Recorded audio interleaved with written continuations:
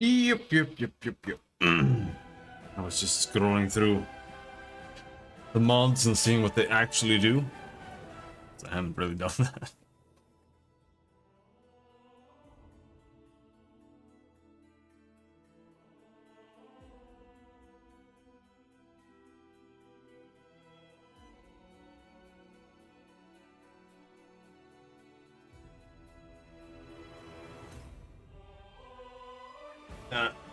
Let's not use this.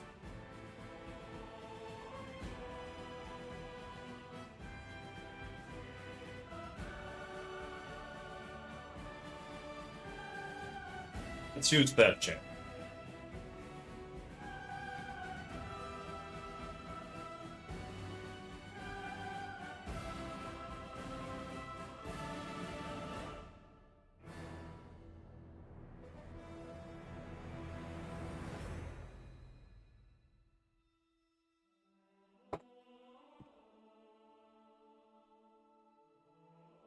I am making bone broth, so let's set a little timer here so I can go and check on it.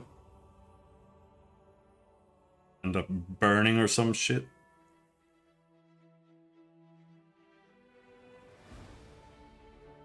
$3 from now. Sounds good.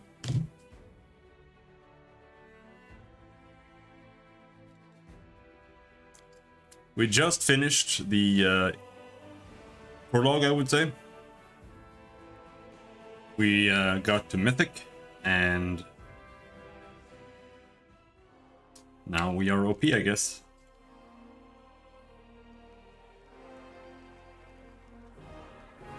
Storyteller just teleporting in.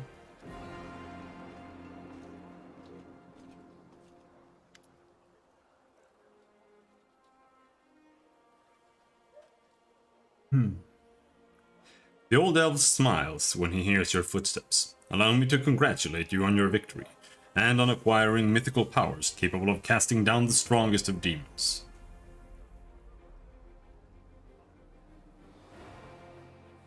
I got the page you were looking for from the Grey Garrison.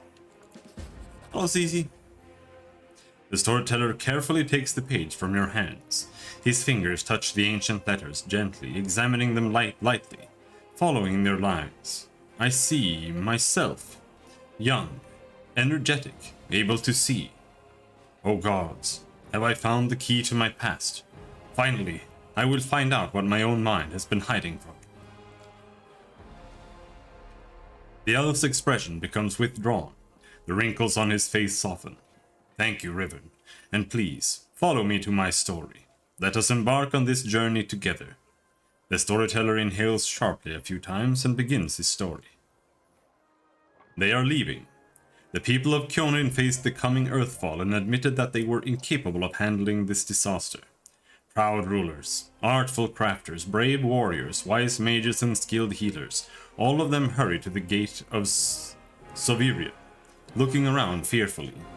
A clean, safe world is waiting for them there. My people decided not to fight for Golarion.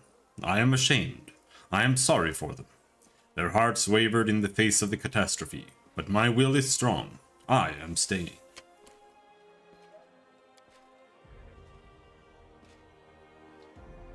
My kinfolk are looking at me angrily. How dare I diminish their decision with my recklessness? My choice makes them cowards, traitors of their own home.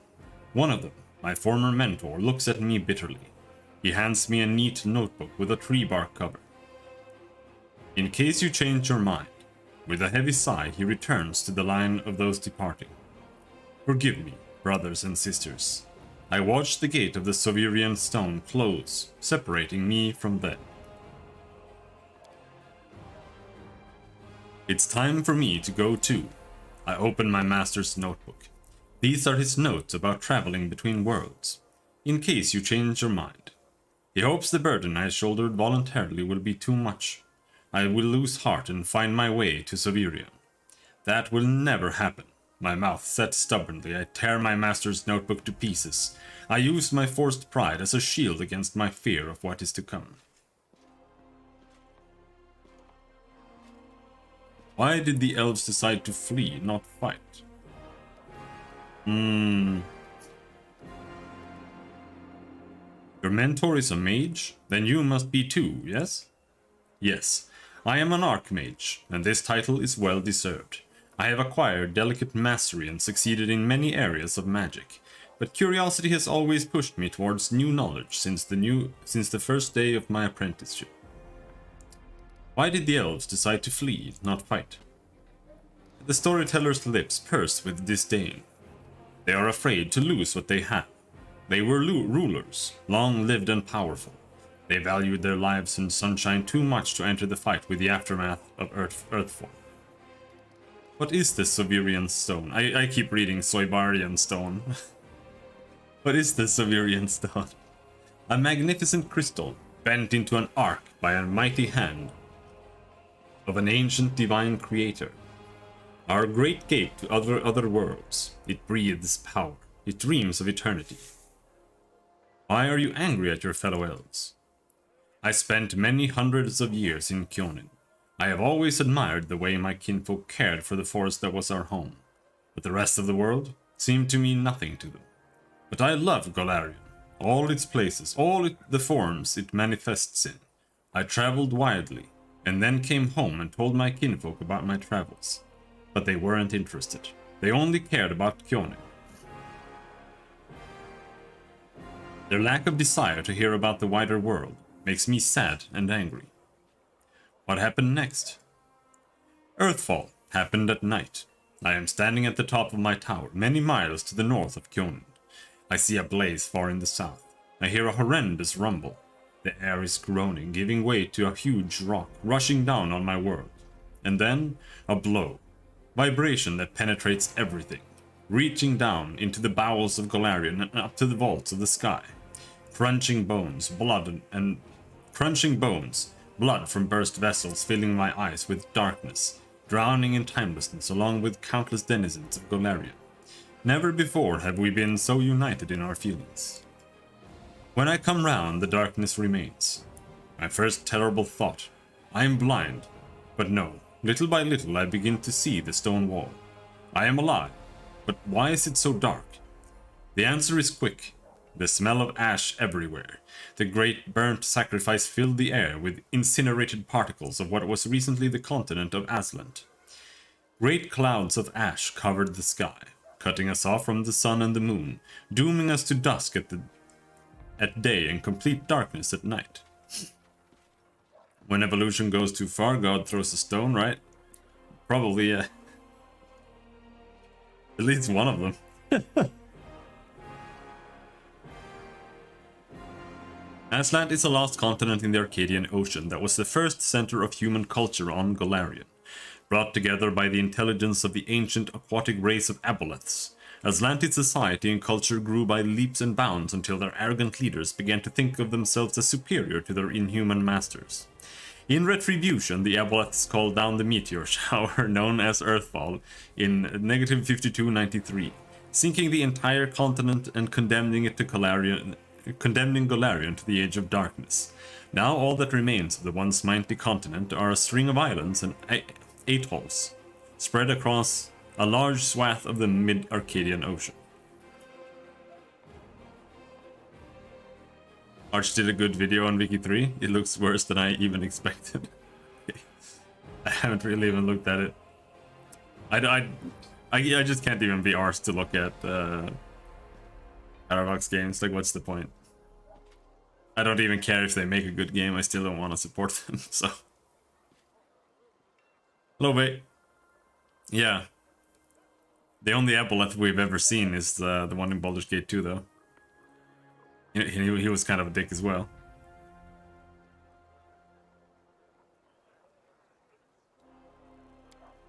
My heart sinks with fear. Treacherous thoughts fill my mind. Why did I stay? Why didn't I run like everyone else when I had the chance? I clench my teeth and stand up to watch Earthfall, proudly, like the last Archmage of Kyonin should. Will my world really perish like this? Will I perish? The fish in the... Yeah, that's an aboleth. They do this not by... Wait.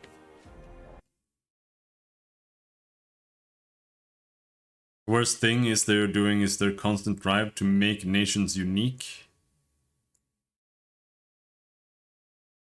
They don't do this by using the complex systems of the game, but by doing one-off gimmick systems glued onto each nation. Yeah, I guess. In games like that, it should just be about like having mechanics in the game, right? And each nation just using them differently. Like that's how it should be.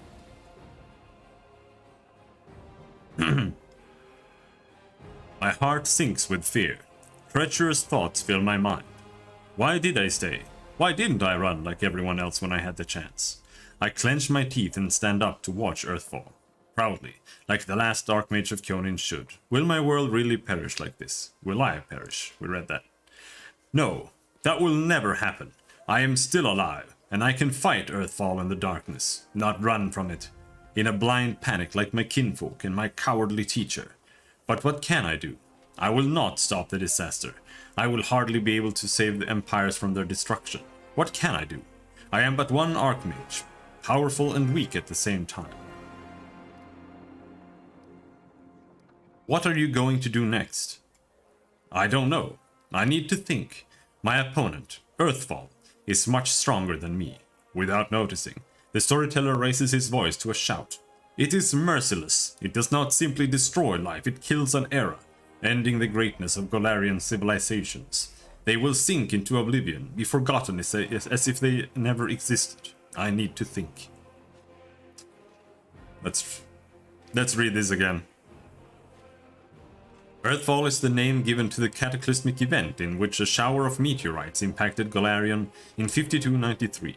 It resulted in the destruction of the human empires of Tassalon and Aslat, which were consumed by earthquakes and massive tidal waves and the creation of the Inner Sea. The cloud of dust thrown up by Earthfall's impact settled in Golarion's upper atmosphere and blotted out the sun for 1,000 years, creating the Age of Darkness. Are you talking to the game's narrator? No. The elf suddenly winces and is silent for a few moments as he calms his heavy breathing. Forgive me. I shouldn't have raised my voice. This story was much harder than many before it, most likely because I played the main role in it. It is so strange to see myself, feel the emotions tearing me up inside, and those that I felt a long time ago, and not remember them. It's like I split, became both the storyteller and the main character. Too bad the story ended at that moment. Please, if you find other pages covered with ancient elven writing on your travels, bring them to me. I might be able to shed some light on my past, and we will find out how my story ended, and perhaps even why I forgot it. Tell me about Earthfall. They are leaving. The people of Kyonin faced the coming Earthfall and admitted that they were incapable of handling this disaster. Proud rulers, artful crafters, yeah, that's what we just read.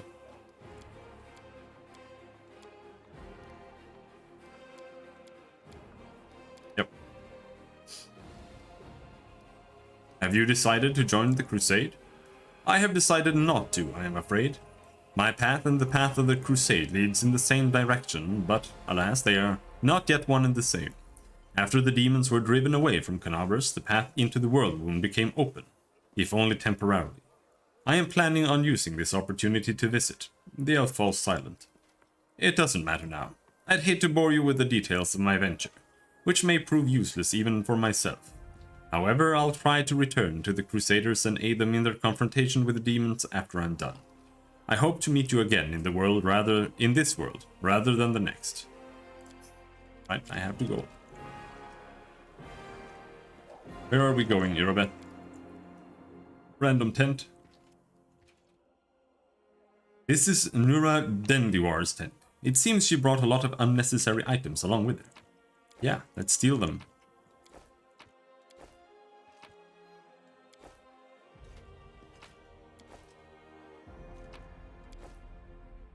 Thank you.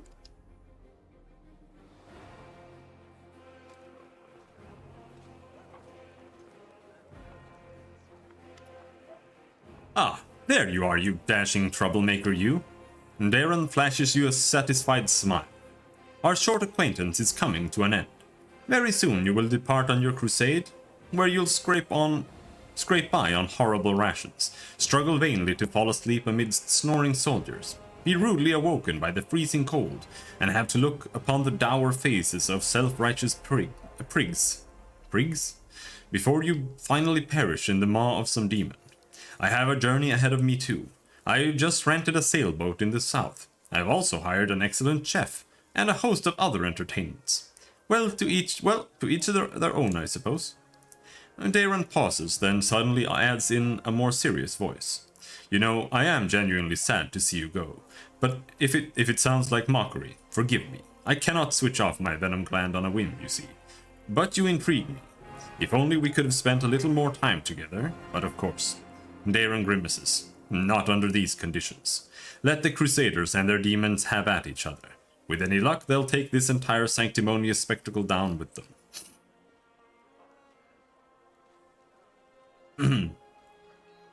Get lost then. I won't miss you.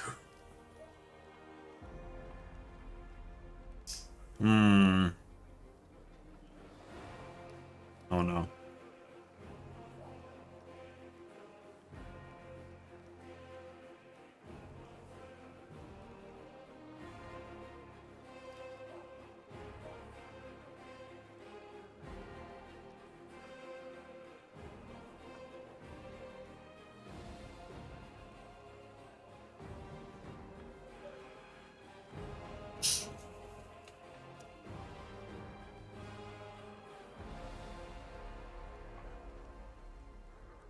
It's the problem isn't necessarily the dialogue. The problem is I don't really think there are any other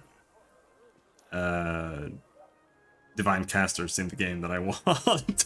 So it's like, okay, even if I would prefer maybe not having him with me, my options are having him or a mercenary.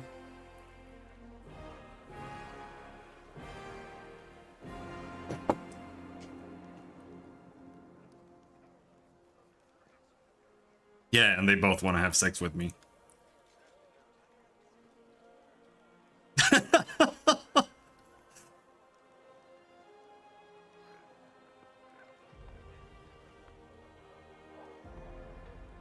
I'll be blunt, you don't intrigue me. Not in the way you obviously had in mind. But you are a valuable companion. You could have stayed in my party. Who? Me? Where? In this traveling pardon me, in this army? Darren offers a doubtful smile. You must be joking. Of course I won't stay. Who in his right mind would trade a luxurious and carefree life for this crusade? In any case, I intend to wait until the army departs. I do love a good send-off, especially when it is I who is staying and someone else who's heading off to meet a dreary and hopeless end. Sometimes it does one good to ruminate on the unfairness of life. Well then, farewell, Commander. I assume I shall be your most precious memory on this most disgusting and exhausting road to the pointless slaughter of battle. Or, if not the most precious memory, then at least the most stirring. Darren smirks before instantly losing all interest in you, or at least he pretends to. Okay, he's still in my party though. But sure. Grandma Gretlen, I want her in my party. A well-dressed old dwarf is lecturing a motley company, shaking her ladle at them belligerently. Noticing you, she flings up her hands. Good afternoon, your commanderness. Do you remember us? We're the crew from the next-door theater company, the one you saved in Conabras back when you weren't your commanderness yet. And as you can see, we've come on the campaign with you. We signed up to clean pots and mend the soldiers' clothes. Keeping up a theater is expensive, so we all have to take side jobs. But we don't stop what we're doing. We're going to put on a play about your legendary feats. Of course, the crowd scenes are difficult. We can't find the people to play the hordes of demons, and we decided against using a ritual to summon real demons. Luckily, we have Master Kem. He's invented a way to solve this problem using sound. We caught a pig and some piglets who ran away from a burned-out village. The glum and husky half-orc mumbles softly. We put the piglets in a box and scare them obviously, and they sound like... and the sound they make is just like an approaching demon horde. But the most important question is, of course, choosing the lead actor who will play the great Knight Commander. We had a right Barney over it, breaking a number of lances as well as a shovel, a rolling pin and a set of back scratchers. We just couldn't decide no matter what. Maybe you can help us. We have 2 candidates that are most suited to the role. One will have the honor of conveying your heroism upon the stage, Commander. I'm to be played by a gnome, a Cyclops actor. Don't you have any other actors who even vaguely resemble me?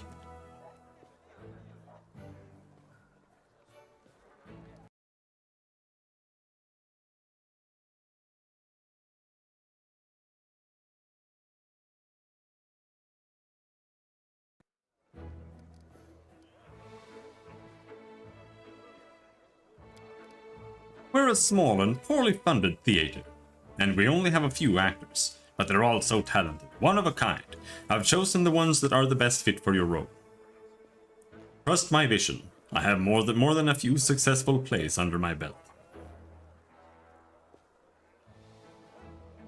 A Cyclops actor? He is completely tame, believe me. Has a few issues with articulation, but what a powerful physique. We'll make him a nice costume, wash him up, brush his hair. Truth be told, in our show you just mainly make short heroic exclamations at the fateful moment, like "onward" or "we'll never give up" or "my heart burns with courage." Lambkin can definitely handle the script. I don't need a theater like this. What if I order the soldiers to throw you out? In that case, we'll add this scene to the script. Oh, what a twist. The lead character exiles the actors of his own theater for attempting to put on a play about his character.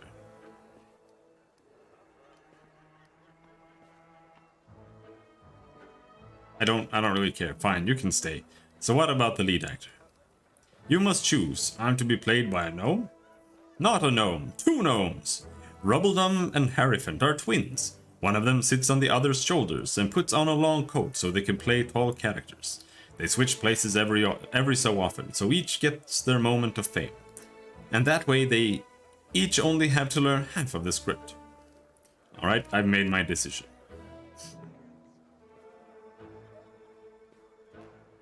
Yeah, I'll be played by the gnomes. They're almost elves. Wonderful. Sorry we took you away from all the important things heroes and commanders do.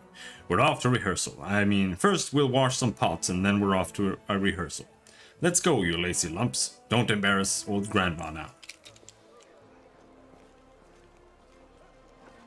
Oh, lad.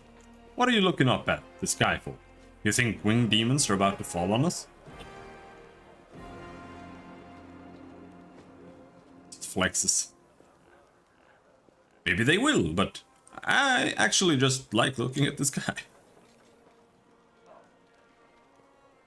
Clouds, you know. I haven't seen them since I was a kid. I almost forgot what they looked like.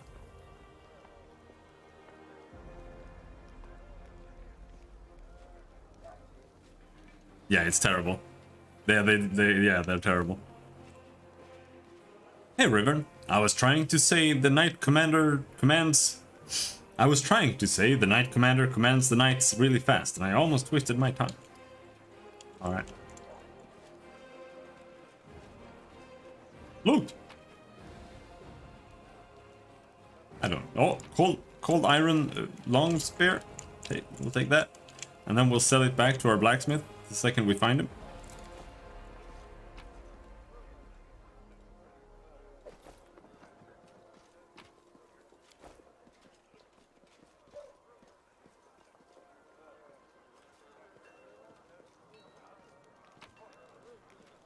Irabeth, you're supposed to show me around.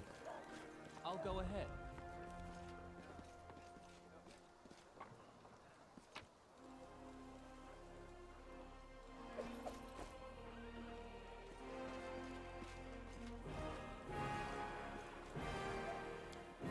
It's true, I guess. This is mine and Anevia's tent. We're both used to traveling, but the Queen insisted our tent to be furnished like a commanding officer's. Alright. Give me your items. Earthbreaker.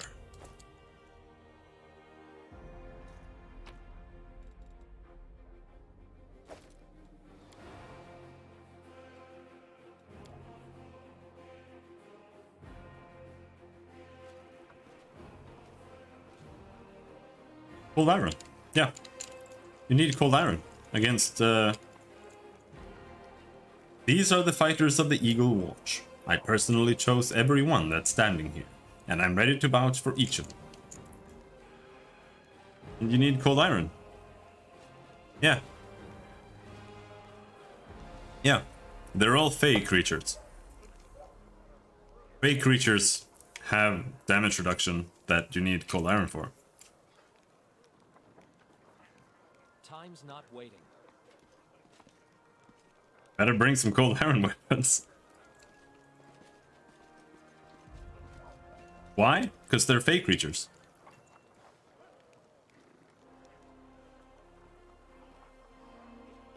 I know the way.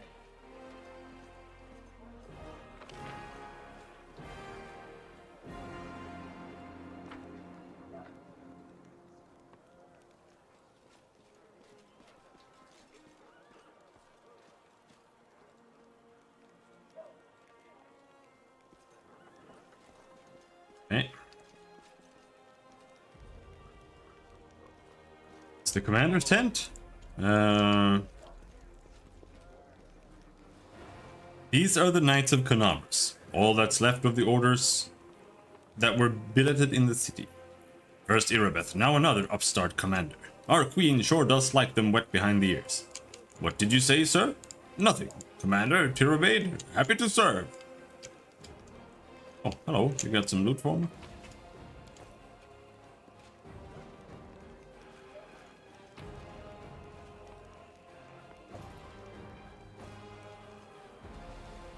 Chapel tent. We outfitted this tent to be used as our chapel. Even the less pious crusaders will come here to pay their prayers, to say their prayers when the final battle is upon us. I have seen it happen in my previous As campaigns. it should be. Altar of Serenray, the healing light, the goddess of the sun, healing and redemption. Yep, these are the gods, we get it.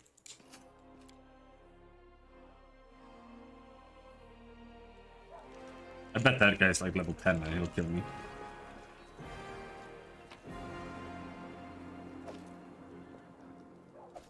Cold iron, nice.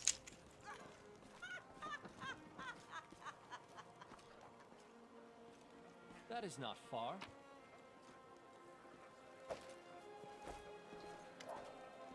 A group of soldiers is talking loudly, laughing joyfully and passing around a flask.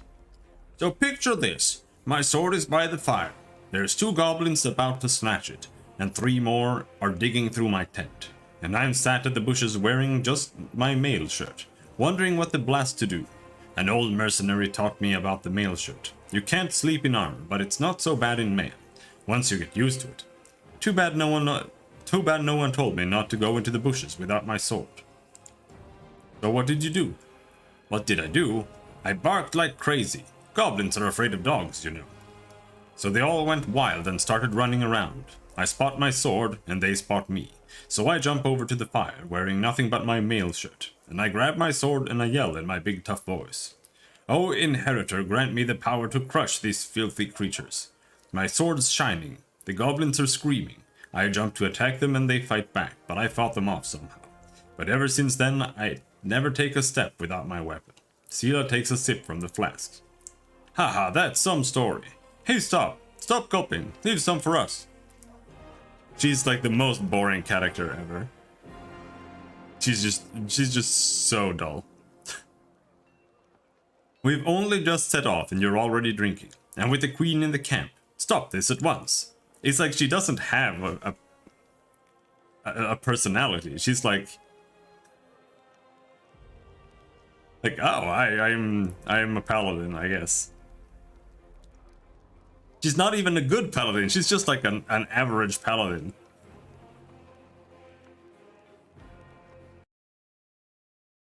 I think they removed that penalty in Wrath.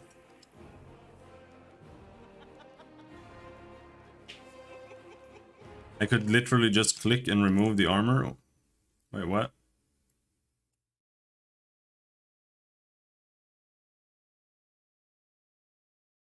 Well, yeah, but if you remove your armor, then you wake up without armor. That's the point. If you get ambushed. Yeah, but that doesn't matter. Like, her stats are irrelevant. She's a good character, but her personality, her writing is fucking awful. It's just, like, it's not even awful. It's just, like, you could just delete her. It doesn't matter. There are worse characters, like the Kitsune character that was just awful. I sent her away because she was so bad.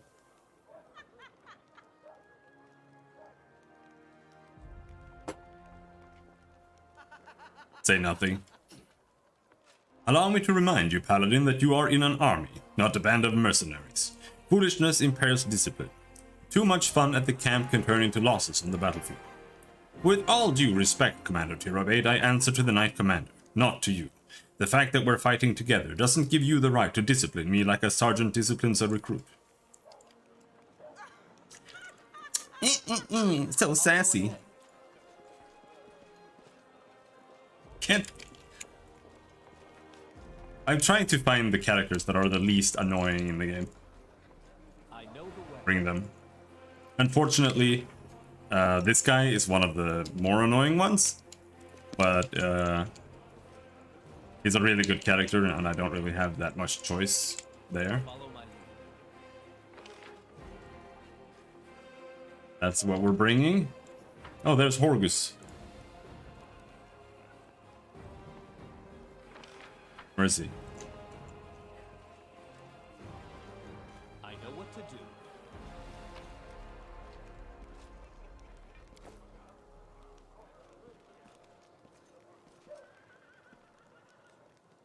Path of Exile? No, not Path of Exile. I read Path of Exile every single time. Every single time. Killers is... I wish it was good. It is good, except that it ends way, way early. I still need to play the second one. A burly soldier with an impressive beard greets you with a broad smile. Will Sir Garms, the camp quartermaster at your service. How may I be of help? Wait, that's not who I was looking for.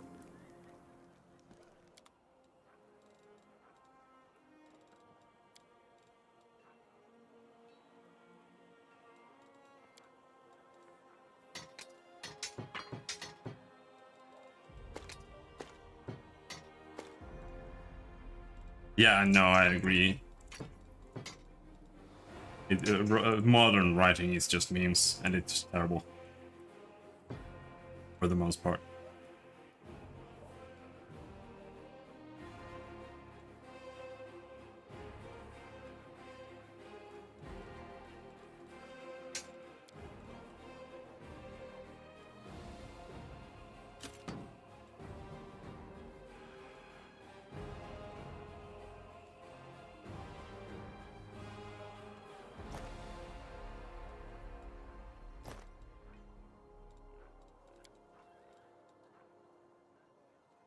Hmm.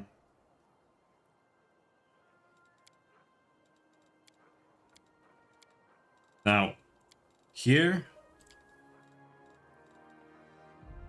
27 alchemist fires. I don't like any of these. Like, I don't use scrolls in this sense. Like Sickening Ray. You just don't use them.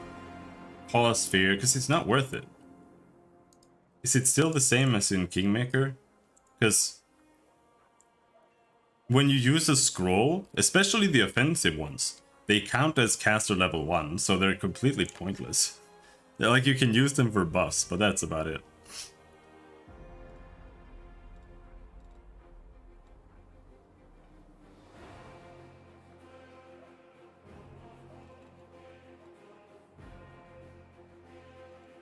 Yeah, maybe.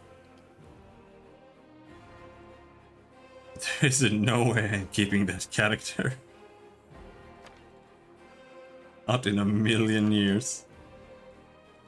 But it's money, I guess. Fire Belly, that's a buff, right? I can keep buffs. Not that I'm gonna use them.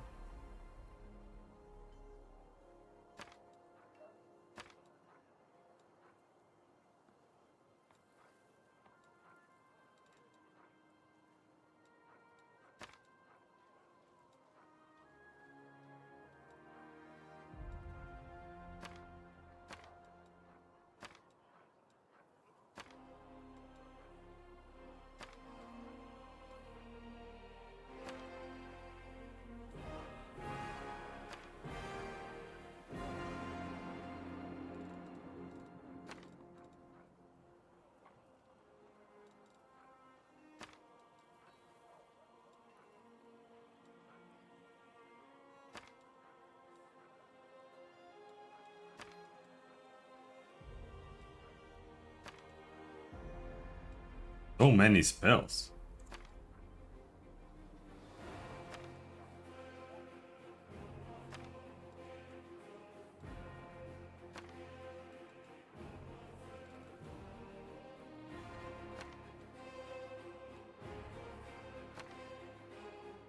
All right, there.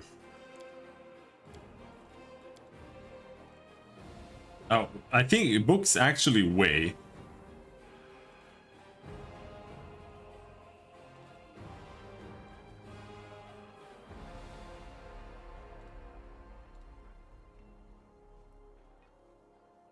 It all made sense and was interesting. Found that pleasing. Yeah, because Greece is normally really good otherwise.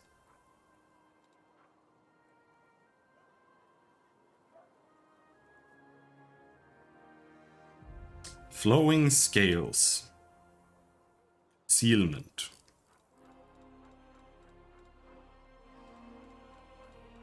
Do you have what I need? Nope. Does not have no Elven Curve Blade.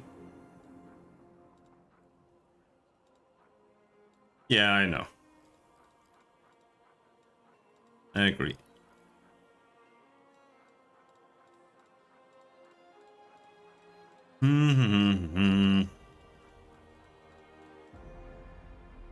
But you really don't need to buy weapons and armor that much. It's usually better to just buy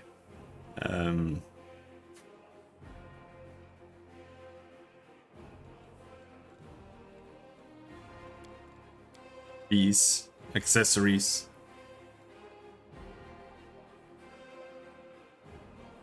Amulet of Jousting. Braces of Rough Landing. Grant the wearer a +2 competence bonus to AC, attack, and damage rolls against flying enemies.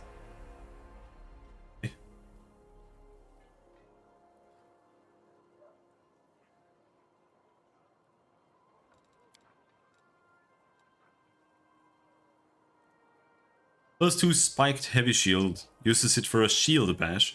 It behaves like a vicious weapon, dealing an extra 2d6 points of damage to the opponent and 1d6 points of damage to the wielder.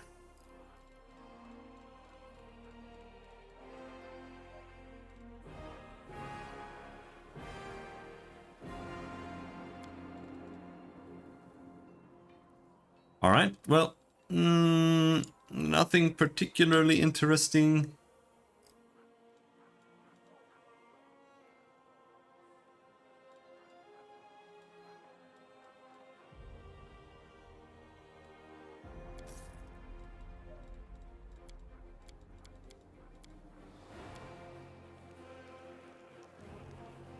Yes, 3 cheers for the commander. Now answer my question. Where are the mail shirts? According to the paperwork, we're supposed to have 50. I personally deposited the money for them in the armory's treasury.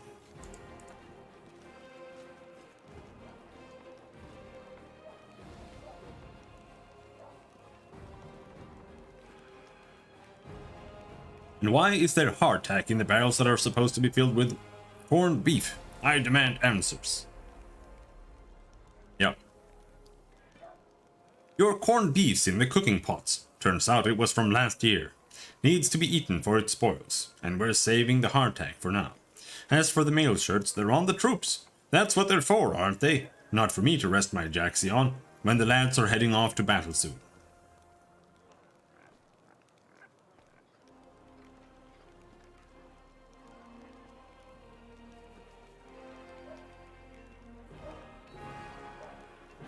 Yeah, come on. Come on, come on, come on.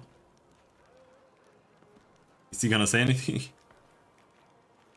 Oh, they're just gonna argue.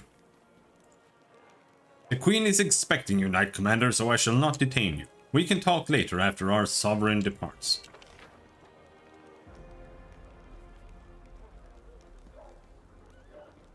Alright.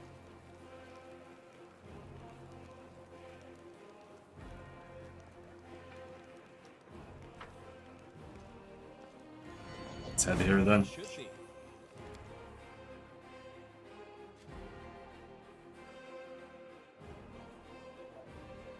Lyotr Hawkblade. My respects, Commander. I hope you will be able to spare me some time.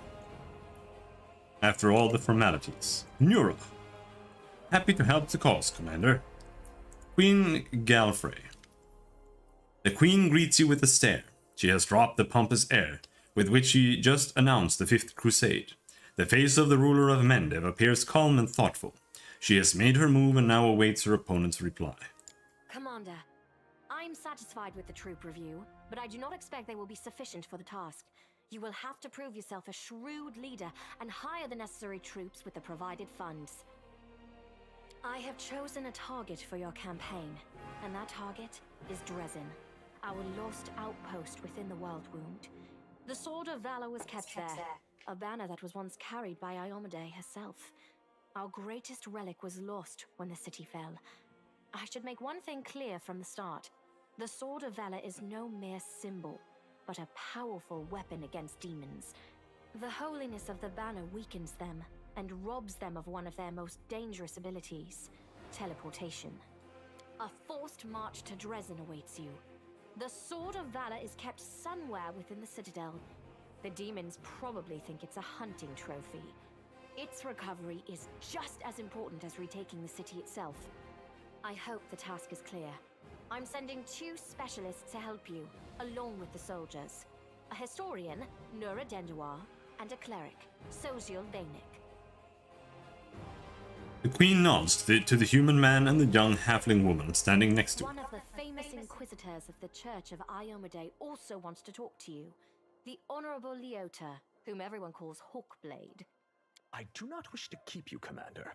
The matter I must discuss with you is extremely important, but it is not directly related to the Crusade.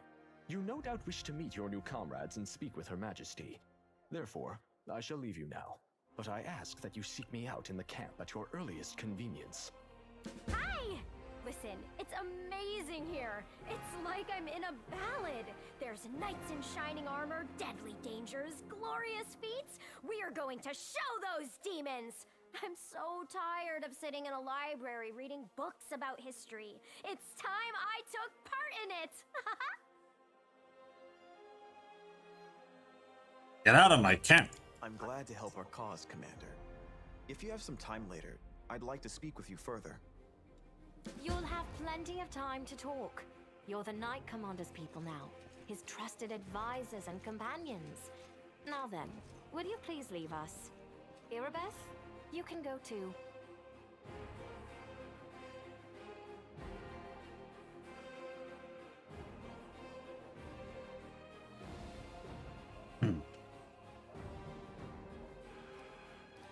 Did you know that the souls of angels from heaven are confined in the Wardstone? I had guessed as much.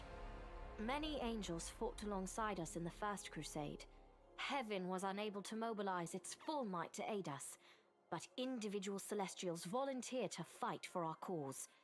Then one day, they all vanished, saying that they were setting off on an important mission. Not long after, Iomade's herald erected the first wardstone in Kenobris, and then the others in cities across Mendev. Even back then, I had nagging doubts, but my faith in Iomade easily assuaged them. It is for us to serve the goddess after all, not to question her works. Nevertheless, I am pleased that you solved the mystery of the wardstone in Kenobris, and were able to save this gift of Iomade. It was a deed worthy of a Knight Commander of the Fifth Crusade.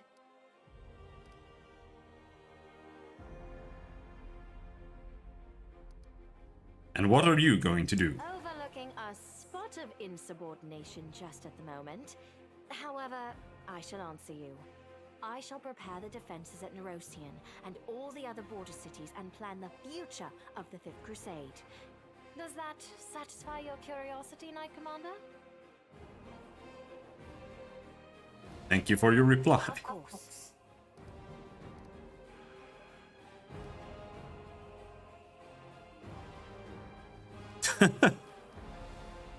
Task is clear. Splendid. Ah, yes. We have one final matter to attend to. It should be rather enjoyable. Count, there you are. You received my instruction? I did. though I did not have time to read the thing before I was dragged before your majesty. In truth, I was readying myself to depart. No matter. I trust you will forgive your sovereign for the rather brusque summons, especially when you learn what prompted it. As you are aware, he has recently been appointed my Knight Commander of the Fifth Crusade. I spent a long while pondering whom to appoint to the highly sensitive post of Commander's Field Attaché and Advisor Plenipotentiary without portfolio. Congratulations, Count. Girl boss? That's right. It is a great honor, I suppose. Darren's cool expression wavers, but he seems not to be fully cognizant of what is happening. That or he is holding himself tightly in check.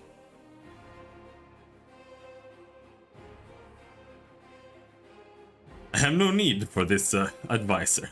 Yeah, sure, whatever. That's a great idea. You would approve, Commander.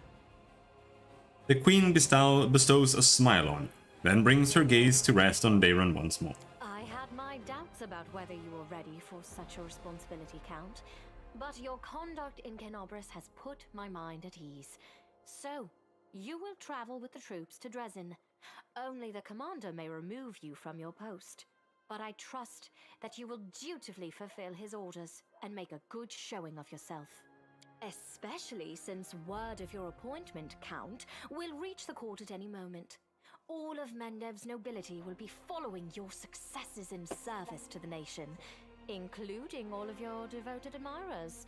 I even heard that one bard with whom you are particularly friendly has already begun composing a ballad to honor your heroic participation in the crusade and your faithful service to the commander here. Your largesse truly knows no bounds, dear cousin. I am most gratified by the honor you have shown me. The Count offers a bow, either as a sign of respect or in order to hide his flushed face. Only the barest quaver can be heard in his voice. Then let's get going. May Iyomade help us.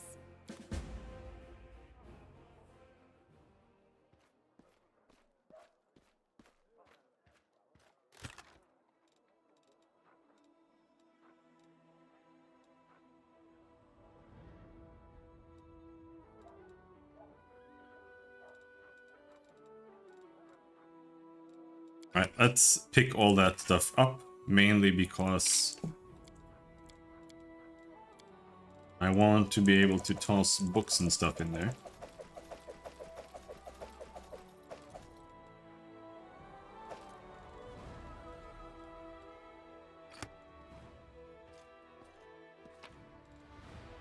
One normal half plate, another normal breastplate.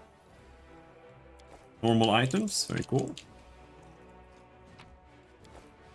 More normal items, more normal items. Anivia sweeps an inquisitive glance over you. So tell me straight, how'd that brawl at the Grey Garrison end? I heard the rumors, of course. That's kind of my job, you know, to listen. You have no idea what You've no idea what cobblers the Crusaders say about you. Some say that Iyomade came to you and appointed you her herald. Others say that you died, and an honest-to-God's angel is now leading the army disguised as you. Still others say it was just an explosion at an alchemist's lab, and I am the one spreading rumors about your powers. I wish. But, you know, you really have changed since the Grey Garrison. It's hard to describe, but you've become kinda... Anivia waves her hand, trying to find the word. Stronger. More dangerous. I have a gut instinct about these things. If I didn't, I'd already be dead. You're dangerous, Commander, and by Desna I hope you'll be dangerous to our enemies and not to us. Or to yourself. I have to go. Alright. You watch yourself now. Nope, I guess.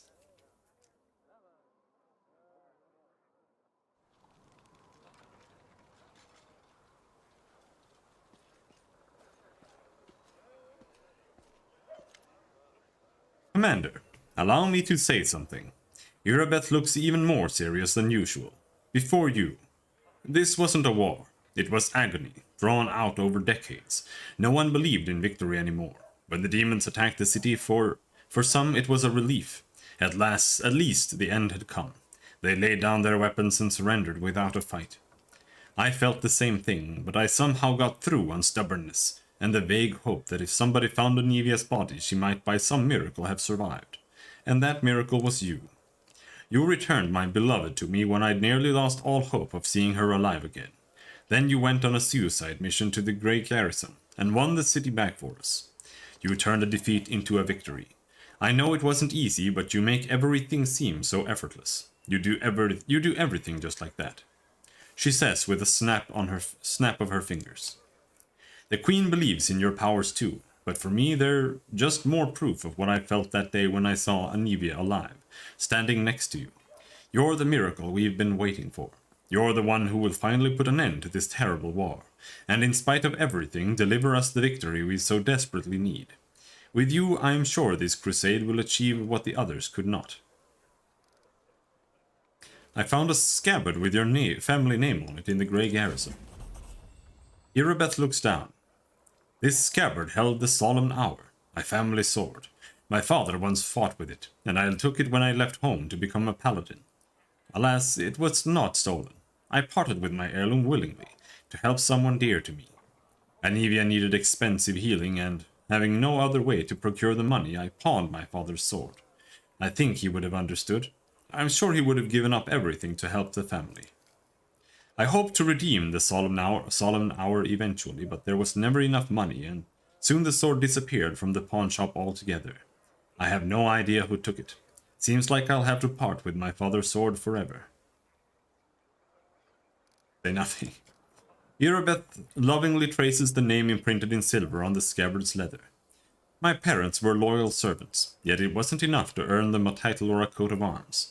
Still, however humble our name might be, it is worth something. I don't know if I'll ever see the solemn hour again, but at least I have its scabbard back. Thank you. I have to go. Irabeth says goodbye with a short bow. Alright, now what? Ember is bobbing her head and humming a tune. She greets you with a carefree, cheerful smile. Her wandering eyes linger on you for just a moment before darting off again into the distance. I have to go.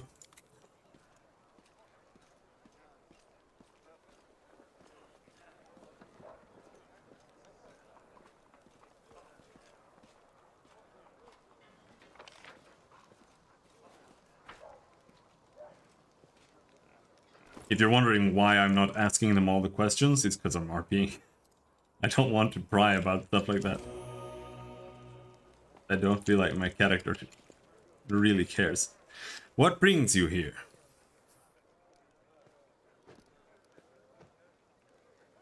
No. Blacksmith. Blacksmith. Carmelia wasn't here before. Greetings! The neat smile on Carmelia's lips disappears so quickly you almost wonder if you imagine it. I saw one guy that actually had dialogue for you not grilling him.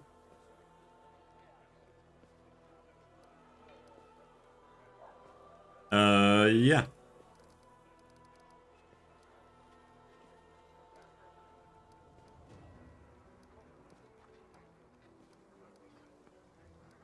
I'm kind of skeptical about her, because I feel like she's evil.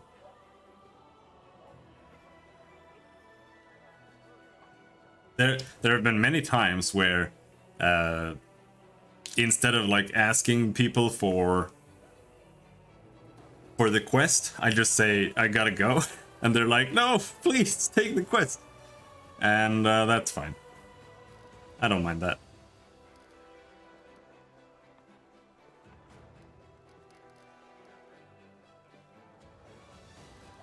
You're much more relaxed during combat. Your battle cries are uninhibited.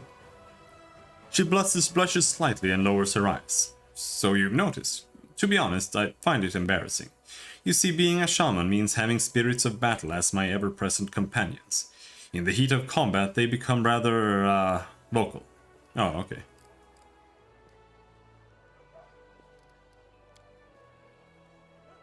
What do you prefer so far? Pathfinder 1 or 2?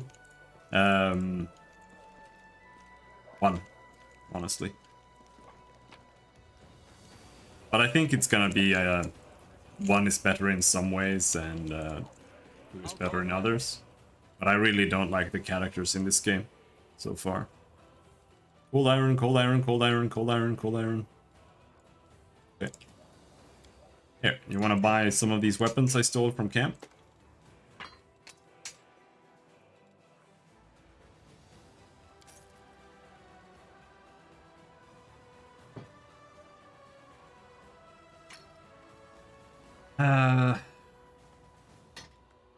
Let's just get rid of this.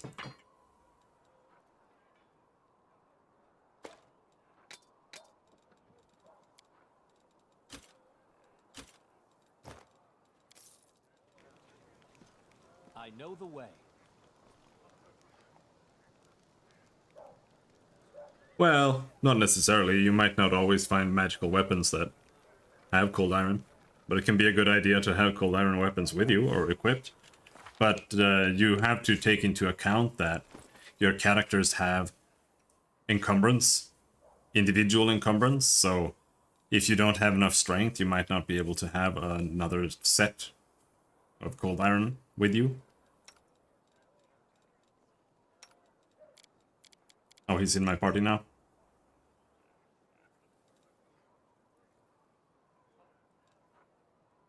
Glaive.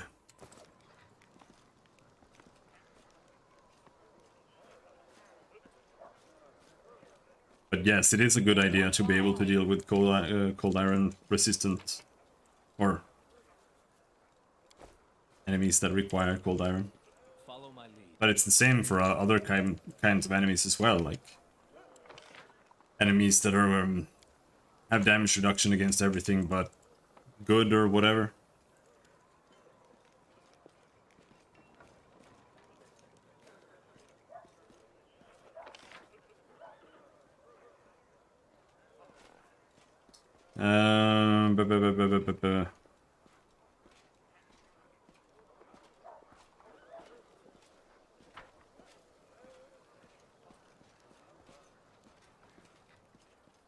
I'm lost. As it should be. You need to talk to Lyotr Hawkblade. Commander, a tall man with piercing yellow-green eyes gives you a brief nod. Let me personally congratulate you on your new title and thank you for your time in advance. I am Lyotr Hawkblade, an Inquisitor of the Church of Iomade, the Bringer of Light. I require your assistance in a certain delicate matter involving one of your companions, young Count Daron Arenday.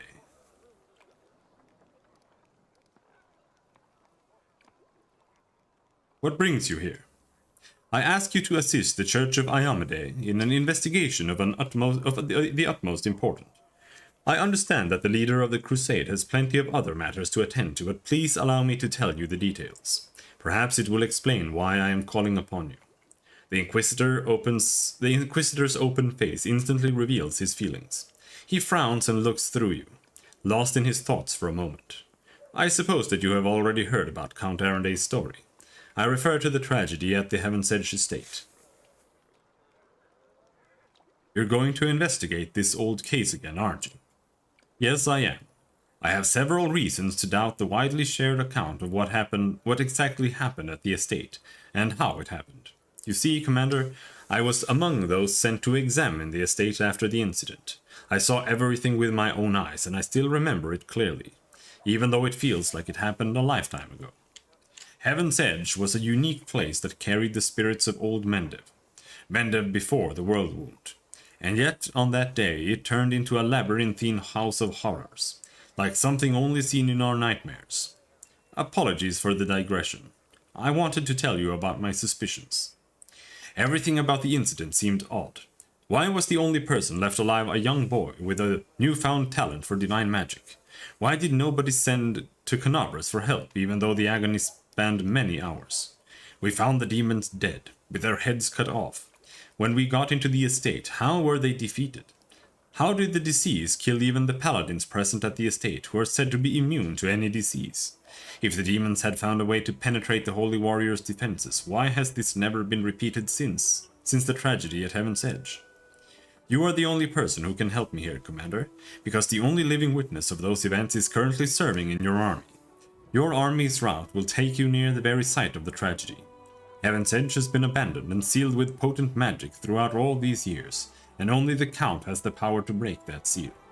He is unlikely to invite an Inquisitor inside, and in any case, he won't like me sniffing around his family seat. But if you, as his commander, express your wish to visit the estate, he will be obliged to fulfill it, and I will simply follow you as one of your attendants. There are 100 ways, 1,000 paths, and myriad loopholes in human lives that the forces of evil can use to their advantage. I am not sure which one of those led the demons to the gates of Heaven's Edge, but I do know it wasn't a simple raid, the kind Crusaders face every day. That incident involved a significantly more powerful entity, and that is why I am asking for your help. We cannot be sure that such a tragedy will not happen again until we uncover the truth.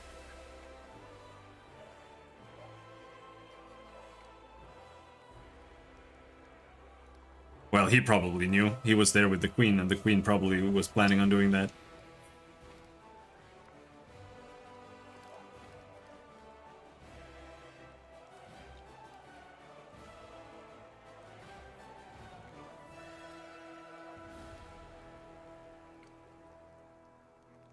You have already been to the estate several times. What do you expect to find now? I was a young and inexperienced Inquisitor when I first visited Heaven's Edge 10 years ago. My skills have improved significantly since then, and I have paid dearly for that. Lyotr makes a vague gesture pointing at his scars. My arsenal includes many spells and techniques dedicated to gathering information about people and events. Almost all of them require me to be physically present in the place where the event in question happened. That is why I must return to Heaven's Edge.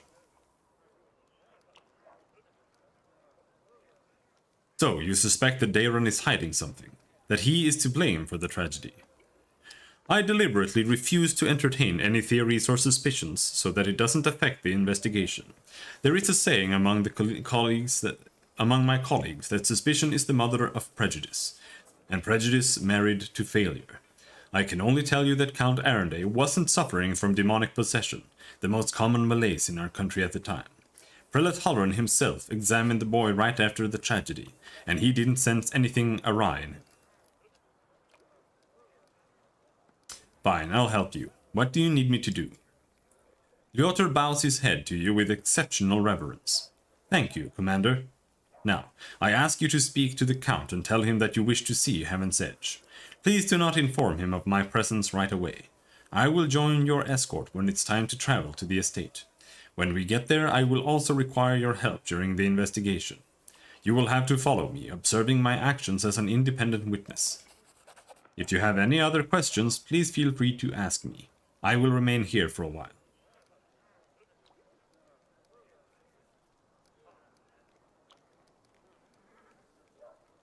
I have to go. Okay, Irabeth, Helor. Oh yeah. Garm, Blacksmith.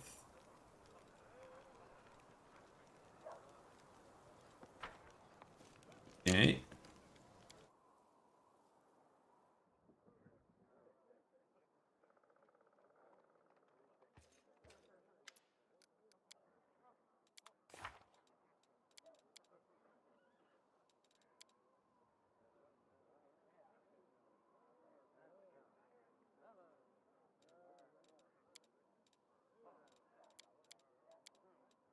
This is time-based.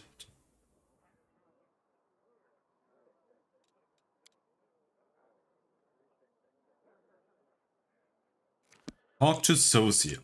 Okay. I guess. He is over there.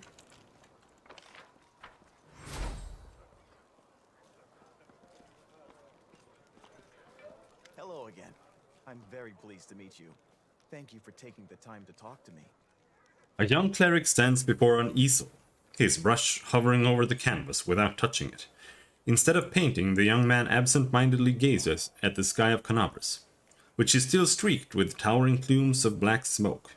Finally, he notices you and smiles, shaking off his stupor. It's a pity I wasn't there at the Grey Garrison to witness your feats of strength with my own eyes. The flash, however, could be seen miles and miles away. Some people were frightened of it, thinking that the demons had blown up the remains of the keep. I, for one, knew immediately that it was a good sign. The light above the city showed us that there was still hope. Who are you, and how could you possibly be of use to my army? My name is Sozio Vanek. I am a cleric of Shaylin, the Eternal Rose and the Goddess of Beauty. Yes, I know that many people would consider me useless in a war. This is not a usual war, though. Just consider our enemy. The Abyss and his demons are the very embodiment of everything evil and ugly in the world. Perhaps a disciple of kindness and beauty might come in handy.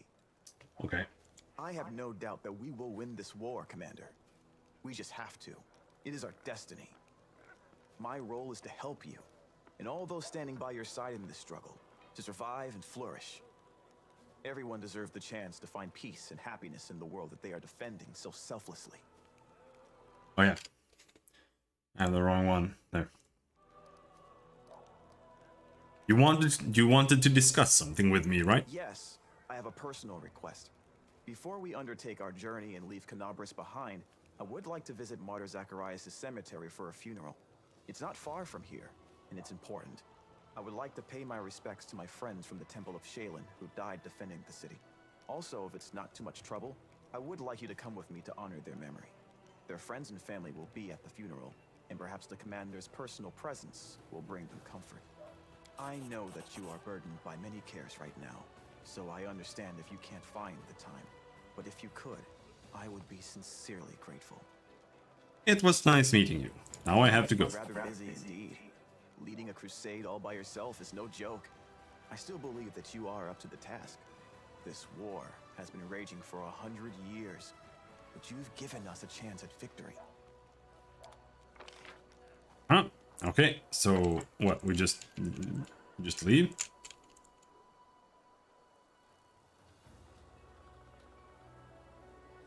After that pompous paladin bullied the hardworking atheist girl in Kingmaker? Well, that was just one guy. That doesn't mean that they're all bad.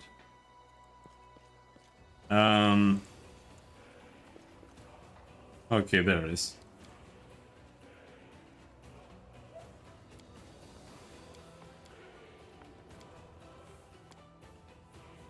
Let's go do that first, I guess. Just get that over with.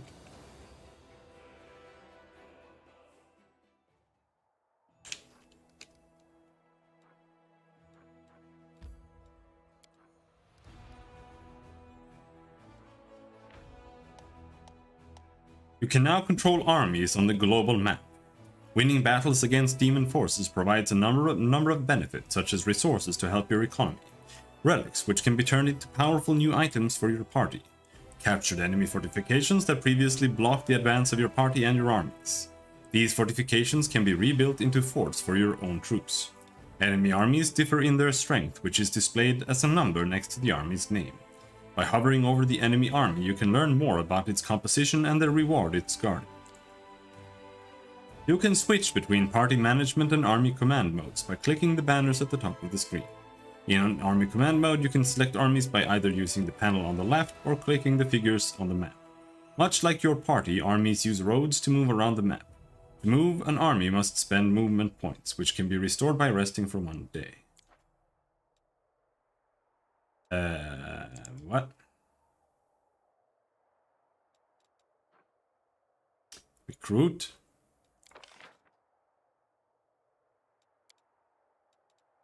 There. Okay, so we have one army there.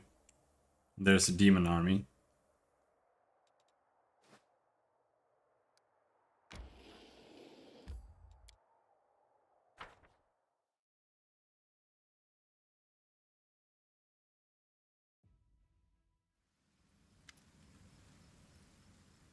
An elderly man limps towards a grave and clumsily throws a handful of soil inside.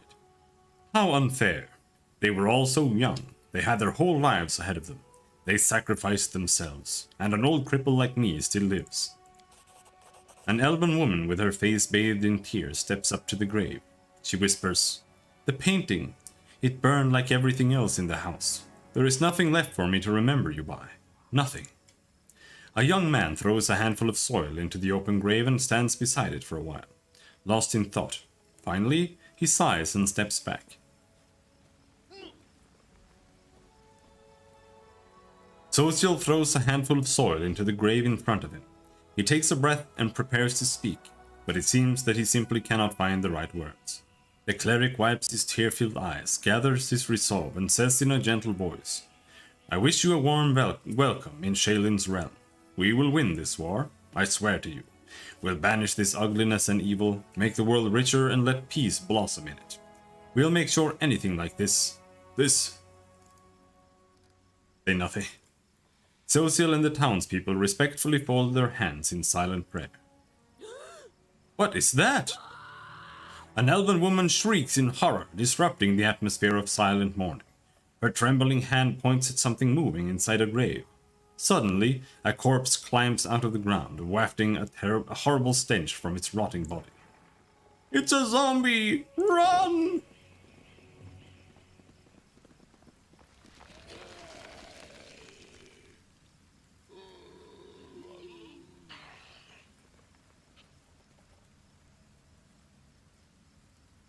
We won't fall here. I swear. Zombies! No!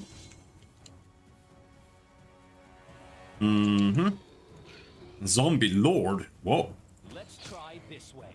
Oh, holy shit, they've got big damage reduction.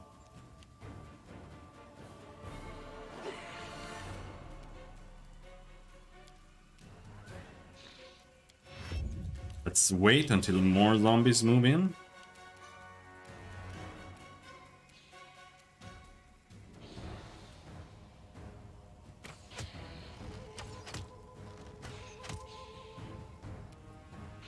Imagine being a zombie in a survival game and suddenly you realize the survivors can hunt you.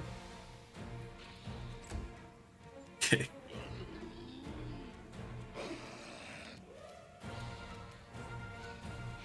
Oh yeah, we reached everybody. Nice.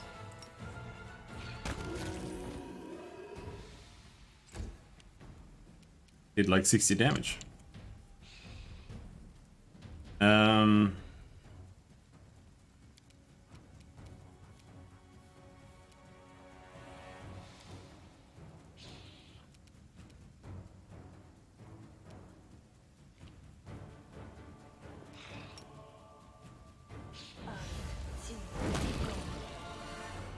Oh, there's more!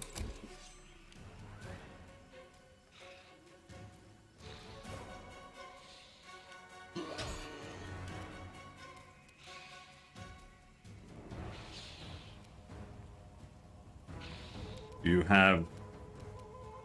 Yep.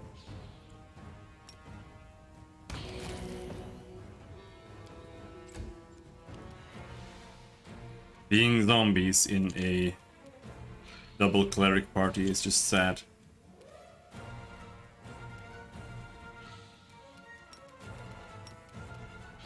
I'll cut you wide open.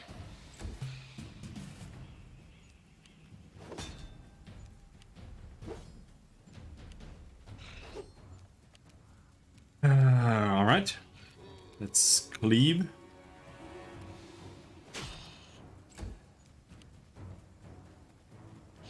Do you think they'll fix the health bars at some point?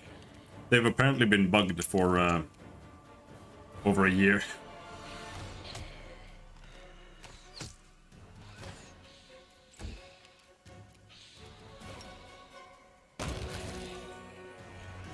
That's also about what I expect from Owlcat. So can't really complain.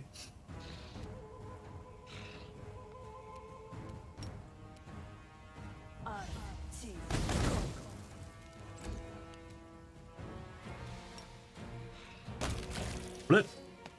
With a heavy heart, Socia looks at the corpses of his friends. returned to rest by his own hand. What is this twisted mockery? Who could possibly... Wait, what's this? He bends down and recovers something from the ground. Take a look at this. Social hands off a black onyx gem to you. Once precious, this stone is now covered in cracks, falling apart in your grip as you examine the engraved Minotaur's head, the unholy symbol of Baphomet. The cleric's voice, perplexed at first, fills with rage as he speaks. Cultists. Simply murdering my friends was not enough for them. No, they had to come to the funeral and desecrate their graves.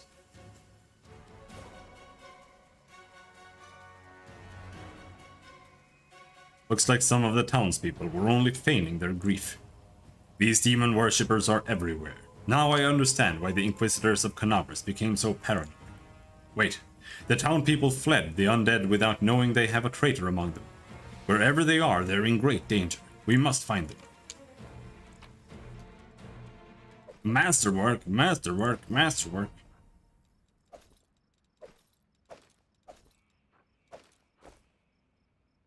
Surrender, or else. Even more over there. Head this way. Did they? That is not far. Let's have some fun.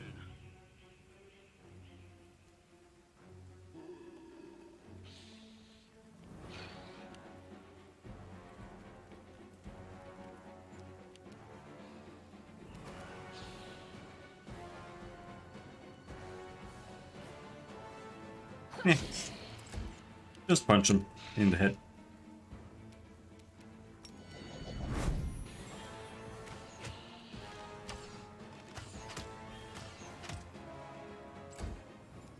Lon has deadly shot or whatever. He should use that.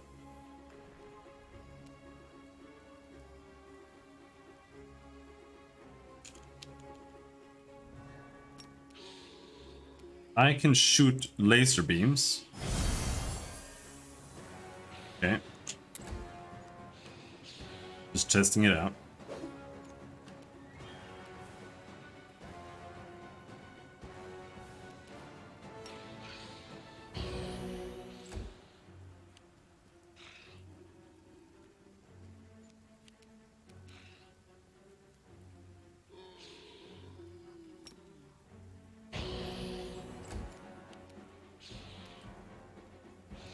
Yeah, I'm wasting the crap out of those channels.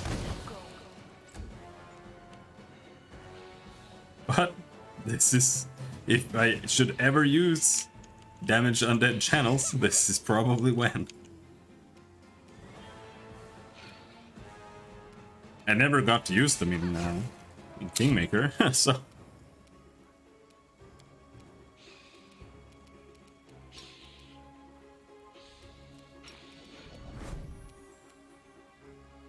You crossed the wrong mongrel.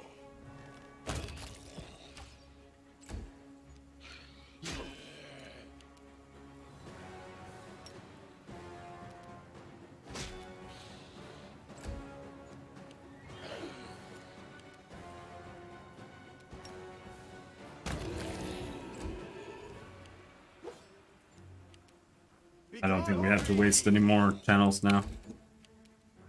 Too late for apologies. The spirits demand your blood. You won't survive me.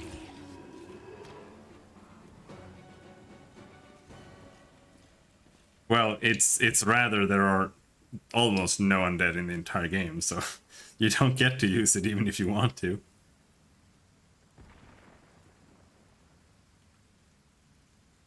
There's a whole squad of undead guarding the door. Maybe we should look for another entrance.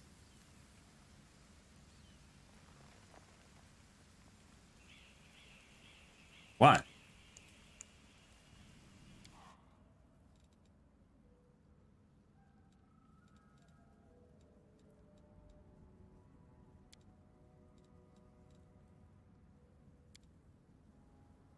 No, I don't know anything at all. The only thing I've done is look up the companions a little bit. Just because I wanted to be able to have any idea how to build my party. This is the first time I'm playing.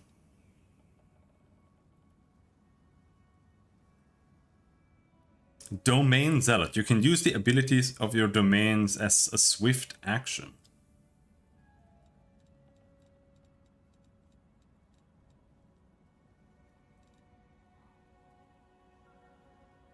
What are my domain abilities? That's the question there. Good domain. Touch of good. Receiving half your levels in the class. You touch a creature as a standard action, granting a sacred bonus on attack rolls, skill checks, ability checks, and saving throws equal to half your level in the class that gave you access to this domain for 1 round.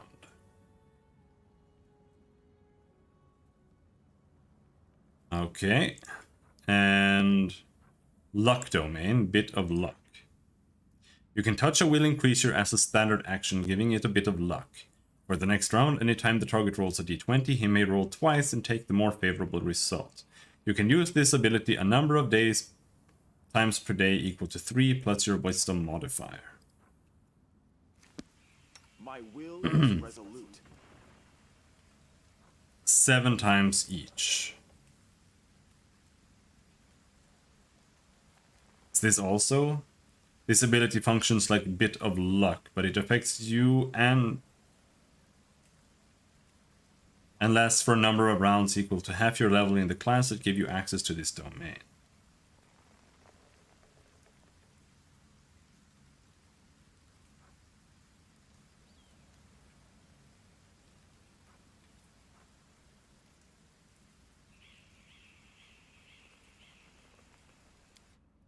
That doesn't sound bad, actually. Boundless healing is super OP though, but...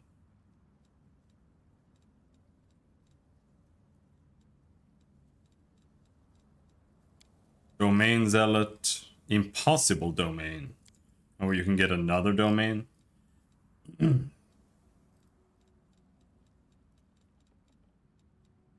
can get any domain, rather. Level 8, you get Holy Lance. You can give a weapon you touch the Holy Special Weapon quality for a number of rounds equal to. I don't know what Holy Weapon does. I don't think it does anything except overcome certain resistances. I'm not sure.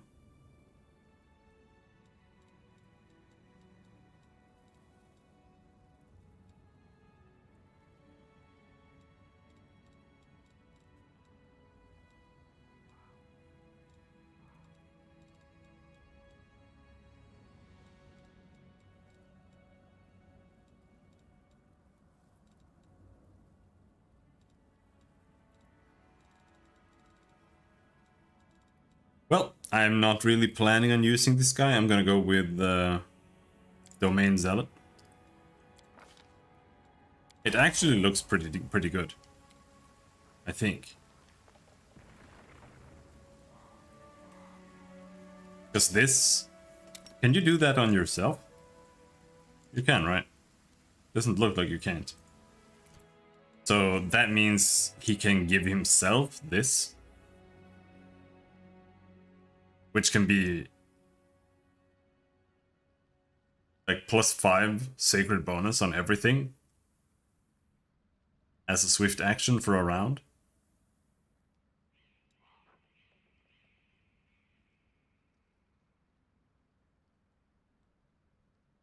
And same here with Bit of Luck, he can get the luck thing on his own attacks and whatever.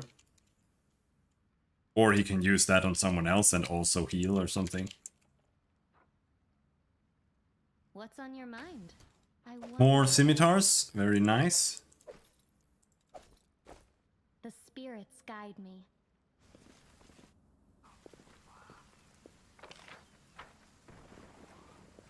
Save the last one for me. Skeletal Champion Archer. Hello? Level 8. Where are the other zombies? I thought there were supposed to be a lot of undead here. There's 2.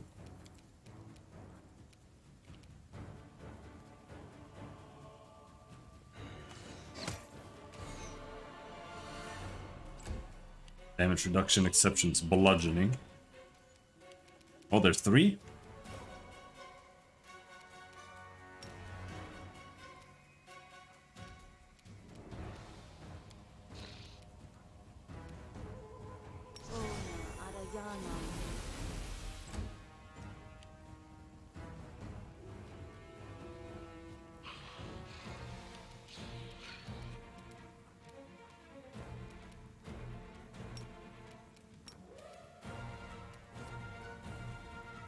I turned on the wrong thing.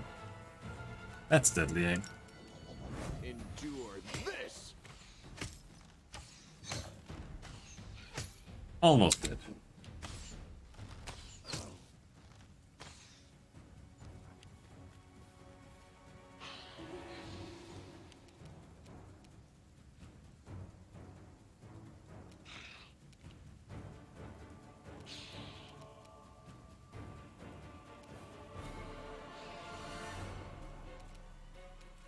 Yeah, let's move back.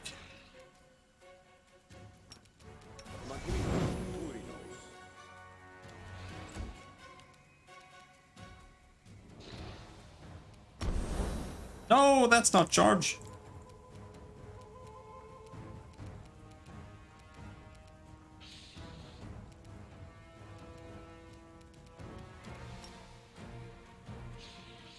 Wanted to see if he could charge, but he can at least walk in and attack. That's good enough. Nice miss, bro.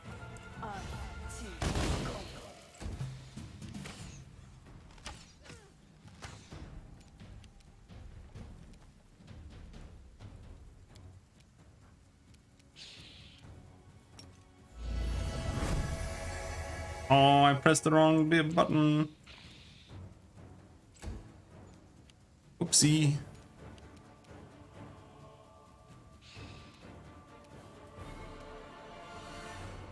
You are today's sacrifice. The world in crimson. Make every strike count. Good job.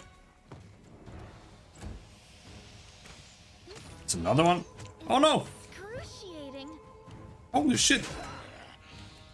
I don't know why archers are always so insane.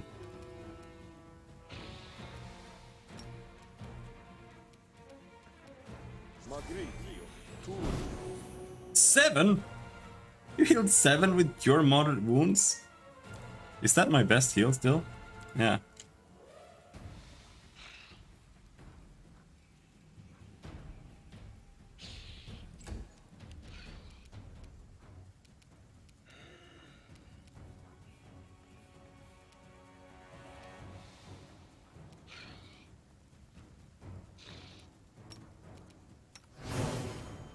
Fall!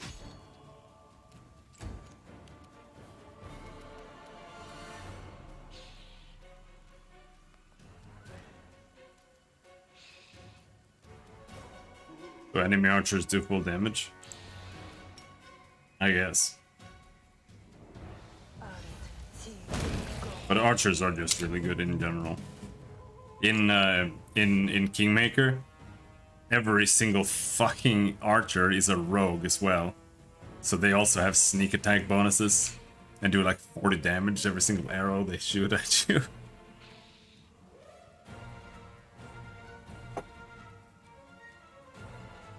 This will hurt.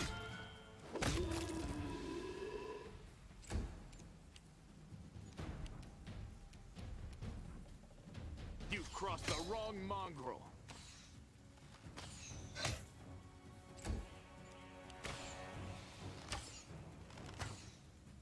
Nice. Miss, miss, miss.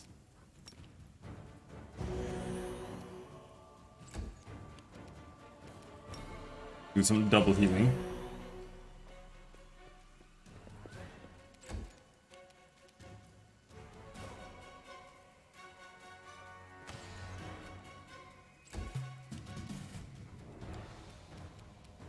A calculated risk.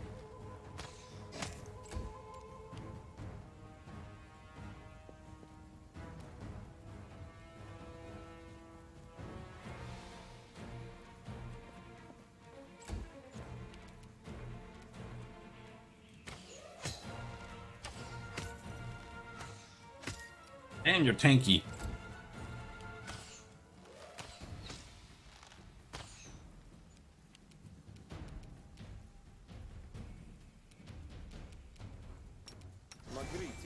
Look at this.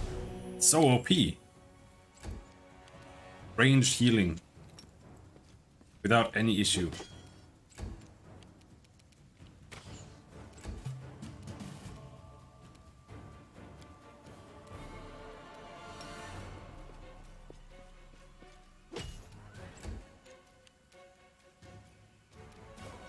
Go for their hearts!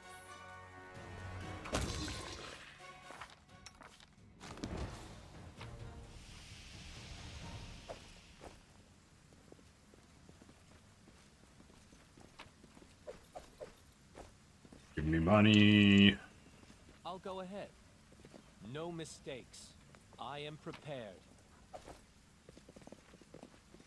Kick the door open.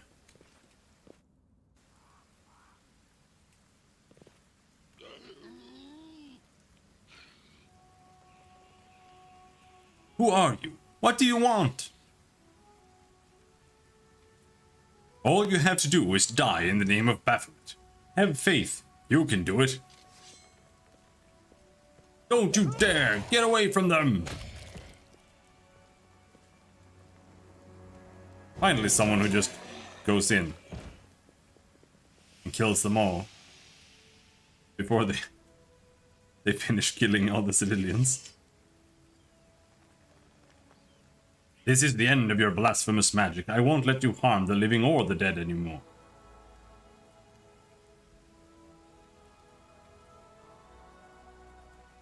Do you think I need your permission? Hey you, bone bags, stand up and kill.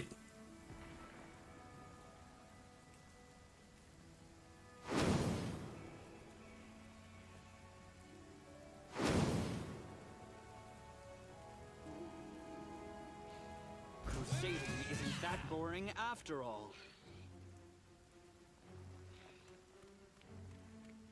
Oh no!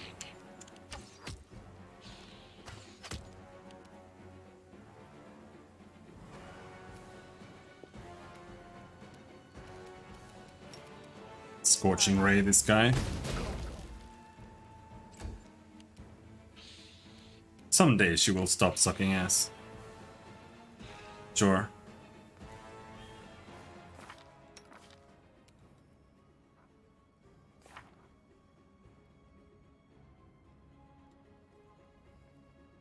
She has level 3 spells, but she still doesn't have a level 3 damage spell. That's why she sucks ass. Like, they tried softening it out in Pathfinder by adding level 2 damage spells as well. But they still suck. Just because you just don't have the dice to do the damage.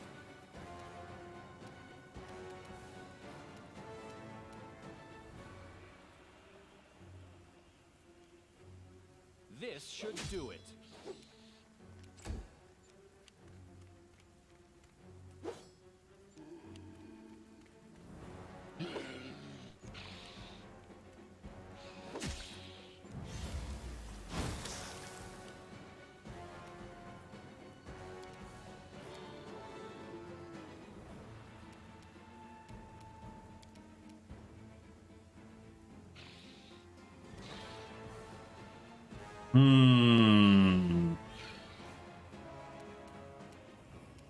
I want to just charge him, but we don't need to.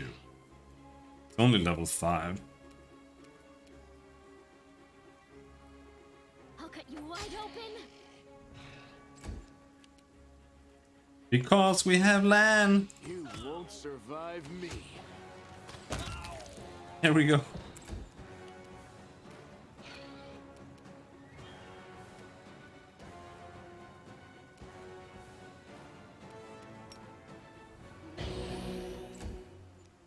Assist me at once.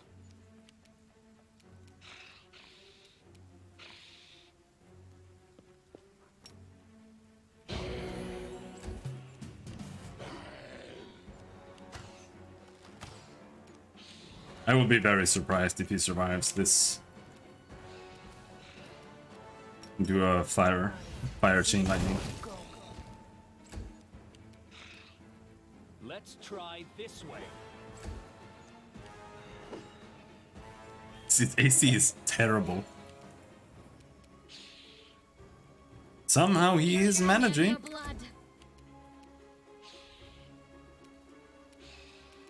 What if we just clear them all out with land? Okay. That's good.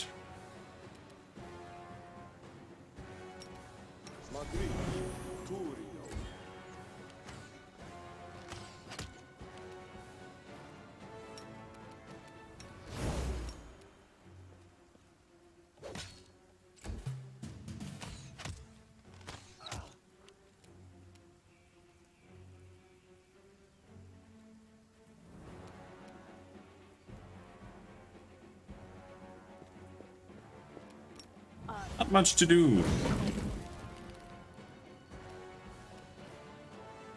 And it's he saves. Difficulty DC 16, yeah.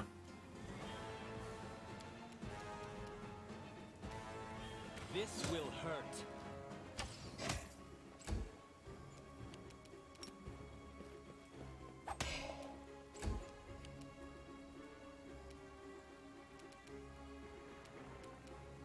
Endure this!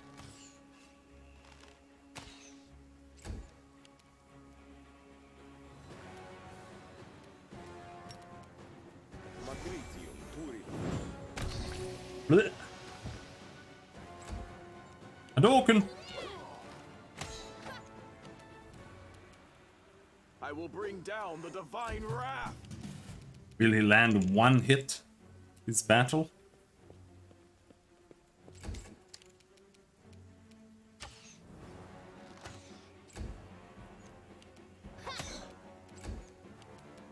Make every strike count!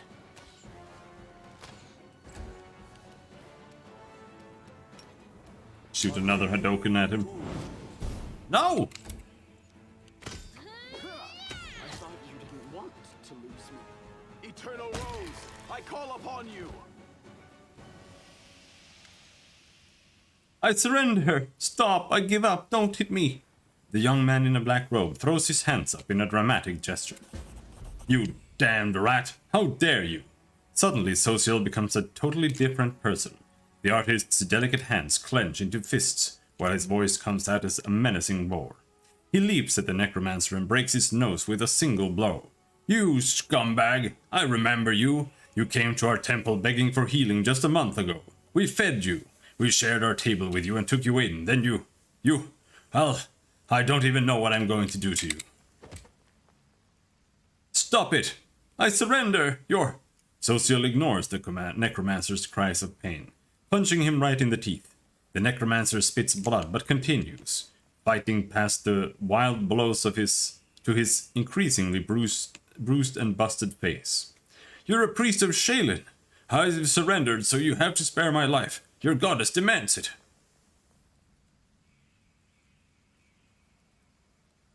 Do you two know each other?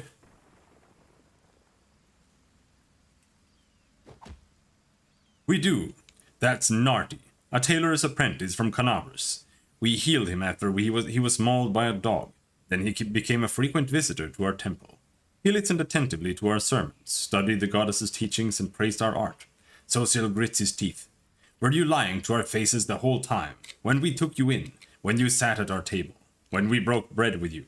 Were you planning to stab us in the back even then? The whole time. Now you understand part of it. Let's dig into the rest. The cultist curves his bloody lips into an evil sneer. I was hoping to lure you to our side. It wouldn't have been hard. We are everywhere, even inside you. I think you know it too.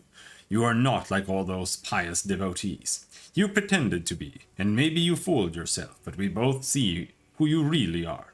You have the same demonic rage inside you. It's a pity I never had time to kindle it into a devouring flame, but sometimes you have to resort to a backup plan. Having you die at the hands of your dead friends was such a good idea. It's a pity it didn't work. Shut up! Social swings his fist, but stops it in midair. His clenched fist trembles as he stares at the cultist with an expression of pure hatred. You want to kill me right now, don't you? But you can't. You're a good boy, Social, so loyal to your goddess. You'll have to let me go or commit a sin, or so I win either way. Witness the genius of our Lord Baphomet, haha! Don't listen to him, hit him some more. Don't listen to his lies, he deserves death. It would be justice to kill him on the spot. Is he telling the truth? Your religion doesn't allow you to kill him? Yes. The Eternal Rose is known for her grace. She teaches us to show mercy to anyone who asks for it. It is one thing to slay an enemy in battle, but a captive? You must try to save their soul. Show them the beauty of the world. Persuade them to abandon the path of evil. It is difficult, but the world is better for it. I'm just repeating your own sermons back to you. Come on, Social. Try to make me repent my sins. Perhaps your kind words will make me abandon Baphomet's teachings, run to Shaylin for redemption, and start knitting some masterpieces of my own. The cultist smirks impudently.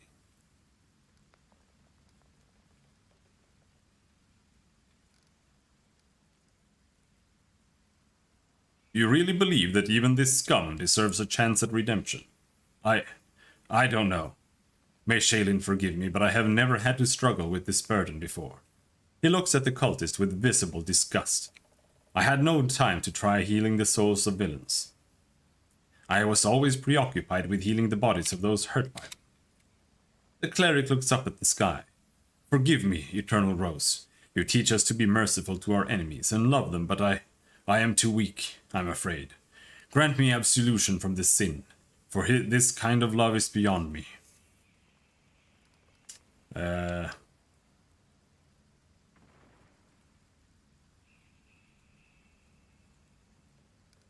Okay. Well, I'll stop him. Stop, Social. It's not worth breaking your goddess's vows because of filth like him. Social looks at the battered necromancer's face, then at his bloodied hands in disgust. He slowly lowers and unclenches his fists. Thank you for stopping me. I almost broke my vows because of this. I had absolutely no idea. There was so much rage in me. It's a shame, a disgrace, but I must admit that I enjoyed beating him. Forgive me for letting you see me like this. It should never have happened. Social wipes the necromancer's blood off his knuckles and steps away from him. You are the commander, and he is your captive. It is up to you to decide his fate. I surrender. Here, take everything I've got, just don't kill me. The cultist turns out his pockets. Scroll of Summon Monster 2. Whoa, wow, thank you. That's so kind of you. I'm not going to kill you because of this Scroll of Summon Monster 2. Wolf.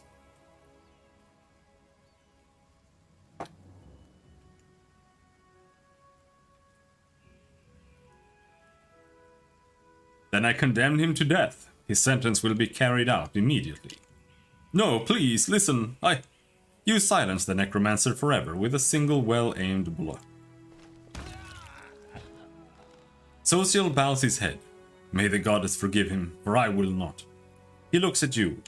Thank you for taking this sin upon yourself. Social examines the devastated graveyard, then diverts his attention to the terrified townspeople. It's all right. You're safe now. We should bury the bodies again. This is a place of peace, and we must not leave it desecrated like this. The townsfolk are clearly terrified of even looking at the fallen undead, but Social's soft words reassure them. As they work together, the graveyard soon regains its tranquil appearance. After a prayer, Social bows his head before the graves of his friends for the last time. May the Eternal Rose grant them peace at last. Let's be on our way. We have many innocents to protect them from the horrors of this war. They're not buried. They're all scattered all around.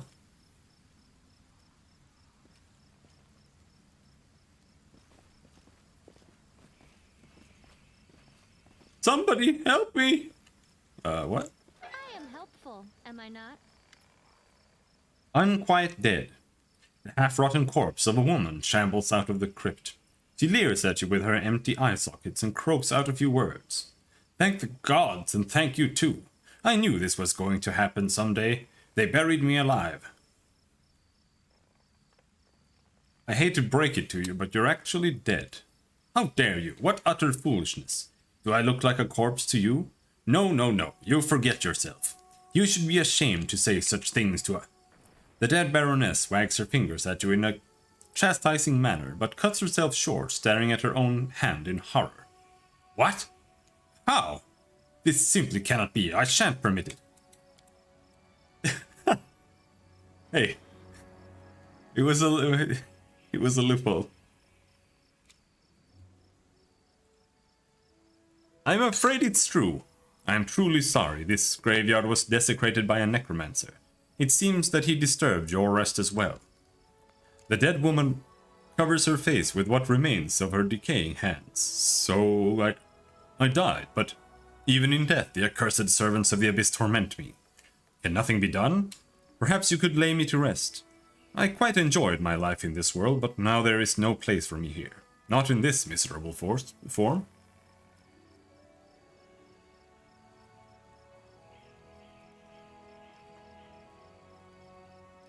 Lay the undead to rest. Rest in peace. Thank you. Do feel free to take my burial jewelry. Those pieces are dreadfully out of fashion where I am going anyway.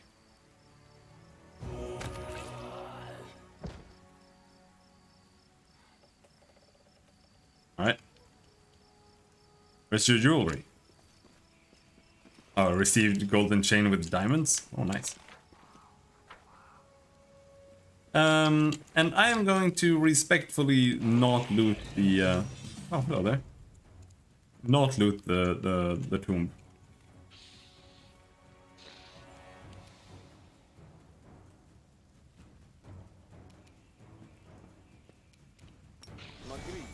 Oh, come on. I was clicking that guy. A calculated risk.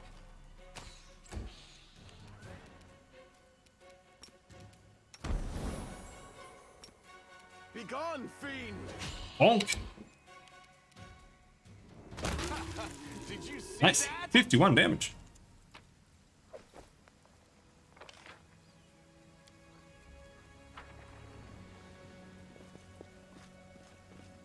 We got quite a lot of XP here. Very surprising. I know the way. Good day, citizen. Now let's use some potions, purely because they weigh way too much.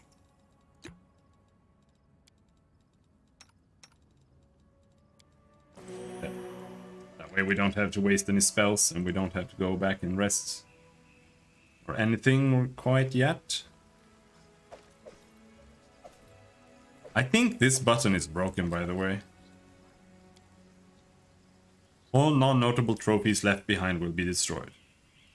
It never destroys them. They're always still there.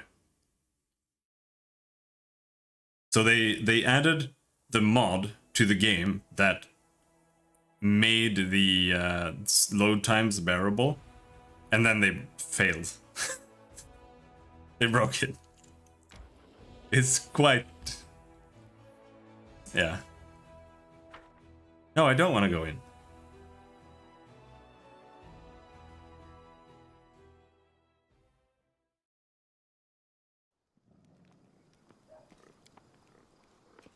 Well, okay, I do want to go in. Take her instead.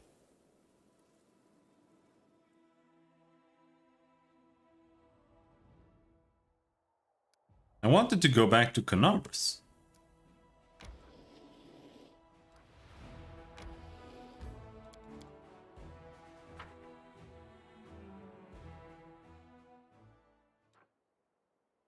Yeah, it's a completely new map.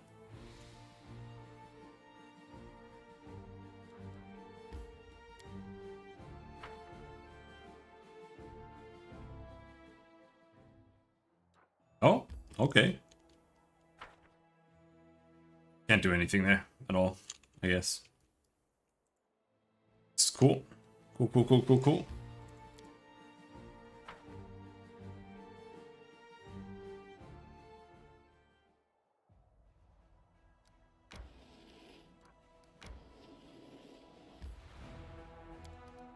Scout ahead. Oh no, we're fatigued.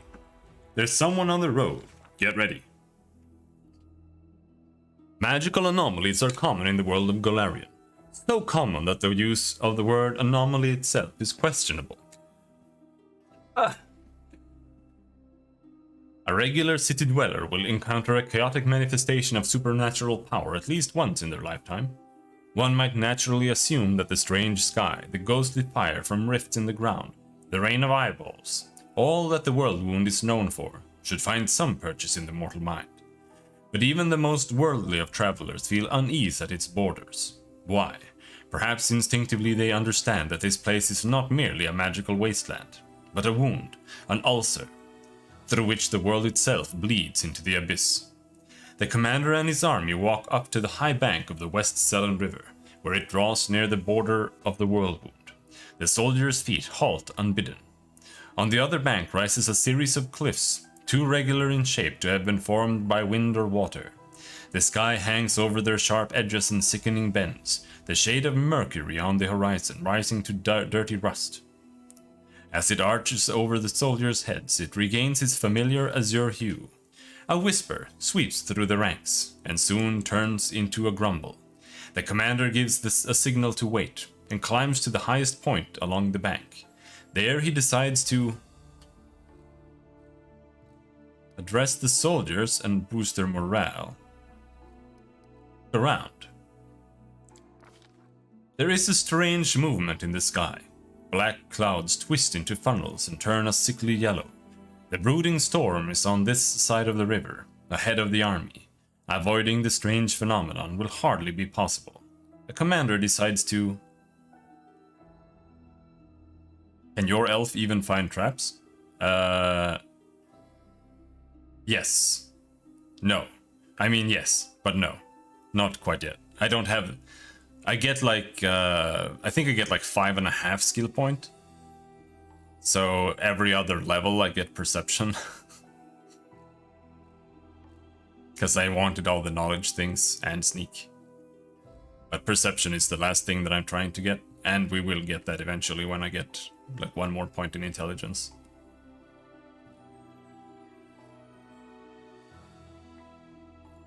Can he even green energy hands? Yeah. He's a ranger.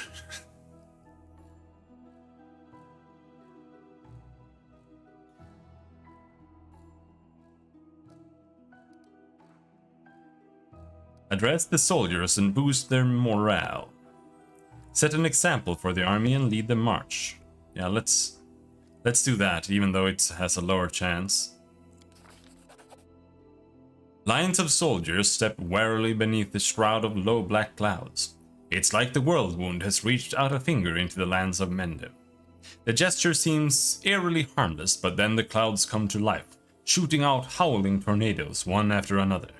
The tornadoes come from all sides, from ahead, behind, and right above the soldiers' heads.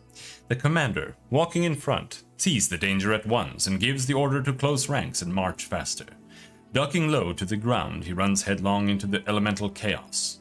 The howling tentacle of a tornado falls from above, but the commander has managed to build up momentum, and he tears himself through the whirlwind and keeps moving.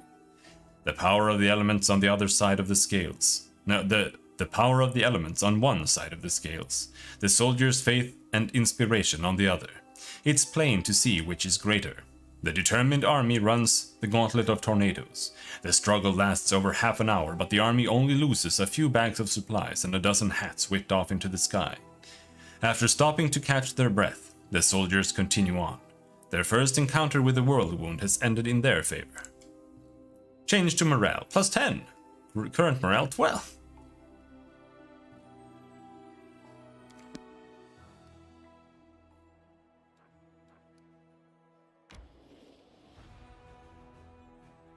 All your characters are fatigued. Yes, we know. Oh, we can keep going a little bit.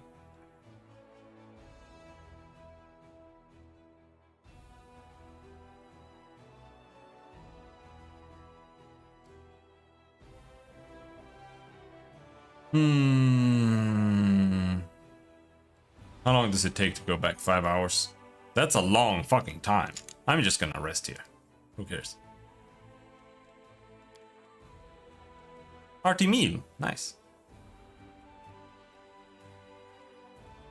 Protective rituals. Am I really the only one who can do that? Oh, you can do that. And I can do the night watch. No. You're there.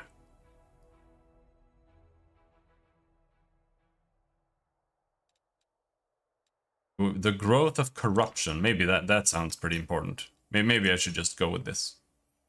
But I need someone else with perception, preferably, but I think we'll get that.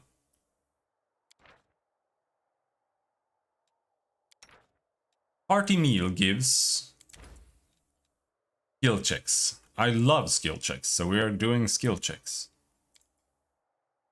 When the war is over, we could take you to Keonan, to your mother. My mama is an elf. She can wait for me however long it takes. But your mama can't wait that long. Maybe you'd better hurry back to her. Yeah, maybe. Maybe. I should have used my spells beforehand. But whatever. There's only one spell I really need to use.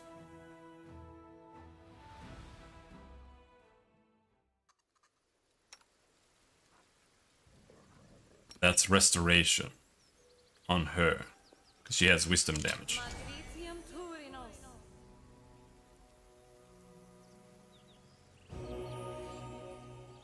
You didn't heal her fully, you idiot.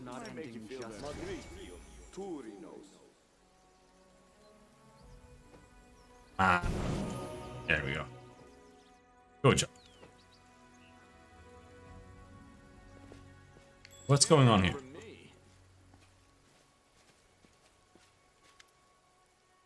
We're finally here.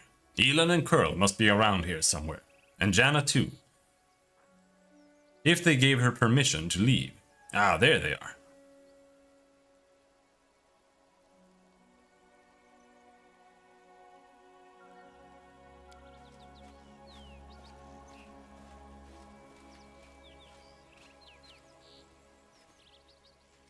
Greetings, Seela, and greetings to you, Knight Commander. Sir Elan puts his hands behind his back and bows slightly. Then he casts an inquisitive glance at you. He seems less friendly than he was the day you met at the Defender's Heart. Jana puts her hands on her hips. She looks even more dashing than usual. Elan is feeling a little shy. He thought he asked for help from a couple nobodies like us. But now you've turned into the savior of Canobras, Knights of the Fifth Crusade, marked by Iomede's blessing, and you still came to help him dig through a pile of junk. Haha. Seela frowns a little. Let's not talk about it, I assure you. I'm the same Seela, your friend from the League of the Cart, and we came here to help you look for Elan's ring. By the way, where's Curl? He didn't come with us. He said an old wound was acting up. Alright, my friend, since we're here, let's finish this mission quickly. I really don't feel comfortable bothering the Knights Commanders with my personal problems. I'm glad we're here to help you, Elan. I hope everything works out perfectly for your wedding, too. I love weddings so much. They're full of joy and new beginnings. But I haven't been to any yet. Can I come? Of course, Lady Ember. Let's hope my bride doesn't run away with the bungler who managed to lose the ring he bought for her. Alright, off we go. Jana and I will look around the northern side. We'll see you when we find something. Or when we give up trying. Okay. Young deer. Hello, young deer. Interesting.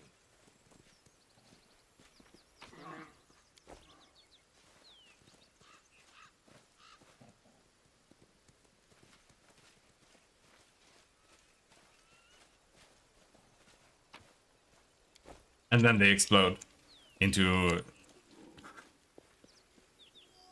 Lindsay shooting people with her crossbow and getting a crit, and then they turn into potato sauce. I don't know. The tent has been cut open from the inside. The knights apparently left in a hurry. Oh, a hat.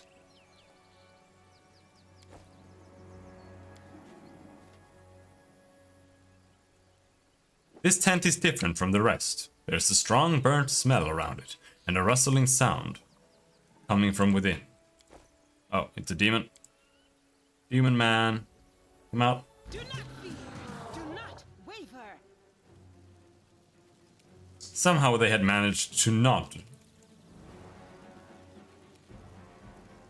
put the tent on fire.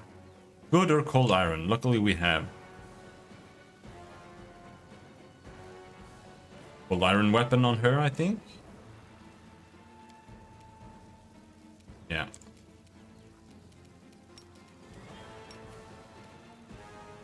Oh. Oh no, I should have cast resistance with her. Whatever.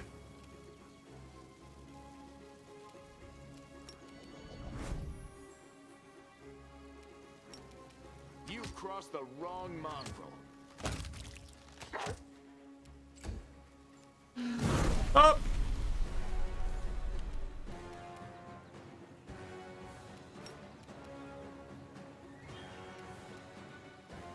I don't even remember what I gave them with the mythic ranks, to be honest.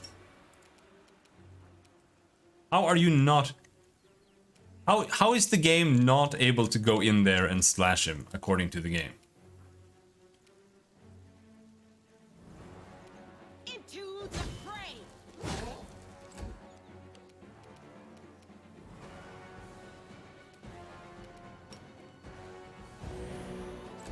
Silly owl cat. This should do it. Dead?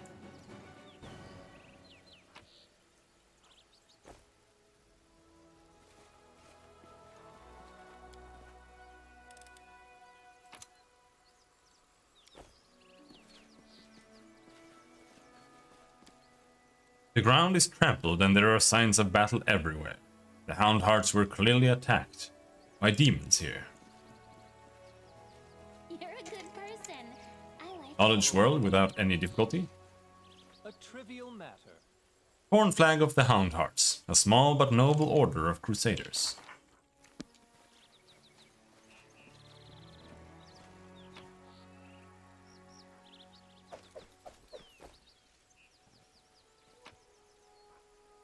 Melted shard of a ring, is that what we're looking for?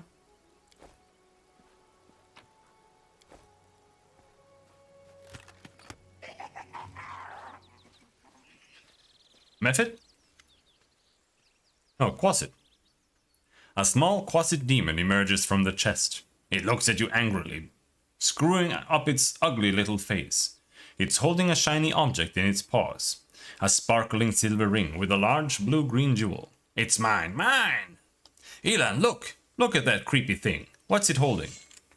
I've seen one of those before. These small demons like to tease and bully, but it'll bolt if it senses any real threat. Let's surround it and attack all together before it can figure out what's happening. I think it's a little too late to surround it. Like, just slash it in the head. Fine! The Quasit throws its paws in the air and splashes you with beams of color. You hear insolent giggling. The demon is jumping up and down, throwing the ring into the air and catching it. Mine, mine! Elan! Jenna! Sela glances at her friends, then turns to you. They're all right. They'll come round soon. Quickly, Riven. Let's catch the little rascal before it runs off with the ring. Okay.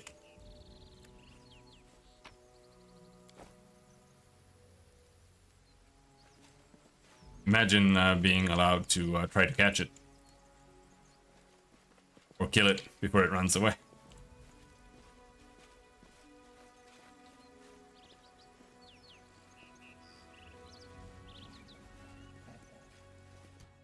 Mine! The ring is mine! You can't catch me, silly weak elf!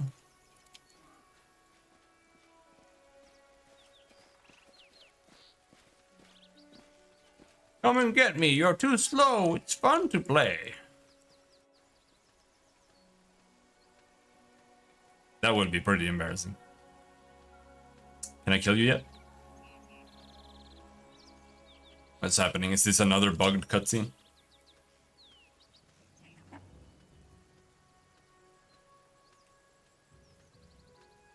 Nice. Oh, there's a gnome.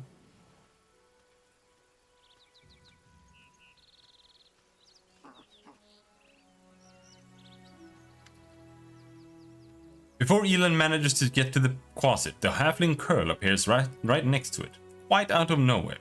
He snatches the ring from the demon's paws. You mustn't get it. Curl, what are you...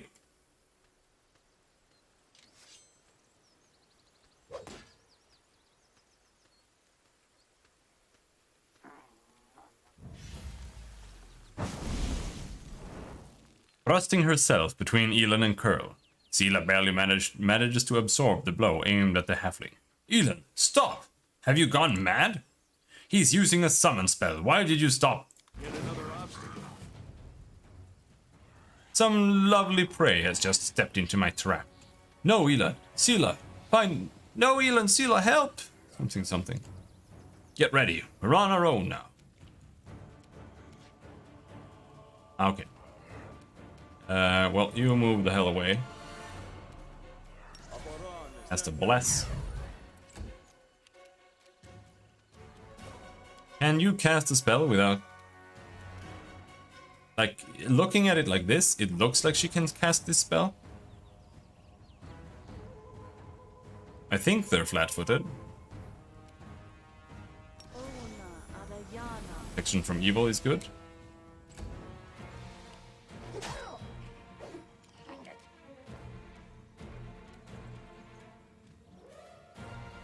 Cold, good or cold iron, but I have cold iron, so stab.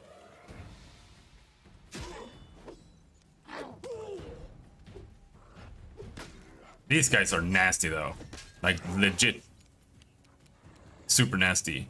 I don't even get how he, like, is it because this guy is threatening me right now? Like, why am I getting sneak attack? It's just so weird. I don't think that the sneak attack rules are implemented well. It could absolutely have been done much better.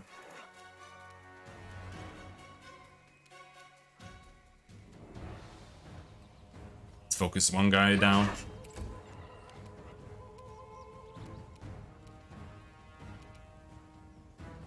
I have AC 19. It'll be fine. You won't survive me. Oh.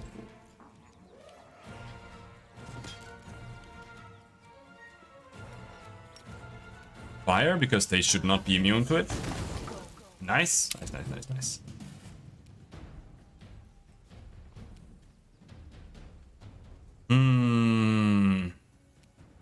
Out of my sight.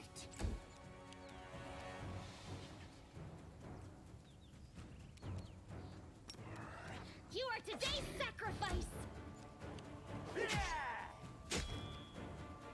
That's fine. Let's try this way.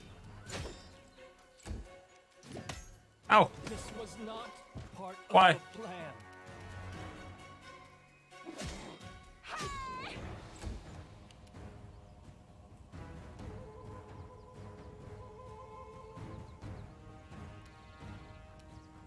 Endure this.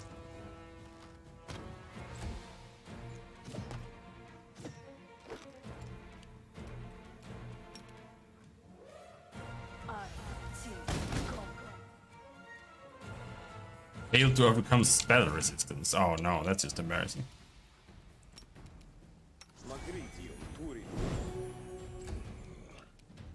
Go for their hearts!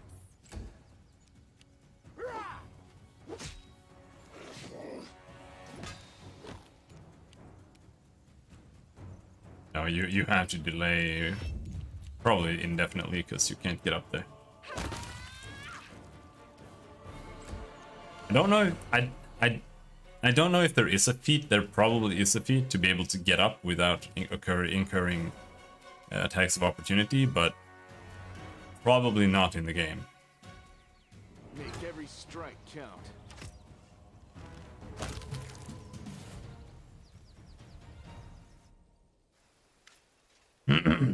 Elon, what were you doing? You nearly cut down Curl.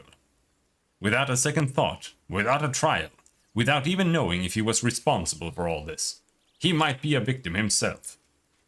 What am I doing? He lured us into a trap.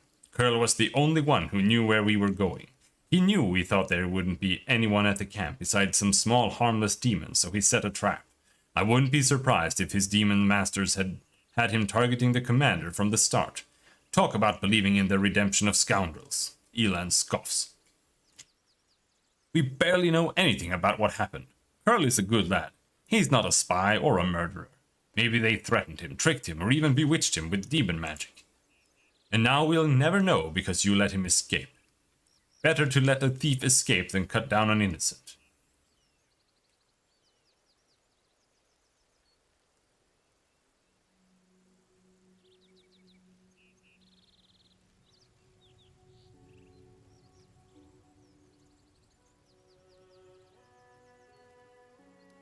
Elan think. Sela was defending someone she thought was her friend, and she stopped you from doing something you might regret. I don't need a shepherd to light my path and save me from regrets. Can you say the same, Sela? Or you, Commander? You clearly have something to say. Go ahead then, spit it out. Sela, I didn't want to say this, but I think of you as my friend, so I'm going to warn you. After what happened at the Grey Garrison, you're in serious danger. And maybe not just you. You might like to ignore military hierarchy and the rules of knightly orders, but there's wisdom in them that has stood the test of time. A soldier rises from a private to an officer. A knight begins as a squire. Even Iomede's paladins get their abilities gradually. But not with you and the commander. You were granted incredible powers, far surpassing seasoned paladins, with experience and skill far beyond your years. You received this gift at just the right moment and saved a lot of lives across Mendev. That's a great deed that will be remembered for ages to come. But what happened next was wrong. They began to worship you. The Queen gave you such vast power, all while you sidestepped everything, training, experience, hardship. This is not the first time. Her Majesty has behaved rashly, and how much good has this brought Mendev? I am frightened by what I see. Especially by the way that you, Sela, trust people so easily and leap into adventures without looking. One day you'll lower your sword when you should have driven the blade home, just like thousands of bright-eyed youngsters will after you. Elan pauses as if reluctant to continue, then looks you in the eye. I wanted to tell you the same thing, Commander.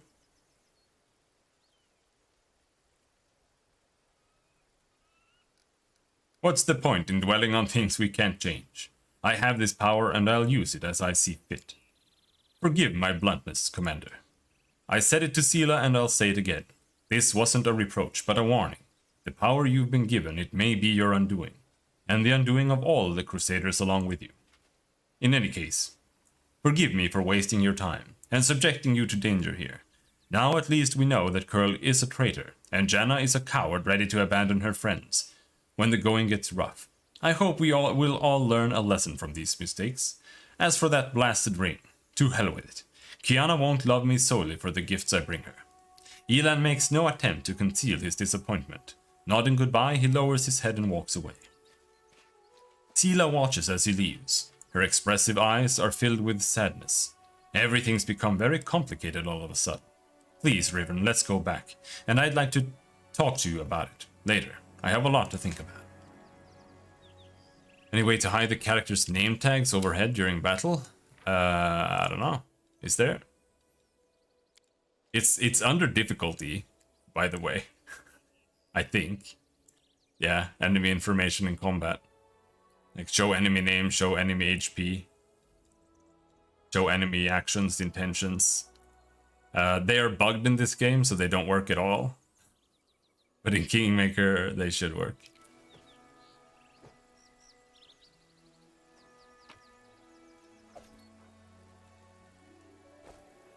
The light take you.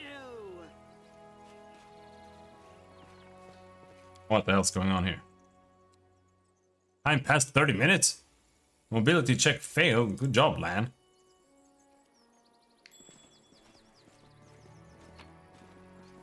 Heavy shield. Divine protector. A mithril shield. Grants its wearer DR5/magic. Okay.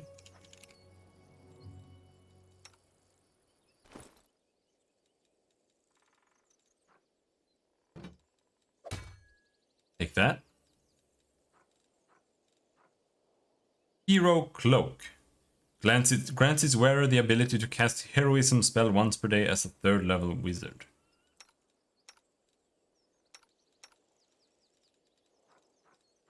I don't know. You maybe? No.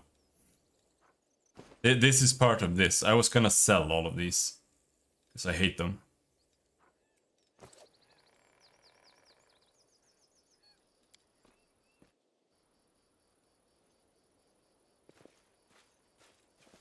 Missed me already. Magritium Turinos. Magritium Turinos.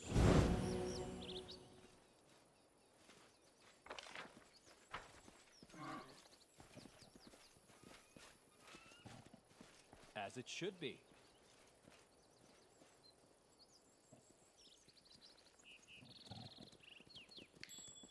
Loot.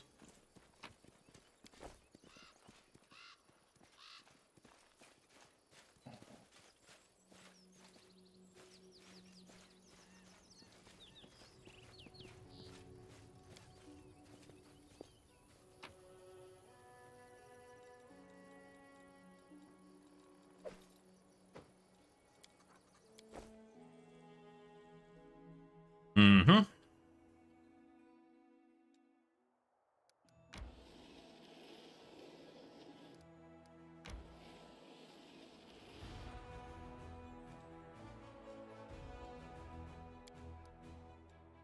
Well, I guess the army should head off with us. Can I even join the army? We've got 100 soldiers. They've got 15 cultists and 5 cultist fighters.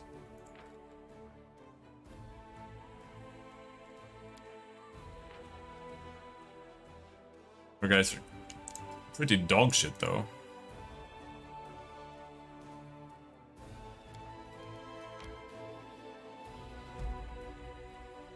Pursue them and fight? Pursue.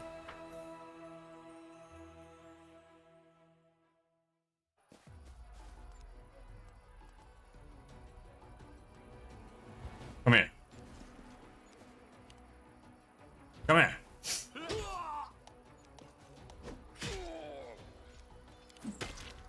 Ouch!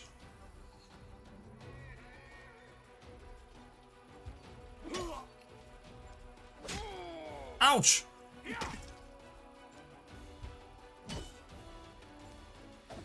Ouch! Ouch!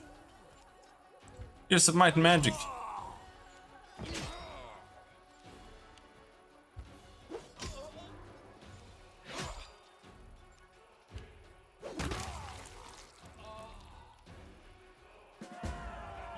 I'm just gonna say it. This is terrible. That does not look interesting in the slightest, but maybe it gets better with more units and whatever. You have defeated your first enemy army and received a number of finance points. You can use these finance points to hire a general for your army. This can be done in the army window in the left corner of the screen. Generals can use various spells and abilities in combat. Their capabilities grow as their level increases. Generals gain experience by winning battles at the head of their army. Each general belongs to one of 3 classes, which is indicated by an icon next to their portrait. Fighter, Sword and Shield focuses on boosting the strength of their troops. Ranger, Bow weakens enemy units. Wizard, Fireball utilizes a wide variety of spells in combat. Generals cannot be killed. If a general's army is defeated, the general can be assigned to a new army after 3 days. The general's attack and defense are added as a bonus to the attack and AC of all units in their army. The general's power affects the effectiveness of their abilities and spells. Initially, an army can be composed of up to 3 units, but experienced generals who have the Master of Maneuver feat can lead armies made up of larger number of units. When the battle results in a victory, the general's infirmary brings back some of the lost units. The infirmary size is limited, and thus it prioritizes restoring units of the highest value.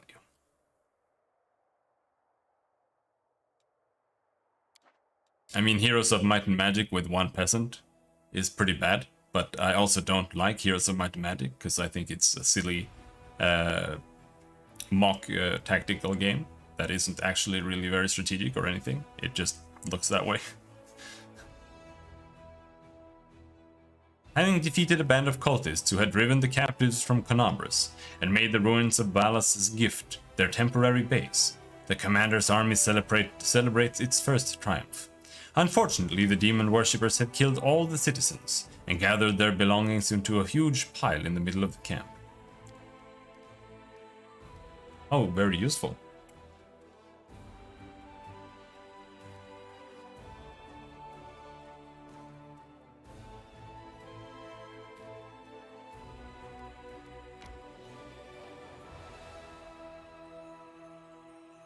Nightingale Grove. There's someone on the road. Get ready.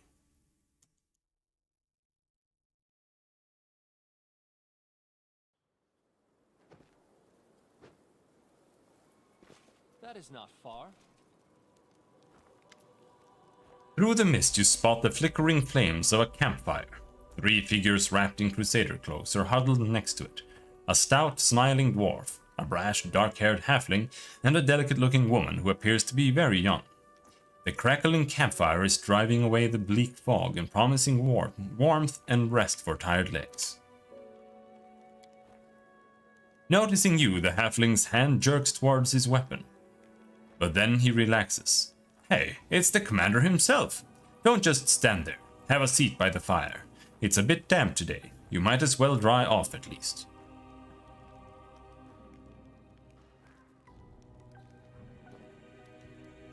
Look around and make sure that the place is safe. The location for the camp was chosen wisely. It's safe and quiet here. No tracks in sight. The air is calm. But an odd feeling of wrongness lances through you like a sting from an angry wasp. Something isn't right. It's quiet here, all right, as the grave. I don't know why, but I don't like the feel of this place. It makes my scales stand on end. Who are you? Failed. Frontline scouting party. Our senior sent us ahead to look for ambushes. We've been walking all day, so we're making a bivouac. What? Go ahead, help yourself to some tea.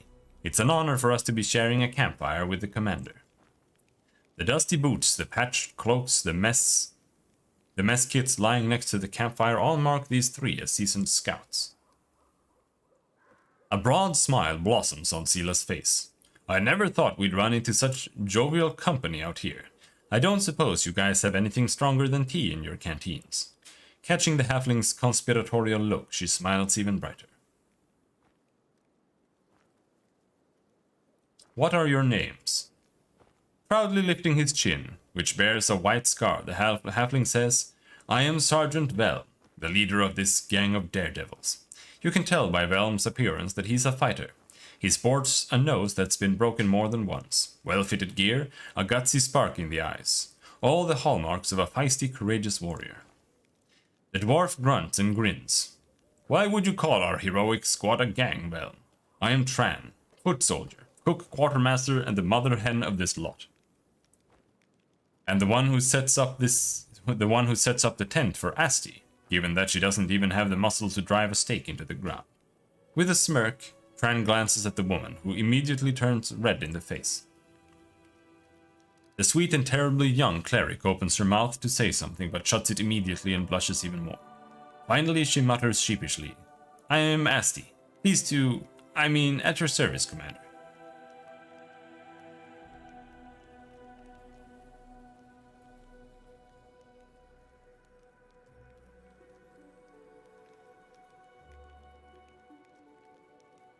I think I should get going. Where would you go in this weather? You'd walk headlong into an ambush with this kind of fog. Stay with us a while. Rest up. It's nice and cozy here. Not have a choice. Except attack. Fail a will check.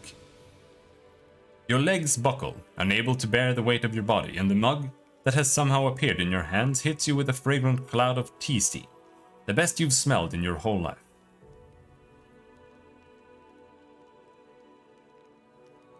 Where did you get such extraordinary tea? I can tell the commander knows more about cooking than some. Tran leans over to you and says weightily, "It's cat's holly. I bought it from a merchant from Absalom. Worth every coin though, eh?" Cat's holly. The name sounds vaguely familiar, but you've never heard of it being used in cooking. You seem to recall that it causes delirium. Apparently, being this far away from the discipline of strict officers, the scouts decided to indulge in some happy dream. I think the fail made me sit down. I am afraid I have no time to spare. You attempt to stand, but your legs give out from exhaustion. Your whole body protests against the mere thought of going anywhere. This sudden weakness you're feeling is very suspicious. The sickly sweet scent coming from the mug in your hands leads you to think that you've been drugged. There, we succeeded at the will check. The will checks are usually really fucking hard. Yeah, it was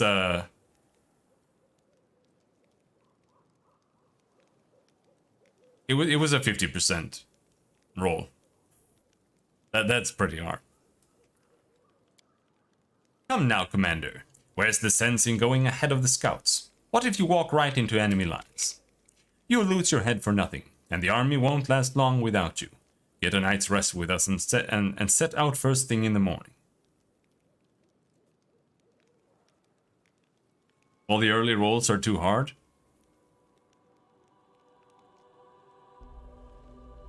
Well, maybe they're supposed to be hard. But yeah.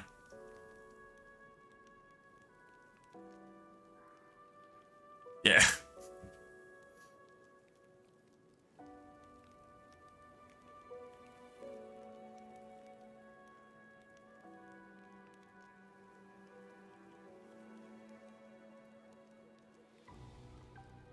Something's not right. Attack!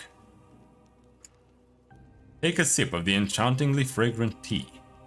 From the very first sip, you feel sweet warmth spread through your body. The drink drives away the chill in your bones. Blessed silence, which every soldier knows to treasure, settles in your mind. Asti stutters as her gaze drifts away. Commander, if you don't mind, I could heal your wounds and maybe cast a fortifying spell?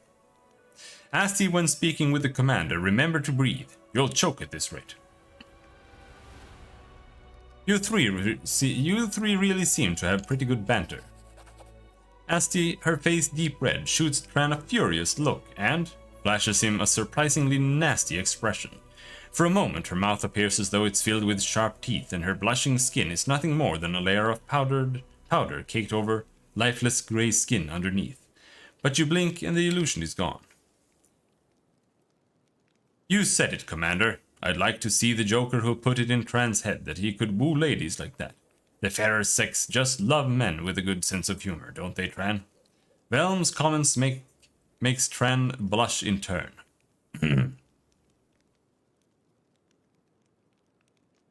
I would appreciate your magical assistance, Asti.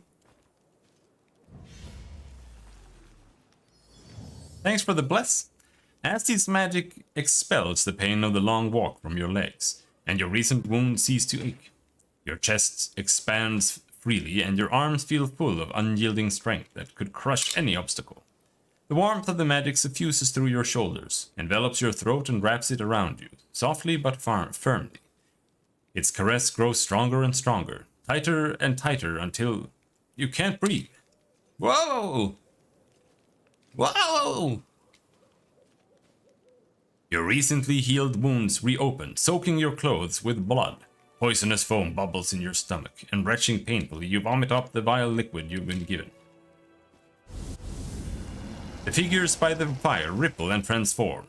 3 gray-haired and dark-skinned elves watch you with mocking sneers. Their twisted, grimacing faces look demonic. From the haze, more previously unseen shadows materialize. They are all just as loathsome and unsettling. The campfire emits a sickly, sweet, intoxicating smell, and in the squat kettle you see some slimy mushrooms, swimming in a disgusting, boiling slurry. You think I'm at your mercy? We'll see who the real prey is. I love it when prey tries to fight back. Heartbeat quickens. Oh, it's a drow?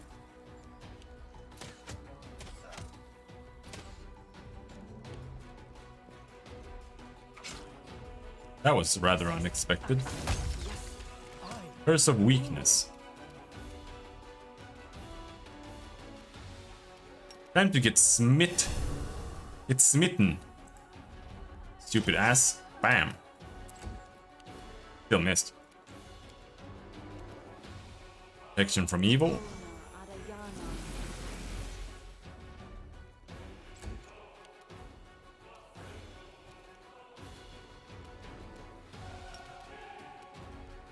That's what we're gonna do here. Glitter dust.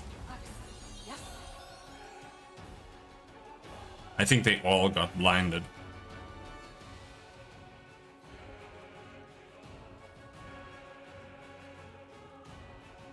Immune sleep sight. What? I'll hit you. Blindness. Yep. 50% miss chance. Blind is super strong. Especially early, because you can just get glitter dust super easily.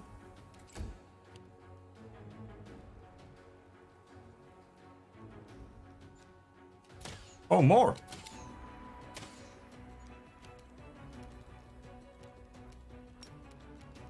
Can I heal myself with this? No.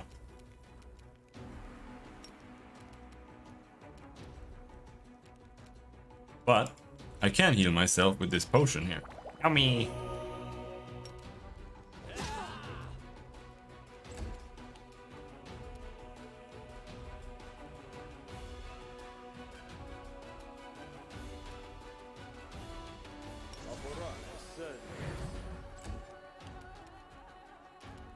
But now we need to rest anyway, so these guys are fucked because Lan is going to kill them all.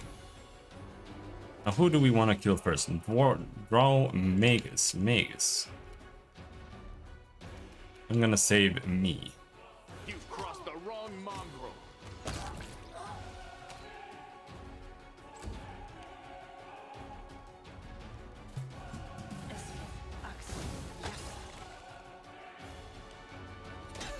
Oh!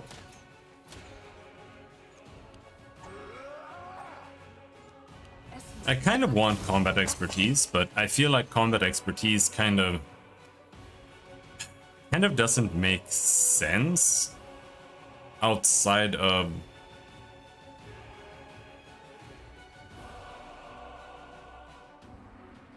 like combat maneuvers, tripping, and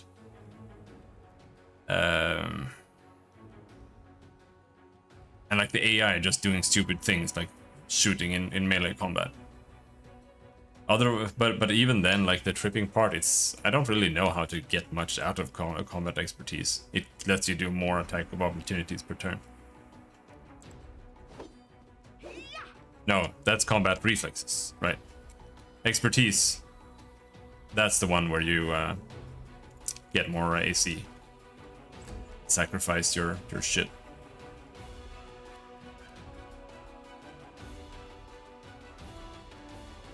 I'll cut you wide open. Can hit. Blast them! All out! Don't they know that I usually don't use any spells or abilities? Don't kill me! Oh, I'm dead. Part of the plan.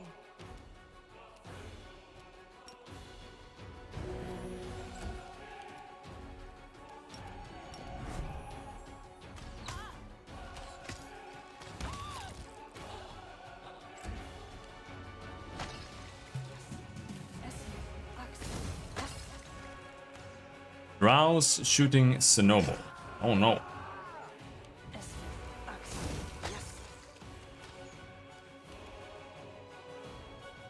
How are they? How are they?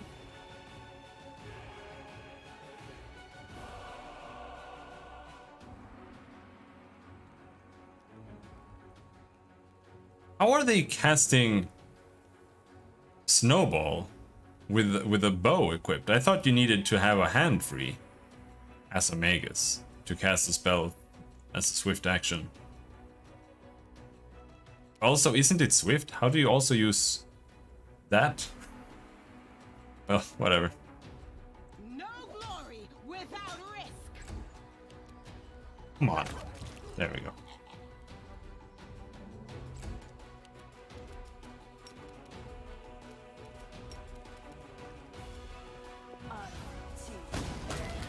Blech.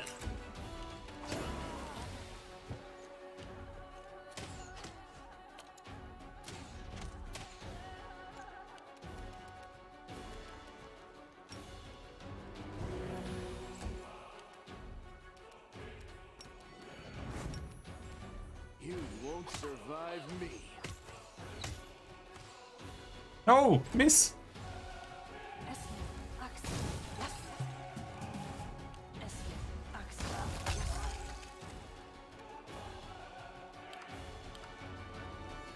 The Inheritor, guide my blade.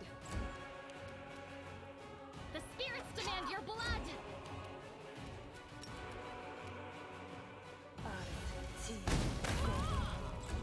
Nice.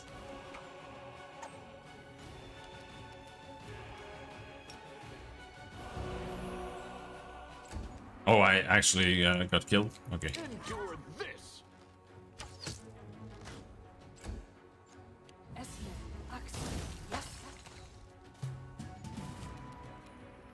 The light, take you.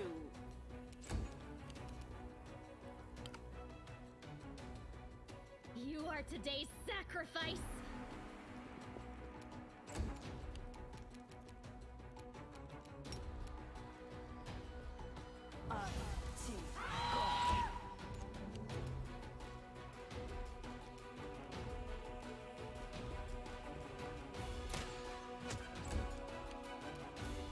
Make every strike count.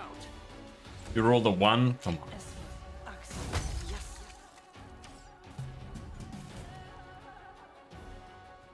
Into the fray.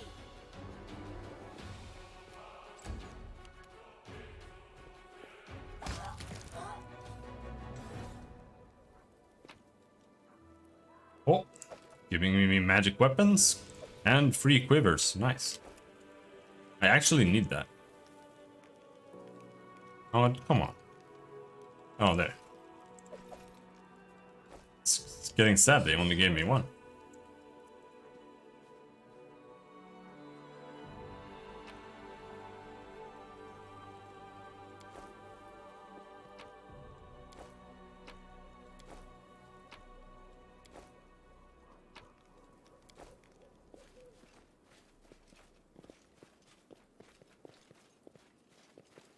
Lunch break?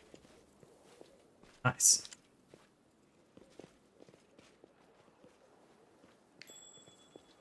I won't let you hurt my friends. Oh, hello there. Ouch.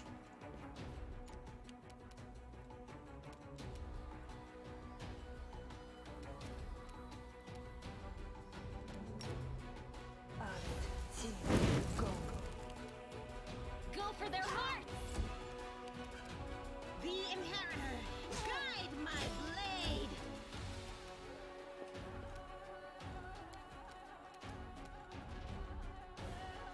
A calculated risk.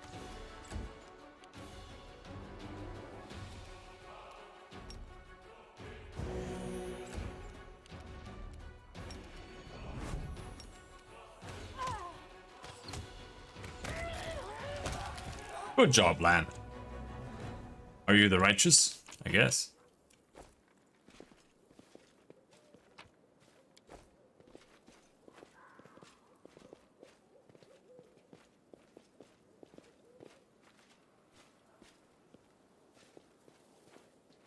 I'll go ahead.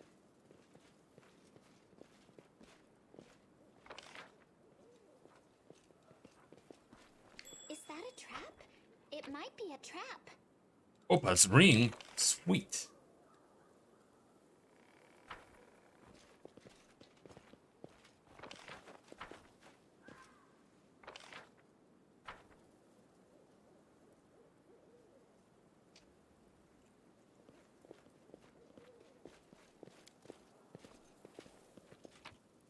Oh, well, we got a level up.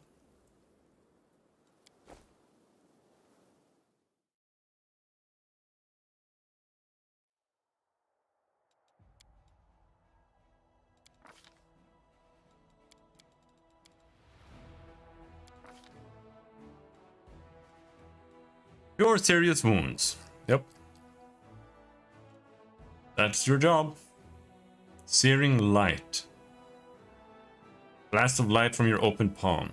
You must succeed on a ranged touch attack to strike your target. A creature struck by this ray of light takes 1d8 points of divine damage per 2 caster levels.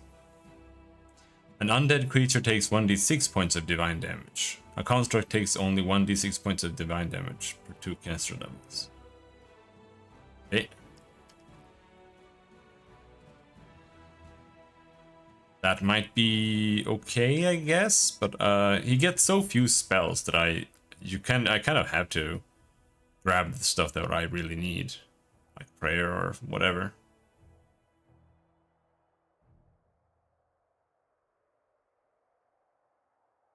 Prayer doesn't get a roll; it just affects them. That's pretty good.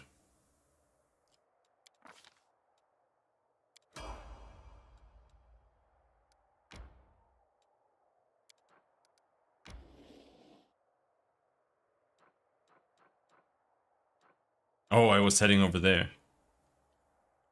That bless and aid wouldn't stack. If it has the same keyword, yes, they don't stack. Morale does not stack with morale.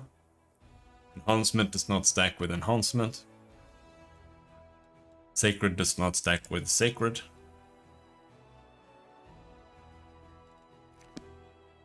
Armor does not stack with armor.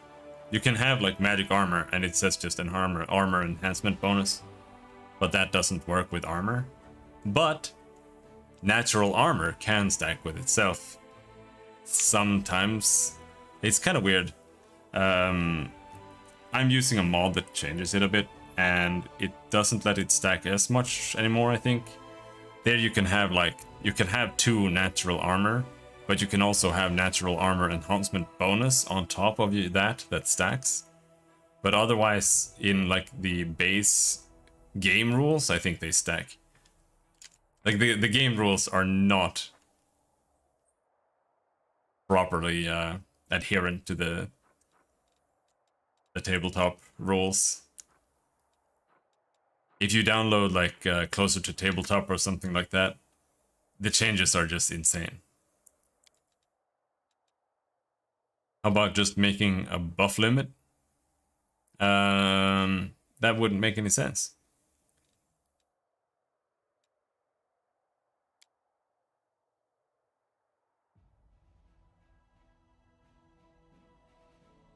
I don't even think they should have these keywords.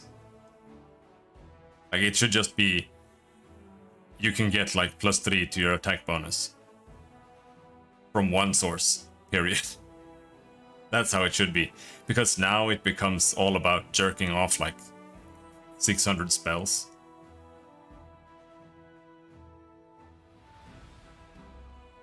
You need to stack morale bonus, you need to stack sacred bonus, you need to stack whatever good hope is, you need to stack, you know, this and that and fucking everything. And it just becomes very unappealing. Got a fort there. Nightingale Grove. The hell is that?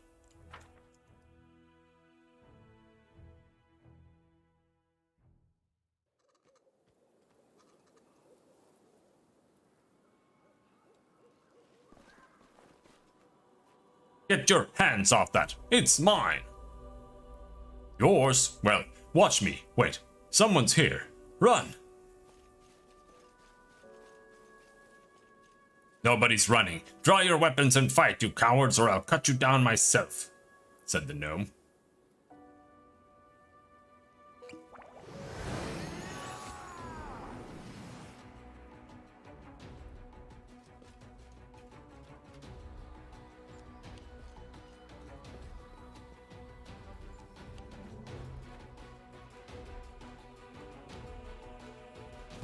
still haven't figured out sneak attacks.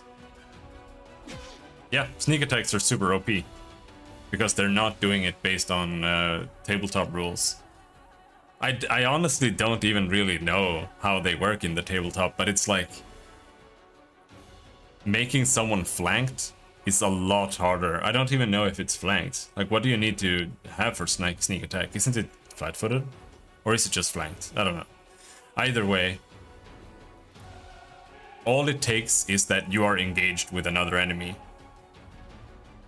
Then everybody can like shoot bows at you and it's a sneak attack. And then you die. That's all.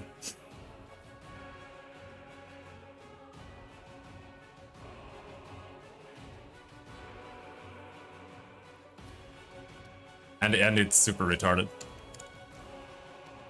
I will see to your demise. There is a mod called better flanking or more like something like that. Closer to tabletop as well.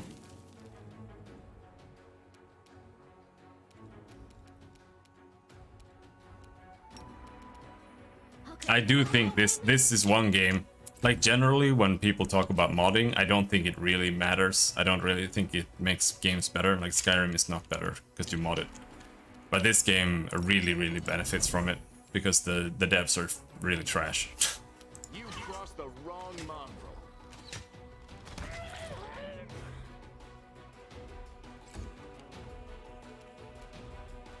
Death's Door, yeah.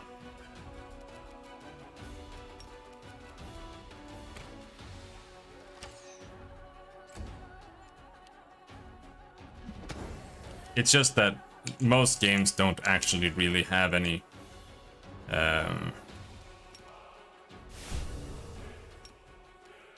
mechanics that like properly warrant the modding. So it's like, okay, you add more trees, pretty much. Better tree graphics, right? But here there are a lot of rules that need modding.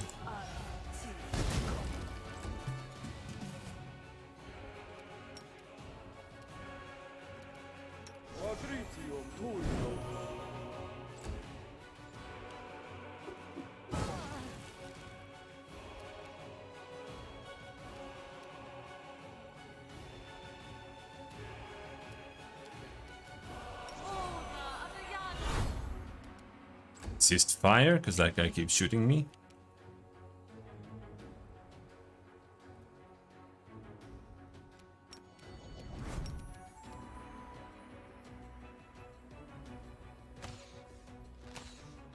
Oh, come on. Come on. And hit that. Am I at my so this is how it feels?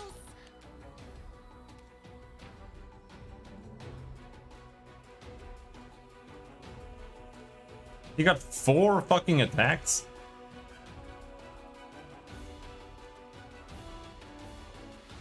And he's level 9, so he hits everything. No, not really. What is his chance there for hitting that? Plus 14.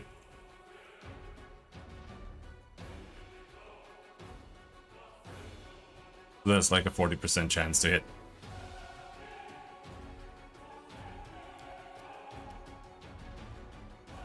Into the fray.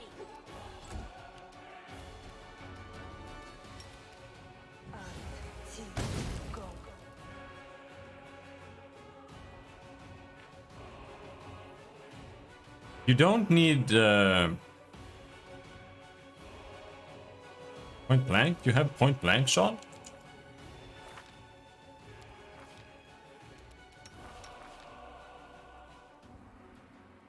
You have point blank and precise shot? Okay. Did I give you that? I don't think so. But yeah, that is pretty important. Otherwise you can't use touch attacks into combat. And you're just imagining it.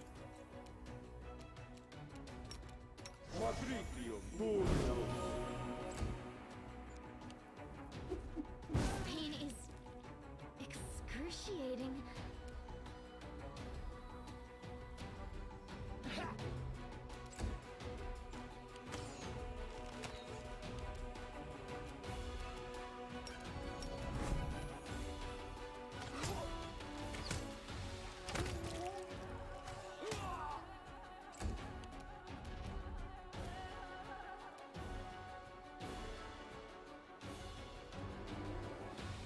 This should do it.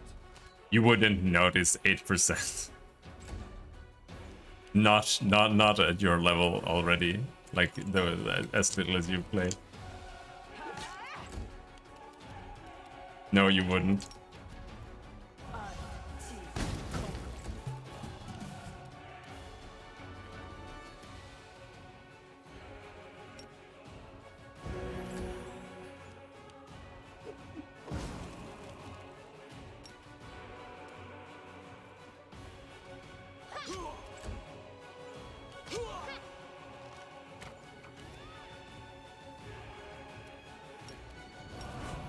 You won't survive me.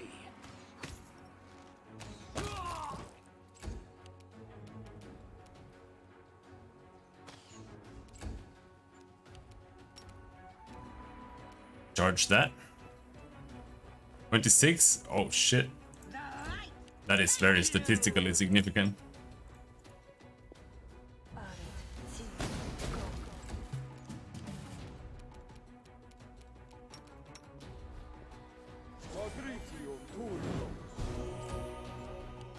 The spirits demand your blood.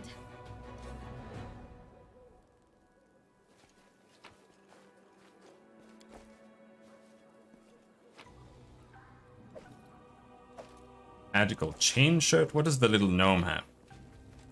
Recipe?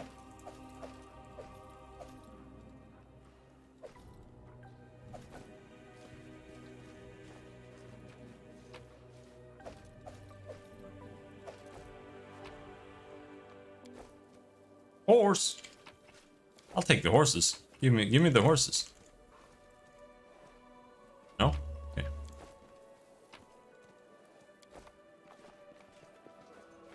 I know the way.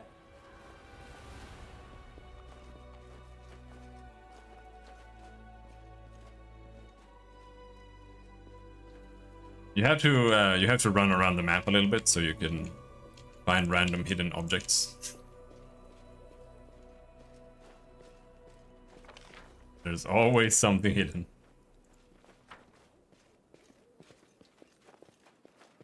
Where the hell are you?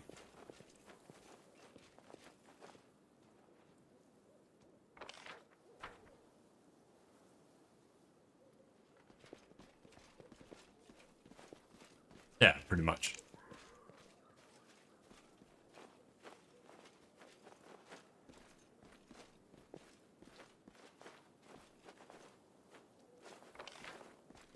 There are no twigs here?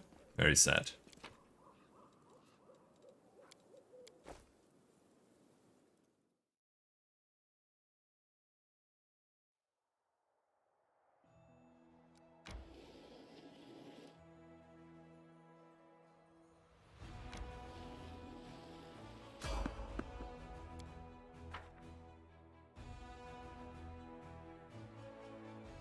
Didn't want to walk into the enemy army. Victory is certain.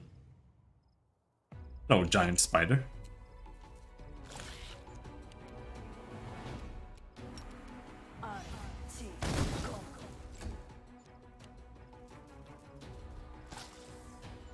Are they like level 2? No, level 7. Ow, ow.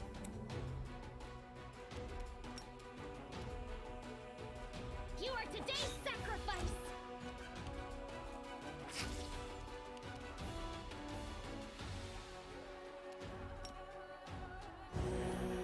Ay, ay, ay.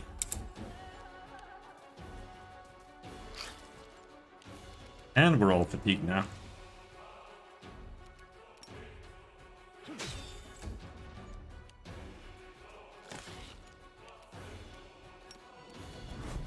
Endure this.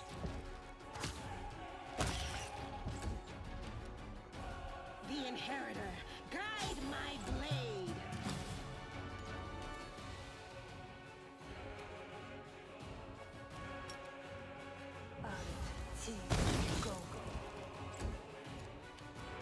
Starting to do a little bit of damage.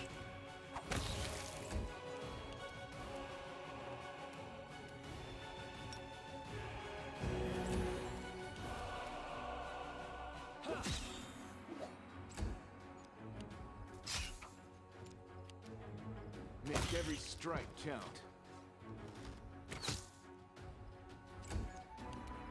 Into the fray!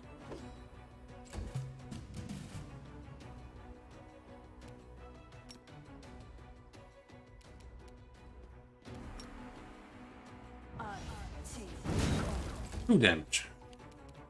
Go for their hearts! Precision and grace. Let's try this way.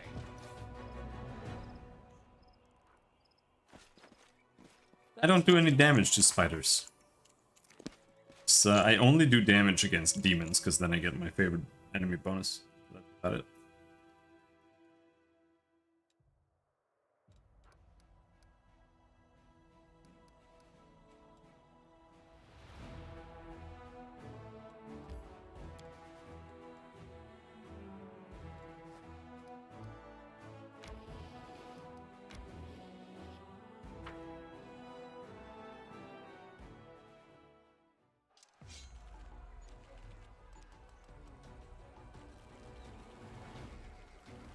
Am I gonna lose this? Holy shit.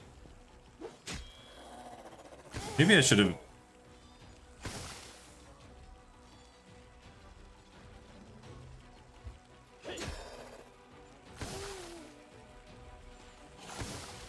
inspected them.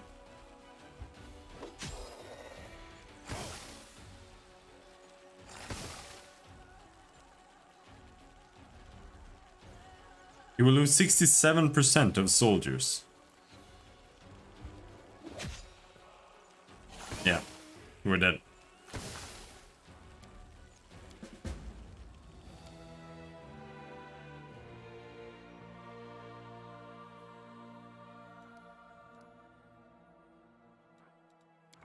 Recruit soldiers. Oh, it's literally just Tears of Might and Magic.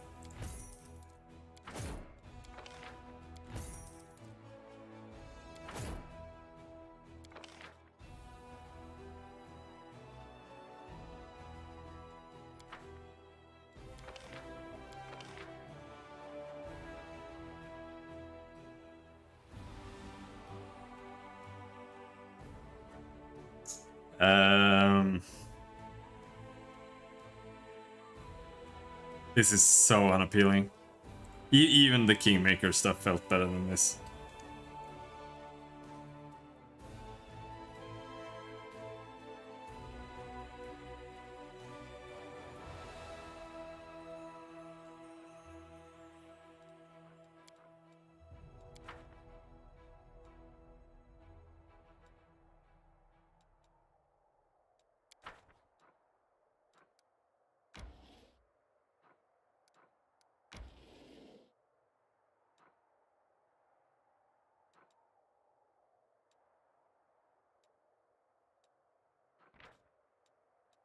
This is a small army, but this great flies.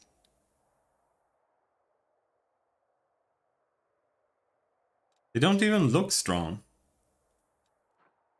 49 hit points. These guys got 39 AC 4. They've got the same AC. 4 to 9. 1d6 plus 3. 6 to 11. Like they're barely stronger. And somehow we lost that. I don't get it. Because their army was split in two.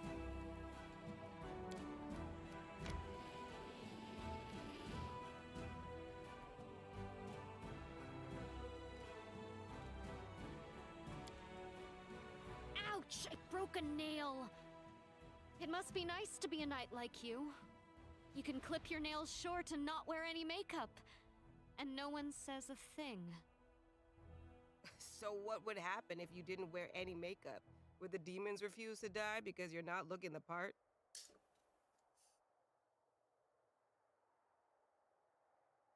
Okay. Failed to camouflage the camp.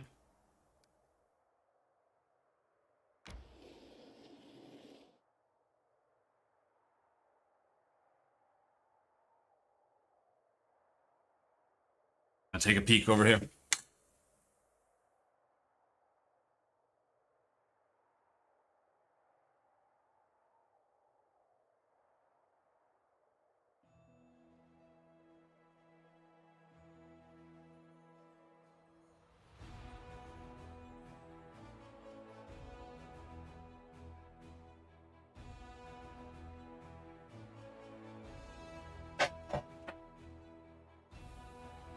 There's too much water in my pot.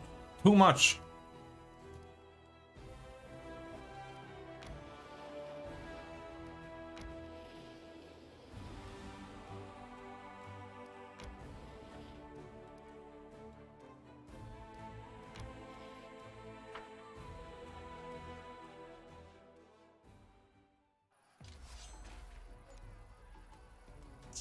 Okay, now we have an archer. That might help us. Once per round before the action of any allied unit, a general can use an ability or a spell. The abilities of generals in the fighter and ranger classes have a limited number of uses per battle. The spells of a wizard do not have this restriction, but their uses require spending the general's energy. Each day, generals restore 10% of their maximum energy. Charge formation. All allied units gain a +3 bonus to speed and a -2 penalty to AC.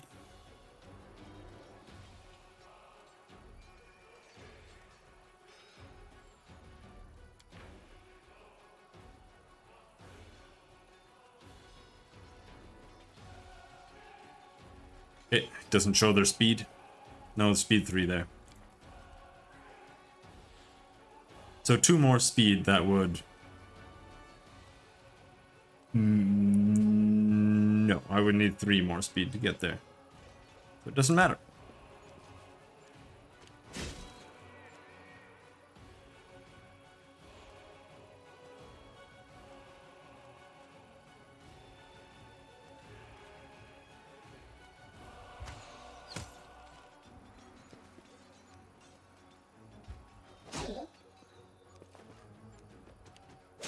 Ouch.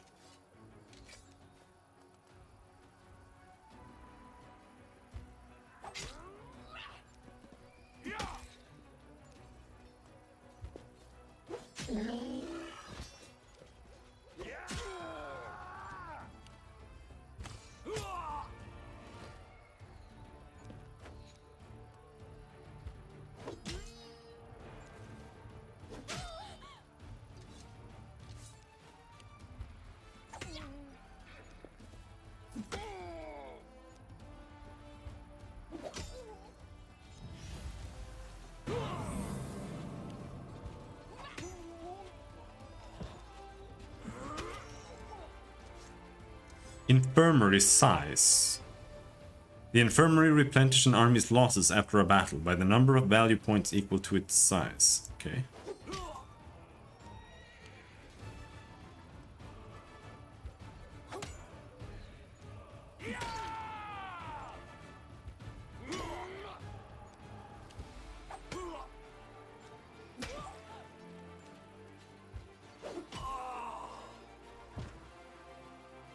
Yeah, we won!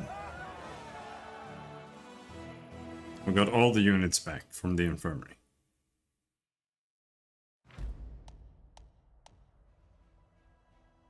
The new victory has brought you more finance points, which can be used to strengthen your army. To recruit new units, click the recruit button on the panel on the left, at the bottom of the screen. Recruited units appear in Canobras. New units will be available for recruitment at the beginning of each week. Crusaders stumbled upon a group of ragged and exhausted scouts. They had set out on a patrol mission deep into the Worldwound. But then when Canobras was attacked, they found themselves cut off and surrounded by demons. Surviving in such hostile conditions was not easy, but the scouts' spirits remained high and they readily joined the commander's forces. Having defeated the enemy, the Crusaders scatter across the battlefield in search of trophies. The officers keep an eye on the process so that all the valuable trophies go to the treasury, and do not end up in the pockets of lucky soldiers.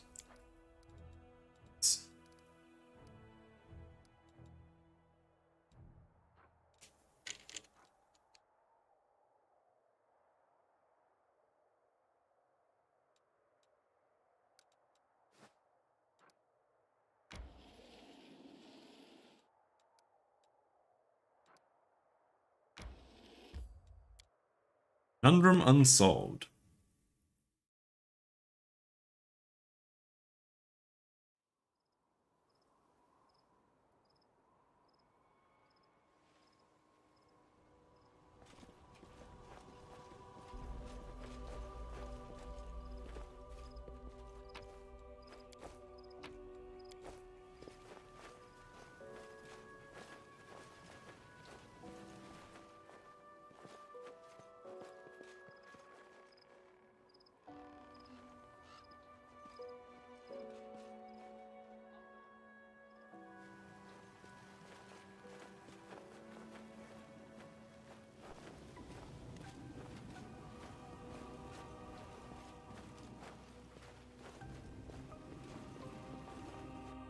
Okay, it's a cave.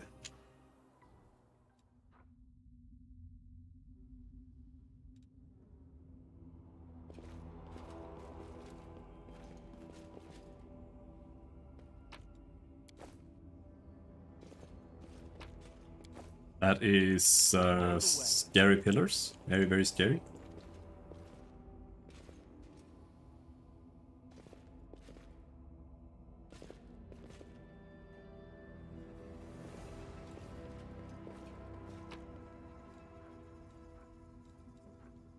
Slabs with symbols. Slab with 2 white symbols. Slab with 2 white symbols.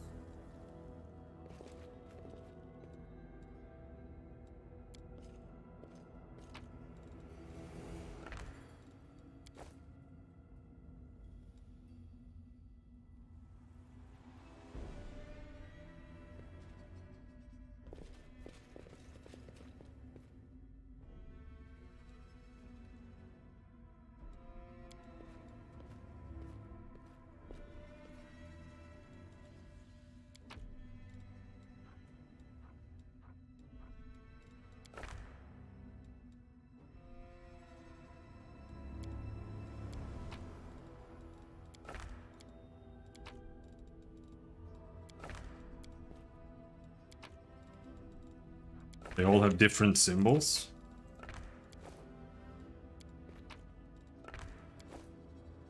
What?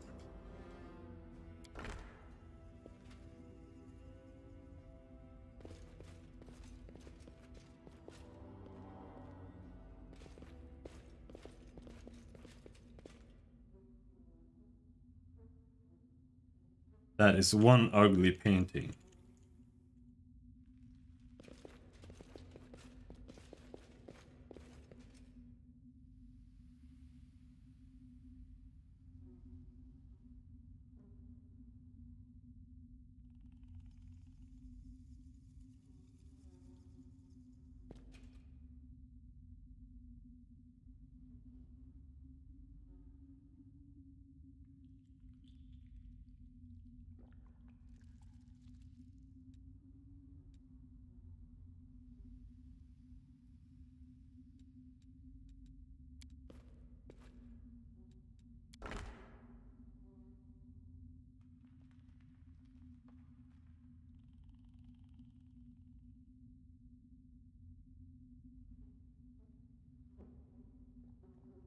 Follow my lead.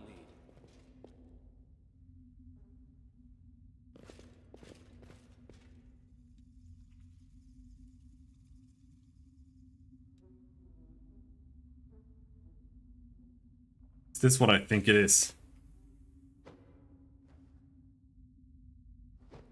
I think this might be what I think it is.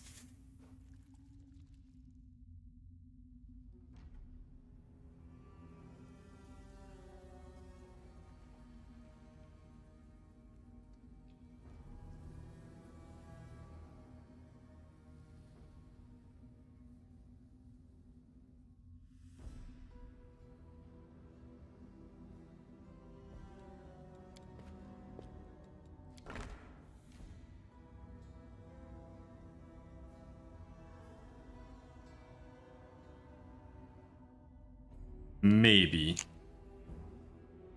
I'm not so sure.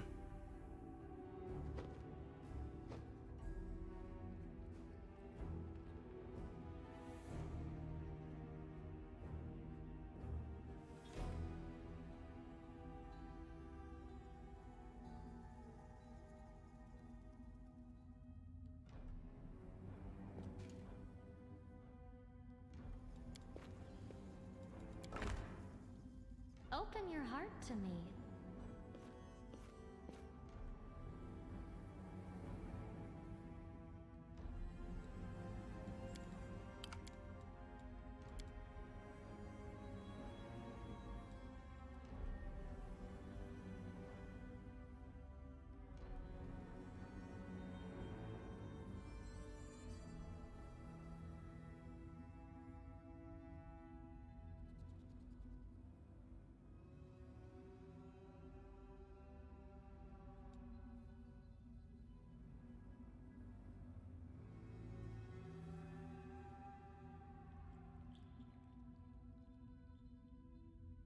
Like, you've got the some of the symbols here, but you don't have all of them.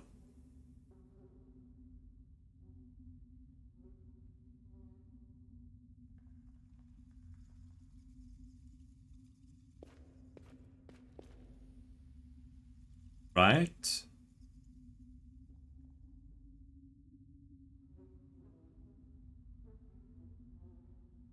Like, this one looks like that, but it's not that.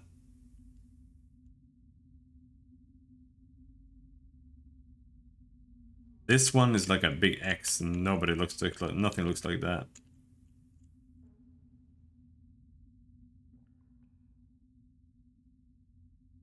I don't see anything on the walls. Just a meme puzzle.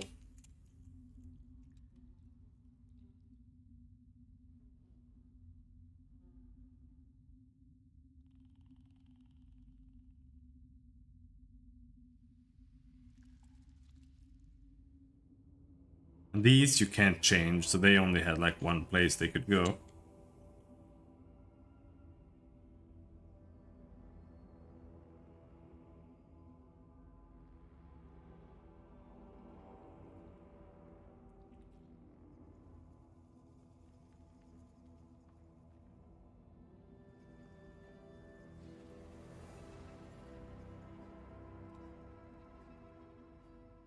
How many different symbols are there?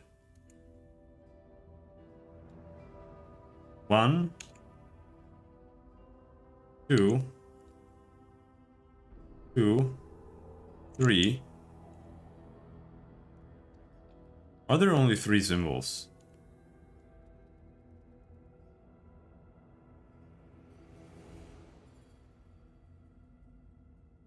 No, there's 4.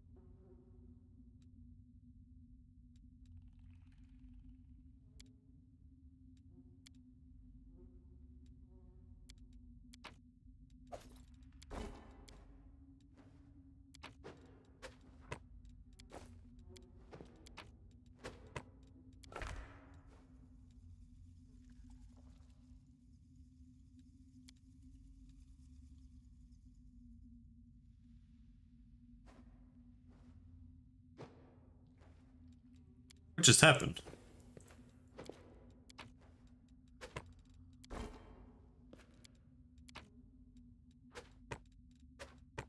Am I stupid?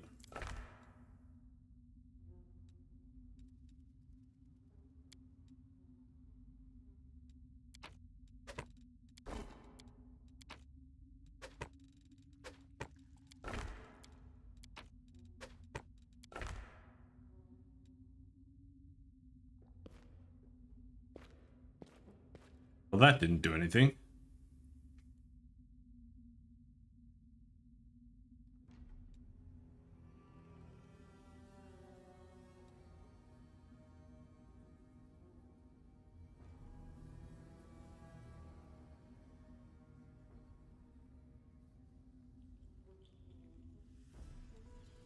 She might.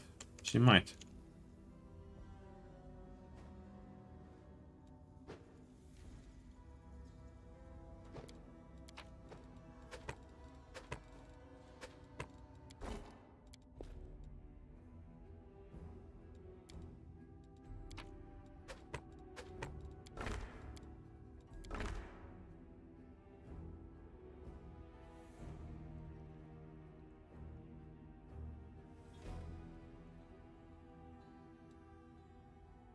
You, I guess. I don't know.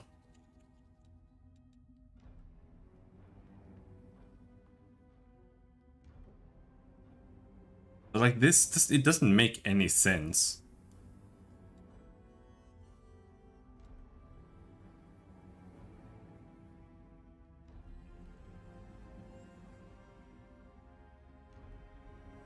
I hate puzzles because they always suck.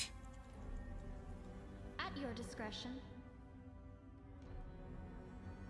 I guess maybe I need to find something that tells me how this works at some point in the game. Right now, this makes no sense.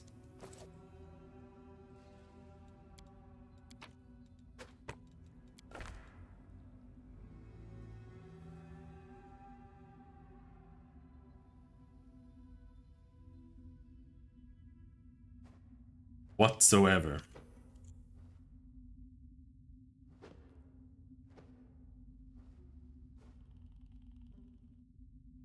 That is good. Winning arguments is very important.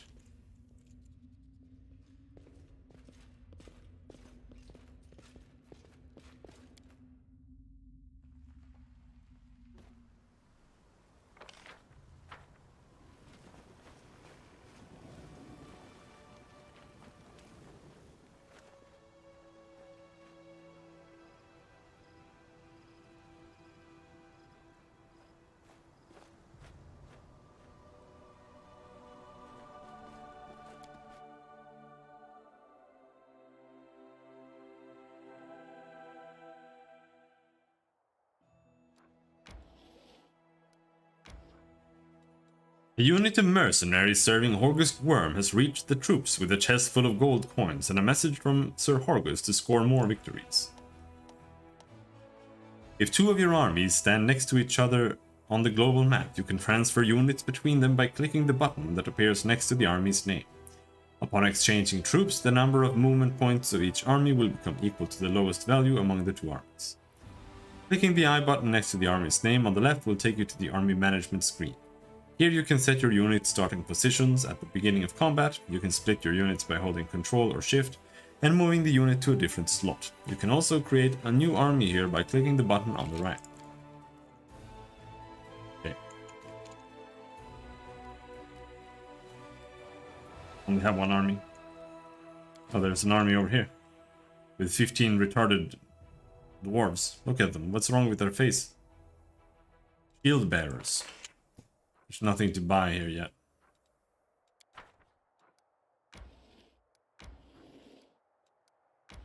Doesn't take any time for them to move over the board.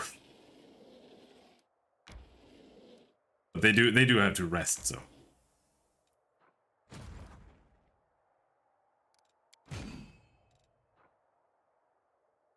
Got rangers? What the hell?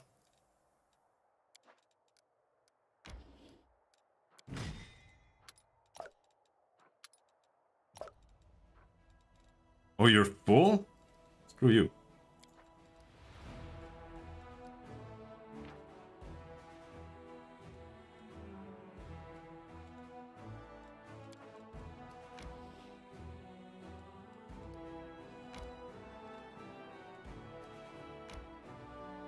Army has no movement points left.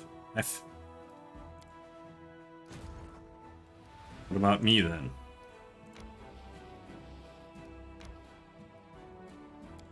All my characters are fatigued. Oh no.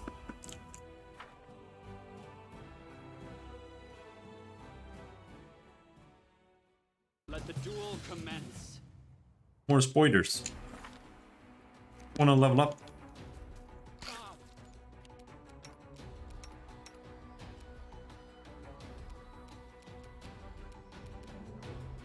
When do you get feats? Is it every...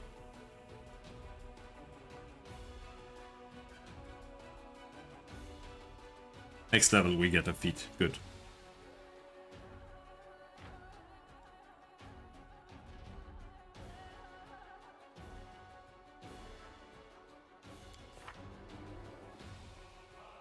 Oh, okay, never mind. You get mythic feats here.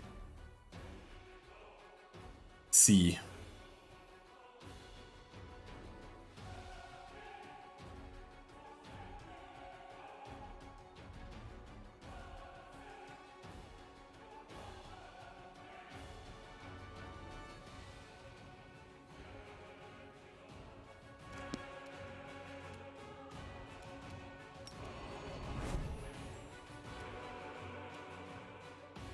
You've crossed the wrong mongrel.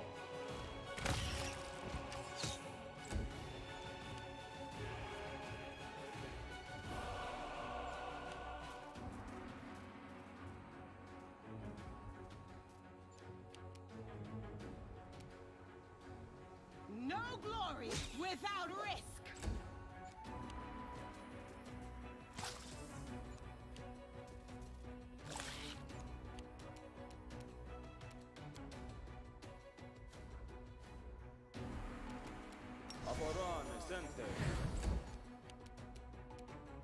I'll cut you wide open.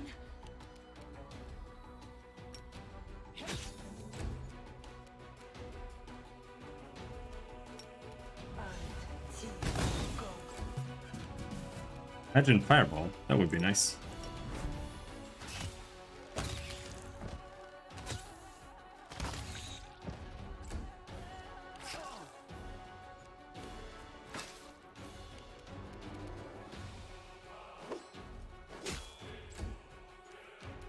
Why is your damage so dog shit? Like she's just decent, but still her damage is really, really awful. The spirits demand your blood. But then again, so is pretty much everyone's here except for Lan. Rest, please.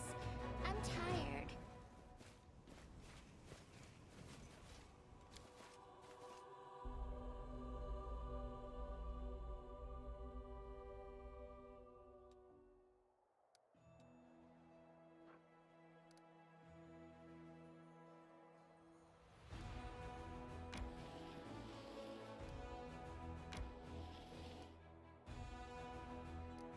I think we have to defeat that one before we can get to the... whatever that is. No, we can go there now. Fort. But if we sleep today, then these two can catch up to each other, and then you gotta...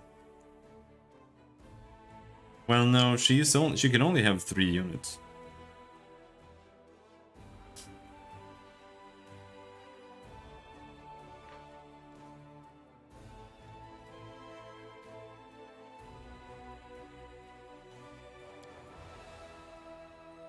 Rest in a safe location. Okay. Scoot over. I want my scaly side facing the fire. My lizard side always gets colder than my warm-blooded side. Go figure.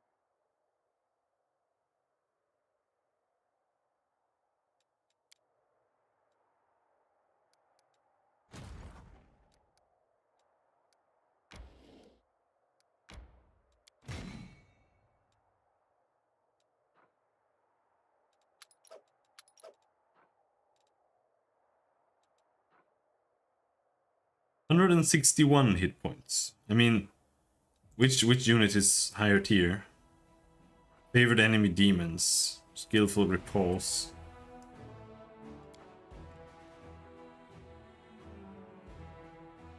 $13 to 20 damage. 2 to 7 damage.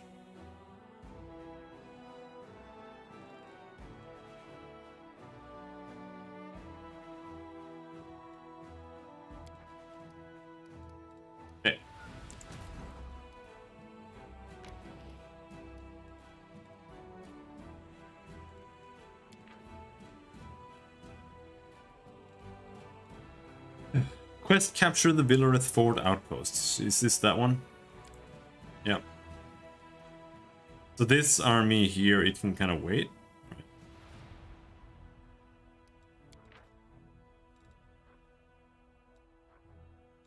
These are pretty weak, but the cultist fighter is pretty big. But they don't have a lot. We have 2 ranged units now.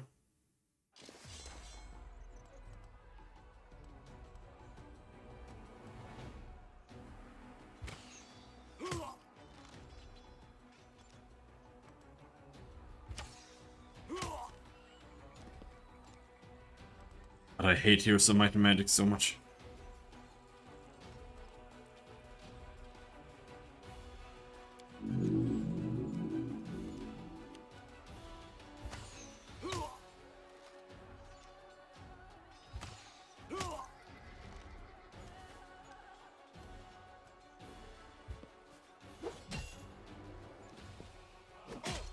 Ow!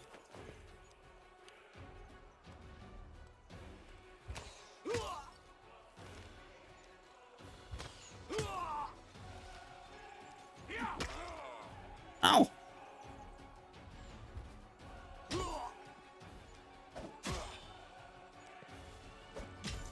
You can't threaten any tiles or anything, so it doesn't even care about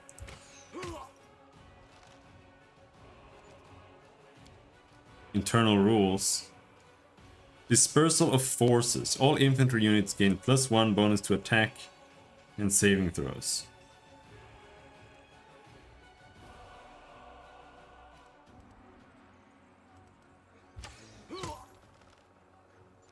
Finish killing that guy.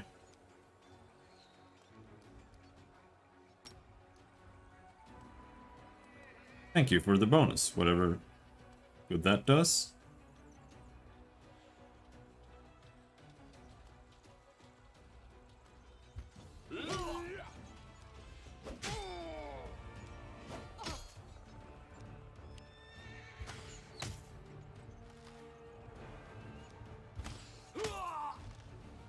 I don't know, maybe it was a good idea to, or a bad idea to shoot this guy.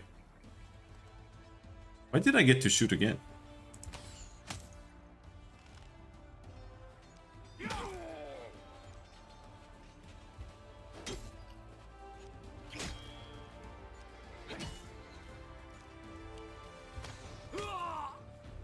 One down.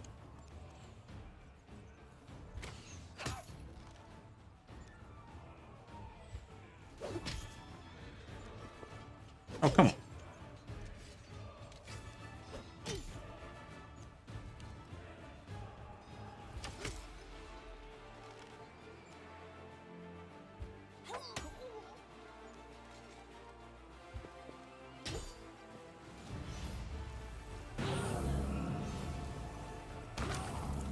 They died!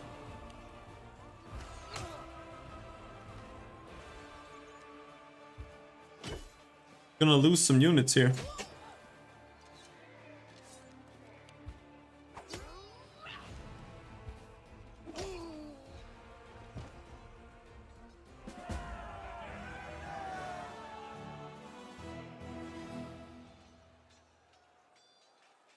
Also some of the worst units.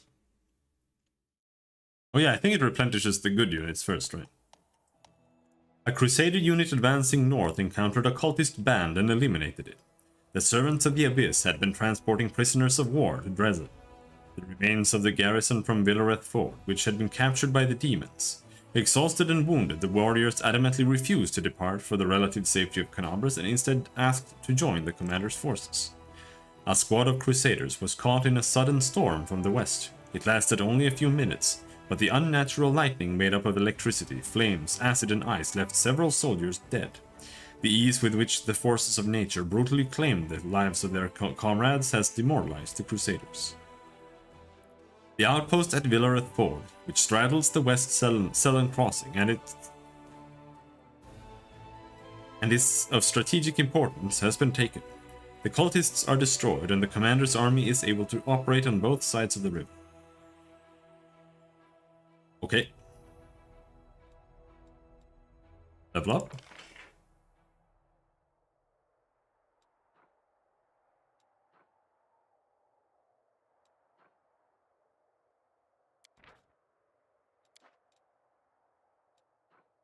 All infantry units have a +2 bonus to AC, attack, and damage. All units in the army have a +1 to attack per level of this feat.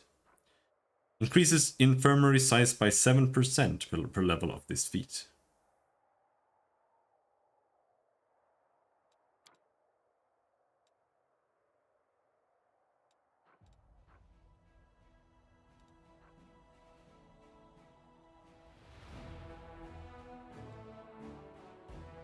I don't really like these choices because I feel like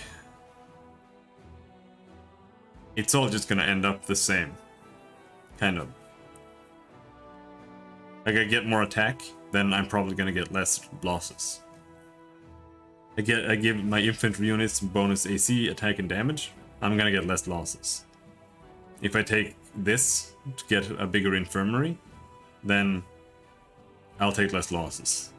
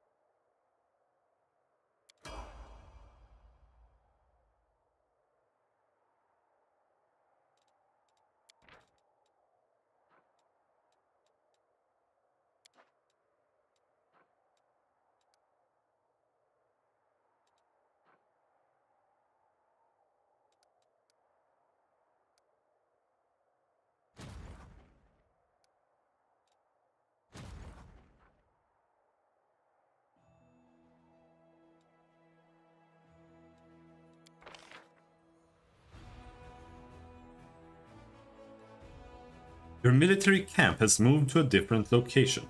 As you progress through the story, completing one stage of the crusade after another, your camp will occasionally relocate along the road, ever closer to Dresden. Okay, so this is my camp now.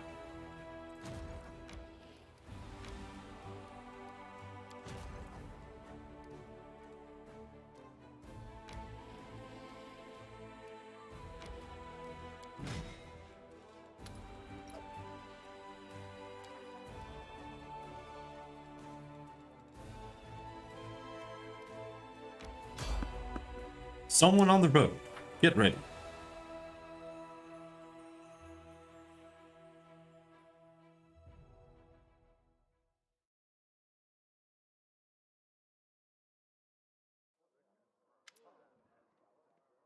Commander, we caught a suspicious lad on the road. He says he's an ally, but he's desperate to talk to you. Who knows who he really is?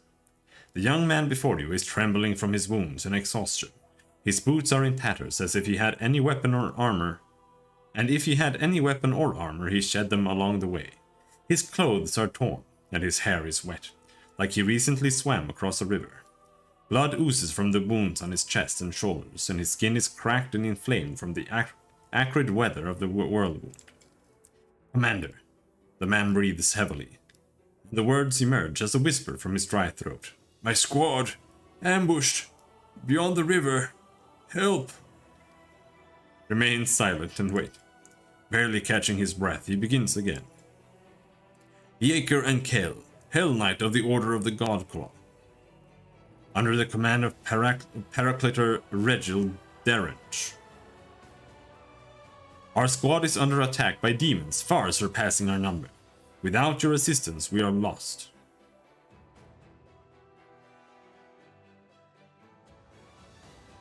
The Hell Knights are a collection of knightly orders with a unique focus on the promulgation of law. Unlike paladins, they are interested less in social good and charity than in the foundation and stringent maintenance of order at all costs. If people cannot be trusted to obey the law out of their own sense of civility and social righteousness, Hell Knights provide the need to obey out of fear of a master's stern hand. The Order of the Godclaw is a Hell Knight order that extols the virtues of 5 deities, distilling select tenets into a dogma far from any one god's faith. Not content with seeking divine approval for their knighthood's righteous path, the Order of the Godclaw's members have sculpted their beliefs from the harshest most exacting philosophies of 5 lawful deities: Abadar, Asmodeus, Iomedae, Irori, and Torag. Remade as 5 stern, armored paragons, the deities of this pantheon are known collectively as the God Claw. The Hell Knights follow revised doctrines to stamp out disorder, in particularly its divine embodiments and beings of absolute chaos with religious zeal. Rather than targeting the faiths of prominent religions, the Order sets its eyes on supporting lawful crusades, such as the wars fought by Molthune and Mendev, and being at the vanguard of battles against the forces of chaos. No land is beyond the law imposed by Hell Knights, a fact that the Order of the Godclaw endlessly seeks to prove. Hell Knights. They've supported the crusade more than once in our battle against the demons, despite their Irabeth cringes. Questionable reputation, we cannot abandon our allies in trouble. If they really are our allies, of course, it's just... Anivia looks Jaker over closely from head to toe. I kinda think this isn't a knight at all. A real Hell Knight would be skinned alive for losing his infamous black armor. What we're seeing here is a stranger without rank or insignia who wants us to march to God knows where. Kinda smells like a trap to me.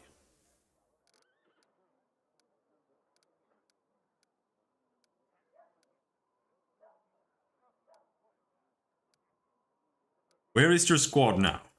Not far from here, beyond the river. It's not far for a single fighter who abandoned his armor and weapons, but we can't get across the river so easily. We'll have to take a detour. Even if we can save anyone, it will seriously delay our offensive on Dresden, and will give the enemy a chance to prepare.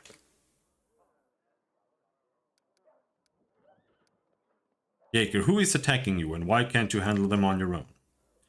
Large creatures that attack from the air. Some are fighters, others are, at a guess, clerics with dangerous divine magic. They looked like stone come to life. I am almost certain they are gargoyles. They fell upon us from the sky, while we were setting up camp at our most vulnerable. And they caught our forces at partial strength. The Paracletor had dispatched some of our troops as scouting teams. The flying beasts didn't fight us, they just fell on us from the sky, grabbed our fighters and either took them somewhere or threw them to their deaths. We were unprepared for that. We'll take the risk and try to help them. Thank you, Commander. Our forces are here. The knight points out the location on your map. The situation is critical. Please send your reinforcements as soon as possible. I will go ahead and meet you there.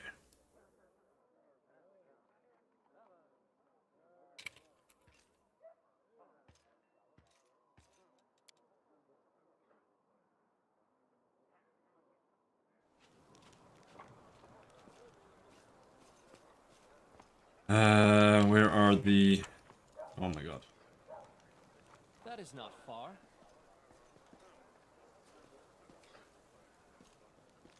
Porgus Worm, Wilser Garms, there.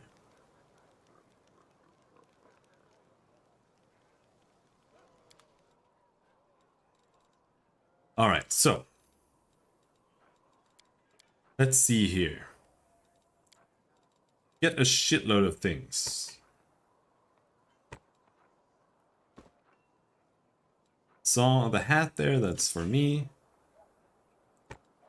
Red Dragon helmet, that goes. Those probably go, I think.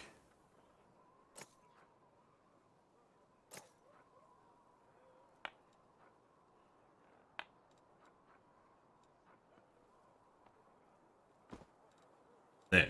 I think those are all the items. There's also just like a pet or something. We can sell that guy and that guy. Disappear forever, please.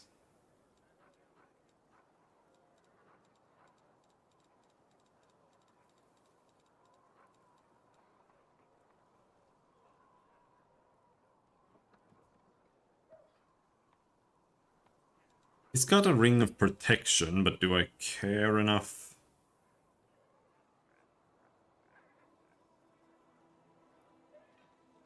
I can buy another mithril chain shirt. That's something I want?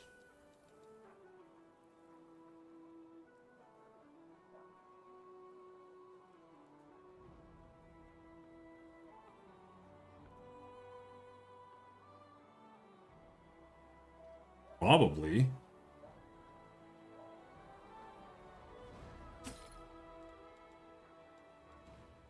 Mithril breastplate. It's kind of interesting.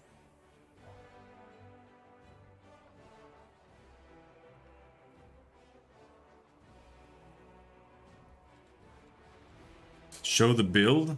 Why? Are you gonna shit on it? Black Dragon's Fangs, 75,000.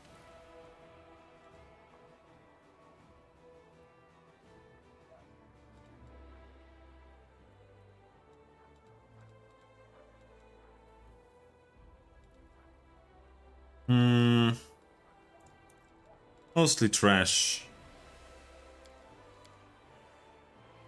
Oh, it's a lot of trash. What about here? 23 fucking guys. Trash, trash, trash, trash, trash, trash, trash.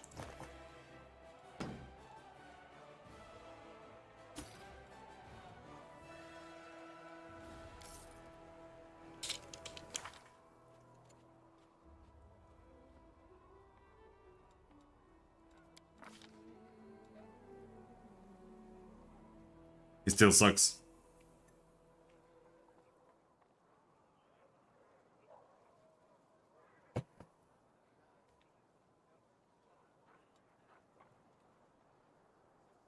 Yeah, bitch. What of it? He can't do anything right now. I'm just having him shoot some arrows, but he does nothing because he's got -1 strength. But next level, he should get more damage.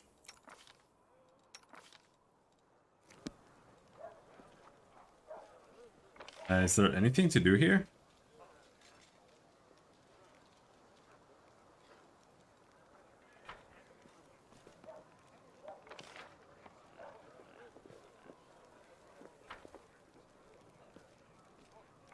Who is Sela?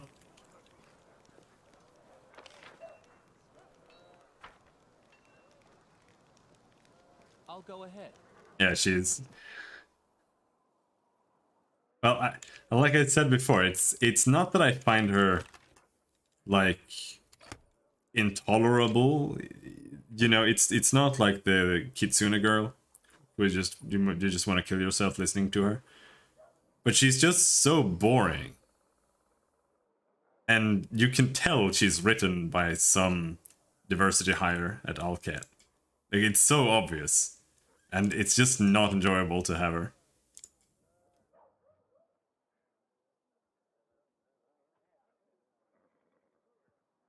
But I'm using everybody except for this guy. Diversity hiring a thing in Russia? Sure.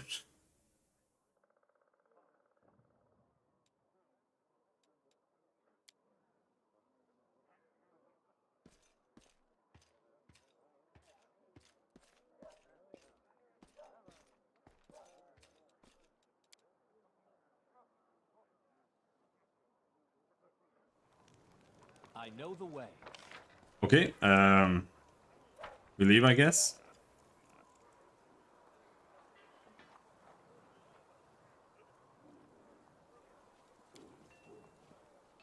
But she actually works really well as a frontliner too. She has more AC than Sela.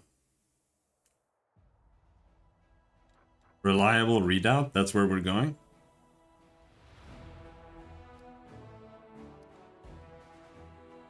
Go help the Hell Knights.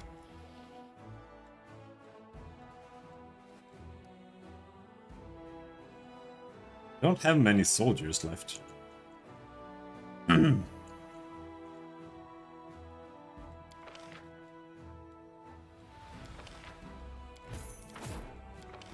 Hell is this? Clerics?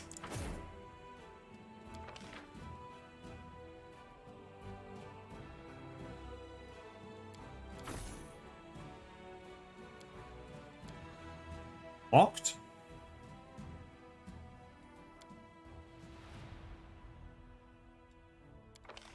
Am I too poor? Or can I just not buy more?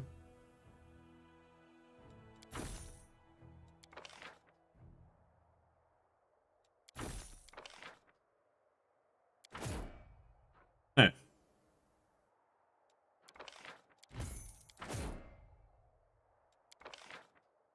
Give me more. I don't need my money for anything. Hey.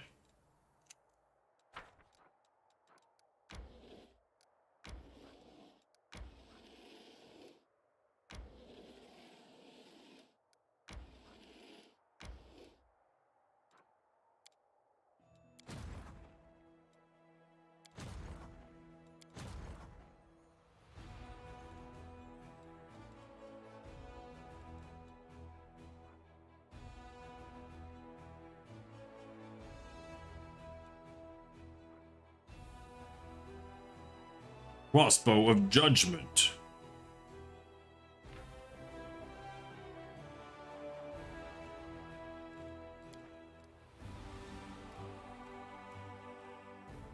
Well, we can't really do anything here, so we can go and fight them.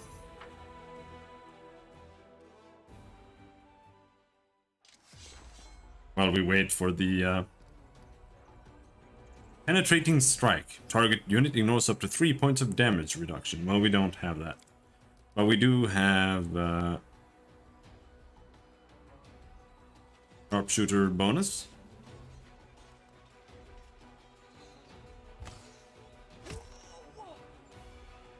Dead archers. Bye-bye. Holy shit. Did the stratagem do that much?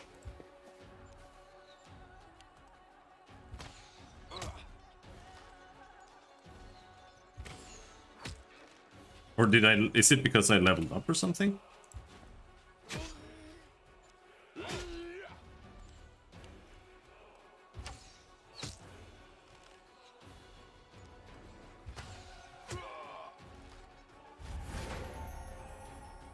Random bonus turn? I don't know where that comes from.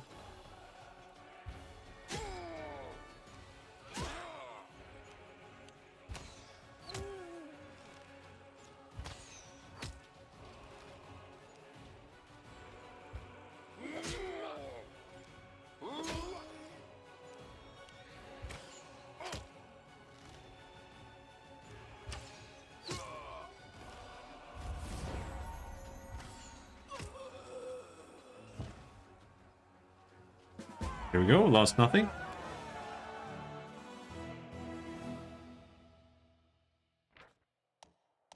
Crusade Morale. The morale stat reflects the general mood of the Crusaders. Positive morale increases resource income and the number of troops available for recruitment, while negative morale decreases these numbers. Morale changes depending on the morale banners. Morale changes depending on the morale banners. While special conditions are met, the banners remain green and increase morale by 1 per day. If the special conditions are not met, the banner turns yellow for 3 days, but still increases morale by 1 per day. Then the banner turns red and decreases morale by 3 per day. Your army is currently carrying 2 banners. The banner of victory stays green while you defeat demon armies. Each victory over a demon army adds 4 days to the time of the banner of victories. The banner of the march on Dresden stays green while you defeat demon armies on the road to Dresden. Each victory over a demon army on the road to Dresden adds 10 days to the time the banner of the march on Dresden stays green. Each unit has its own combat morale, the starting value of which depends on the Crusade morale. Various combat effects and spells can change combat morale until the end of the battle. Okay, I remember now. It's just like in Heroes of Might and Magic, where good morale will give you random extra turns, and that's like they just copy pasted Heroes of Might and Magic. The Crusaders duly punished a group of mercenaries who had become enticed by demonic gold and turned their blades against their former allies. Those who reject the blessings of the benevolent gods and succumb to the temptation of sin deserve death, and death they got. Justice has been served, and the clerics feel that the gods are satisfied with their outcome.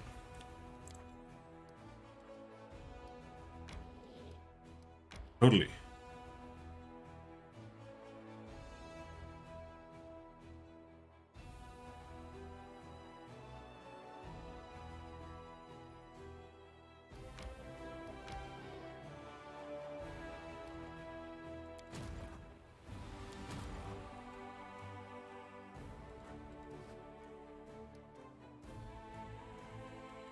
Alright.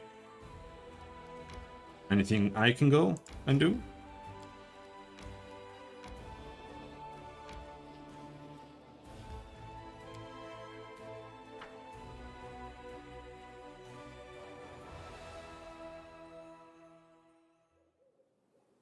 I should be switching over to melee now, more or less.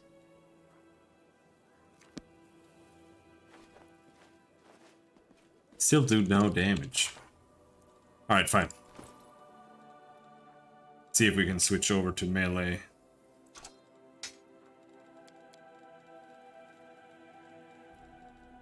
Where'd my sword go? I thought I bought it back. Okay, no, never mind. I sold my Elven Curved Blade. Well, we can fight with this shitty short sword, I guess. Plagued Smilodon. Okay. You won't survive We me. are the light. They are the darkness.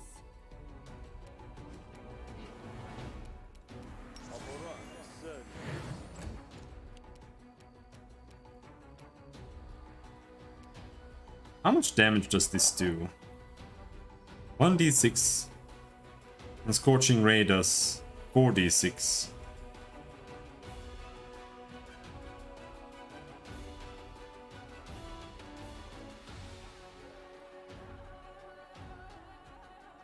For every 4 levels beyond 3rd. So level 7 is not level 7. Next level it will stop sucking. Right now, Burning Arc is better.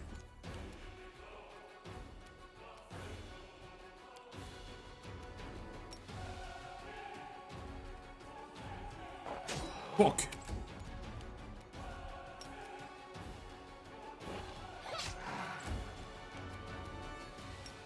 Lan, just kill him. Level 14! Holy shit! Wait, what the fuck? Oh, it was just oh yeah, it was just a normal shitty attack.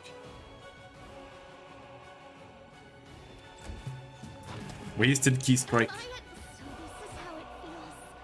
Goodbye. Goodbye. Goodbye.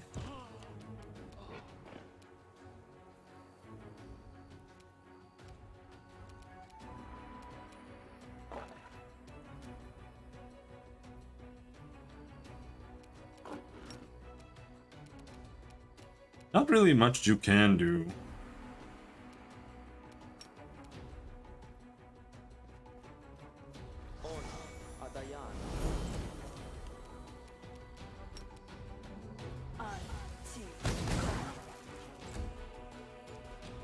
Alright. Now we kill him. Make every strike count. Oh, come on.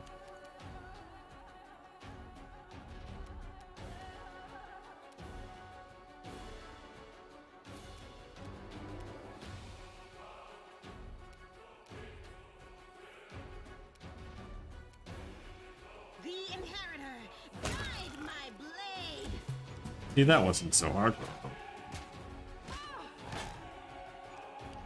They only have 5 attacks. What's the problem?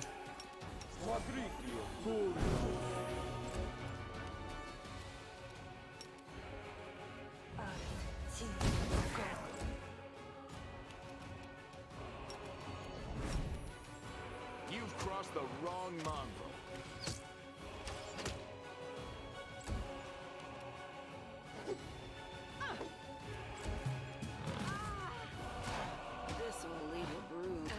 Sit here. Woohoo! Don't worry about me.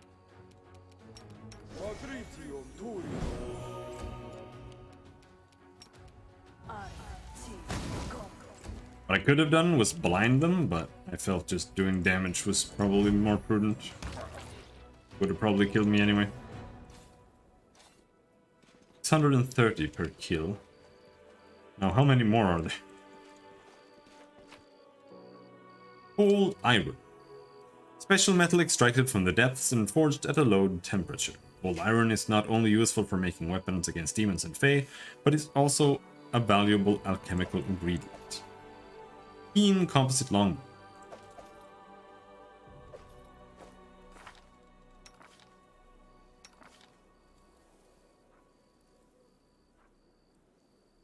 But keen is not as good as +3. Can, however, put it on me.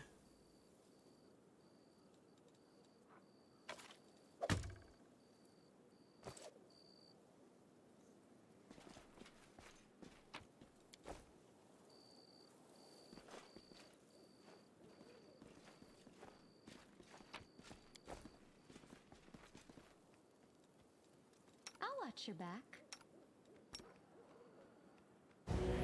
Let's do some healing just in case there are more monsters.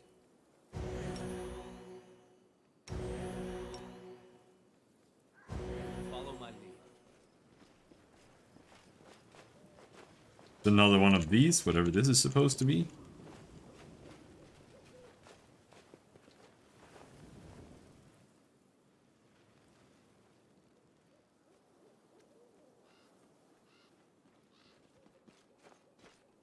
As it should be.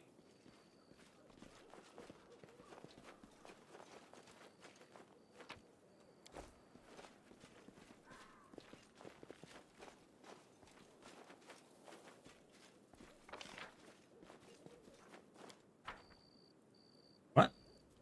Oh no, I just didn't take everything.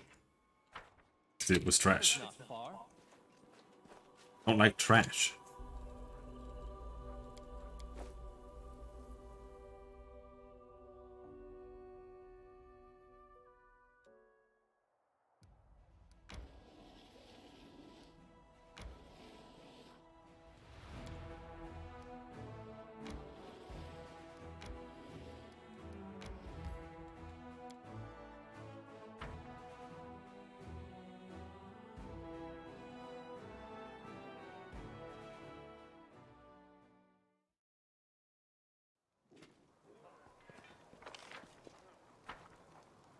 I feel like you get fatigued instantly in this game, but maybe it was like that in Kingmaker too.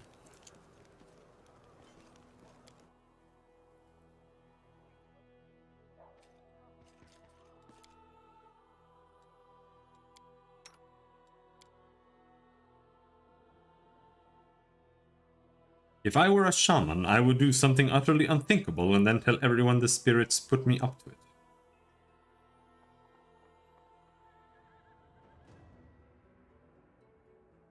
That would be quite audacious. I would never dare risk telling such an outrageous lie.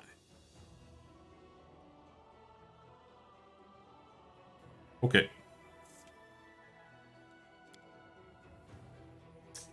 The sleep banter is as bad as always.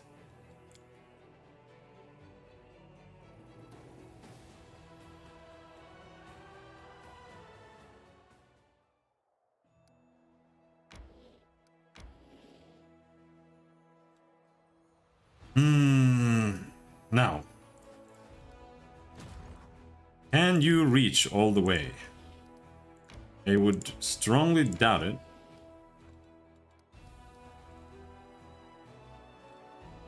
Well.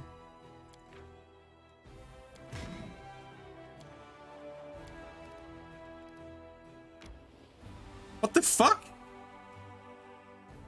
Where was my other army? Oh well, maybe we'll manage. Maybe we'll manage without a general. I doubt it.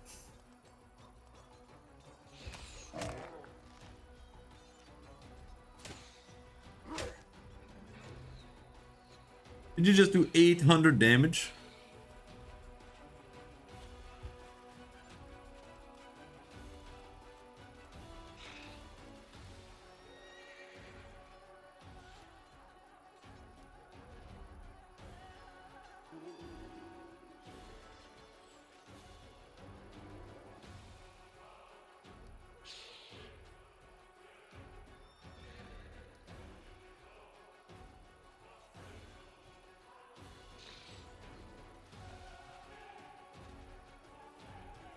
Unit has a bonus to attack, damage, and AC equal to its charisma against evil units.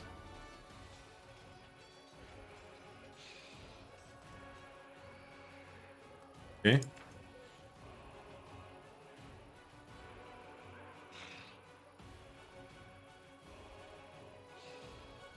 There's usually like one.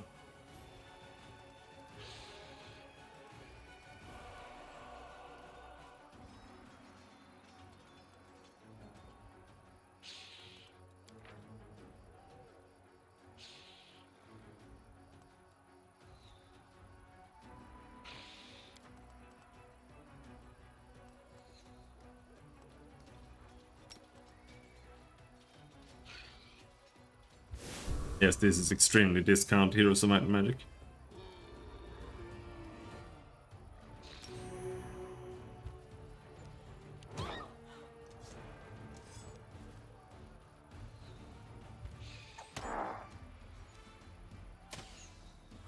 No, Heroes of Might and Magic doesn't have hexes in the newer ones.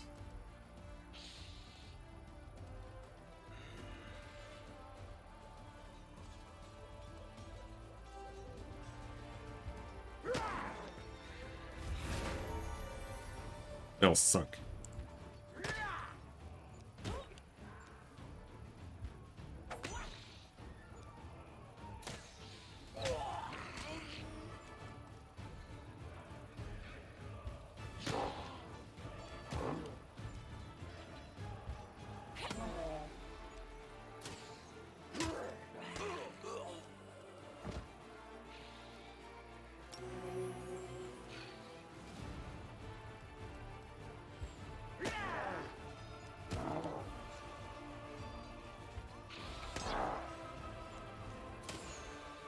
Heroes of Might and Magic is not a good game.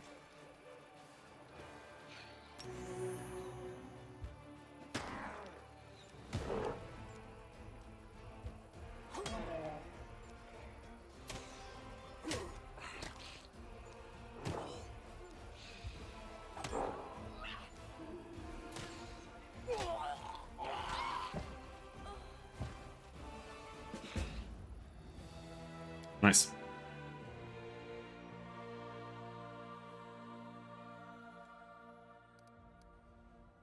So she was there the entire time. But for some reason I couldn't transfer units. Why can't I transfer units? Where's the fucking transfer button?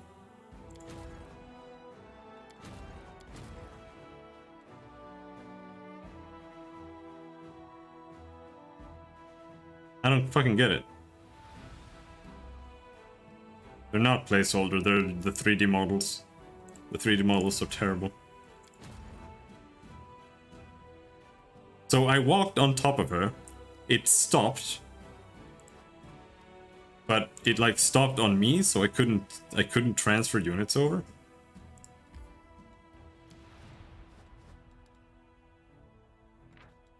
Do we have a load? From like when I went out? Because that was fucking stupid.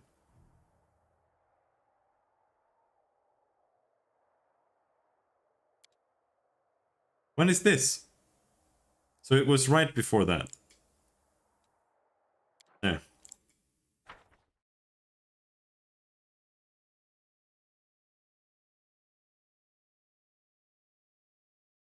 I genuinely hate this.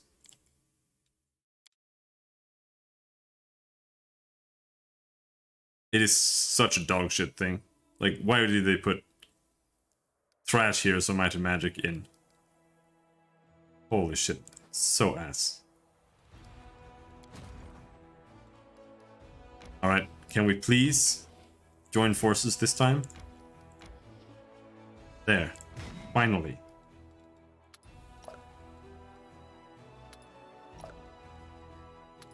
Move those over, and I want those instead.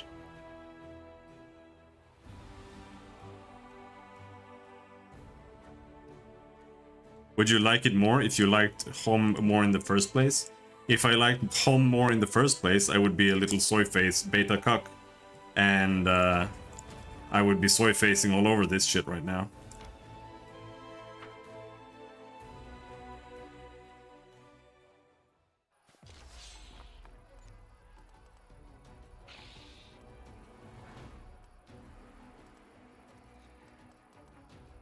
Yeah, maybe you should.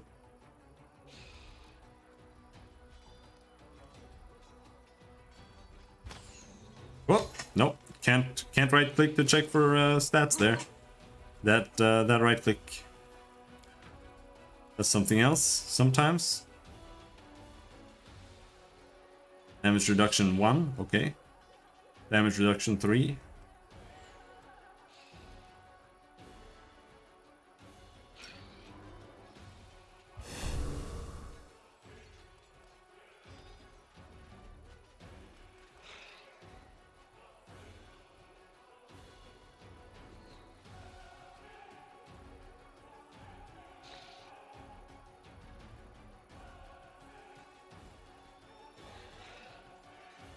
Oh, that's not worth it.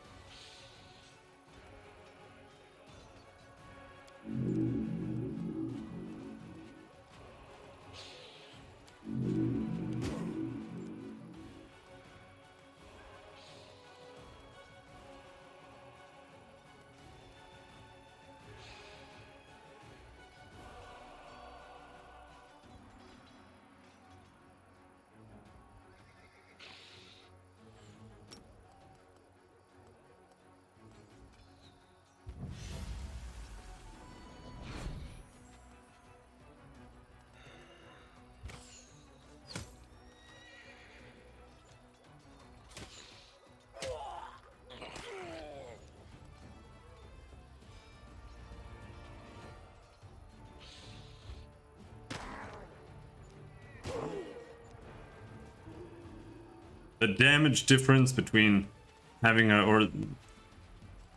both the damage and how much damage you take when you have a general or not seems ridiculous. But it shouldn't change my defense. But this guy is doing nothing now. He's just pathetic. Like, he does nothing. Minus 15? Like, he was killing me before.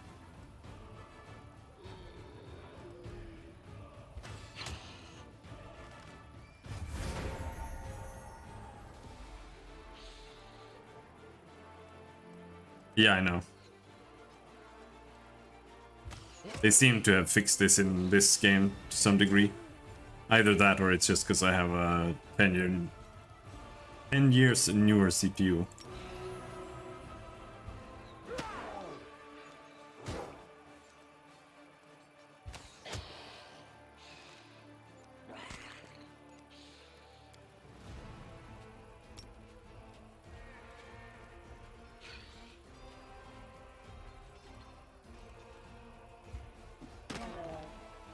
It can, but...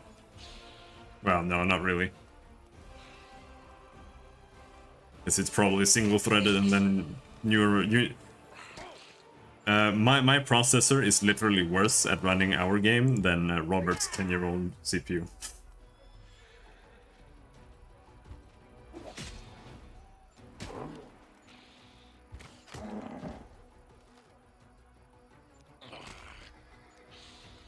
Multicore is good, but it's so impossible to do anything with it. It's ridiculously hard to get anything out of it. Because it's heavy to multicore, or to multithread. Like, it uses up a lot of overhead. And so you can't just use it for everything. There we go.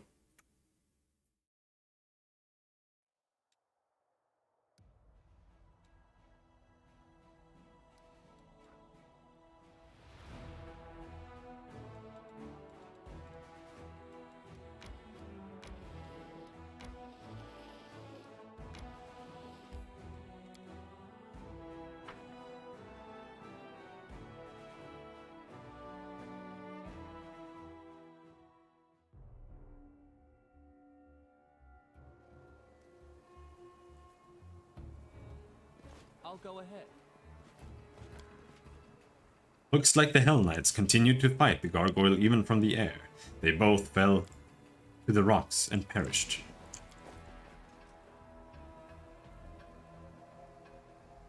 Commander, come here, quickly!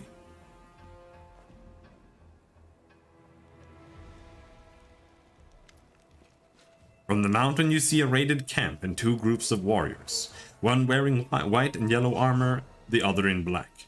They are led by a tall man in white priest robes. Some of the warriors glance around fretfully, their weapons shaking in their hands. You hear the screams of gargoyles from above. The beasts are approaching the camp. Evacuate the wounded. The beasts are about to strike again. Use cloaks as stretchers. We've got to make it through. Paralictor, your people will have to cover us while... 2 more minutes left out in the open, and neither you nor I will have any troops left to order about, Crusader.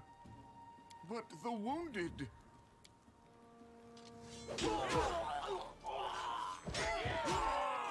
Problem solved. Retreat to shelter. The one called Paralictor makes a barely noticeable gesture, and the swords of his troops execute the wounded. If the man in white has anything further to add, his words are drowned out by the shrieks of gargoyles as they fall from the sky.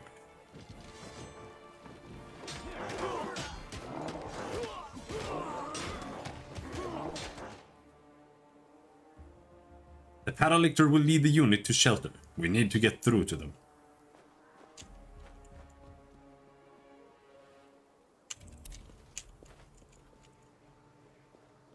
Yet another obstacle. Gargoyles, damage reduction 10, exceptions magic. Okay, so we should be good. Everyone has magic weapons. Except for you, and you can make your weapon magic.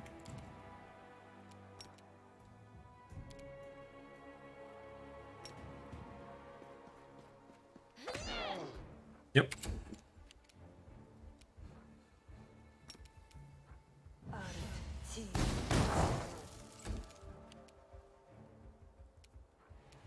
Out of my sight.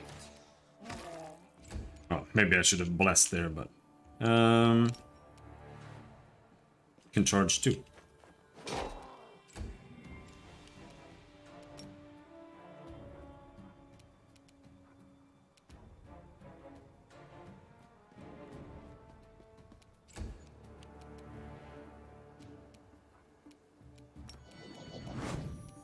Oh no, I did it again. I wasted a key point. Shouldn't even be usable at that point, but whatever. I'll cut you wide open.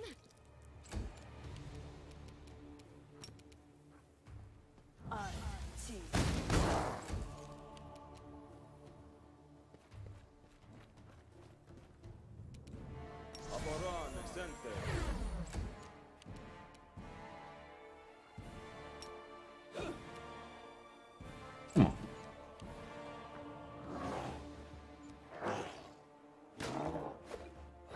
I don't know.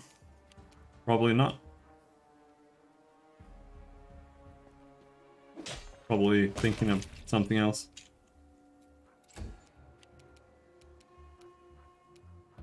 You've crossed the wrong mongrel.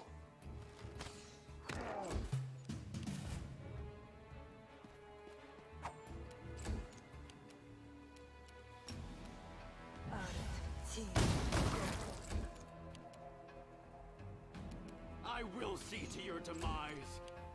Let's try this way.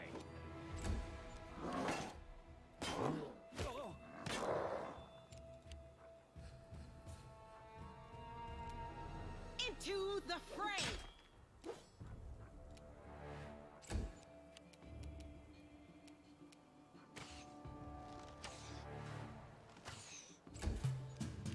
The spirits demand your blood. It had people walking up to a dead naked giant on the beach. I don't know. I don't watch trailers. I know the way.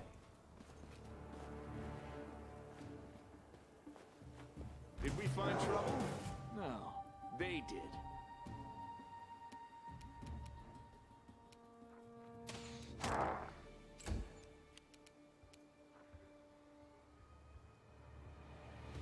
Oh, he has damage reduction good as well.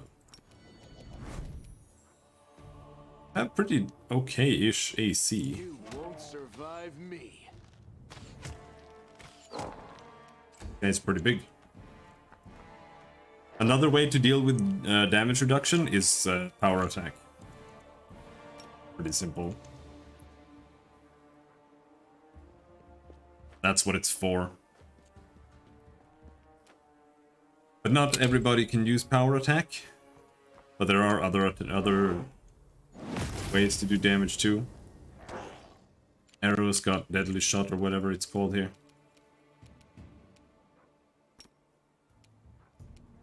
This will hurt.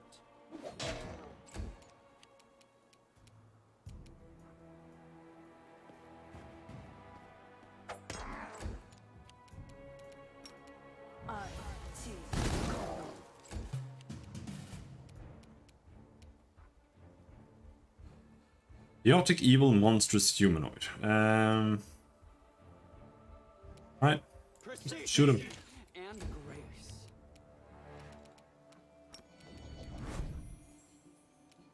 Deadly aim. Deadly aim, that's what it's called. Endure this.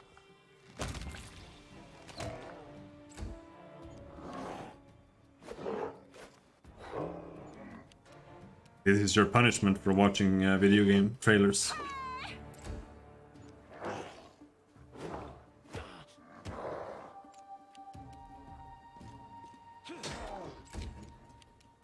You are today's sacrifice.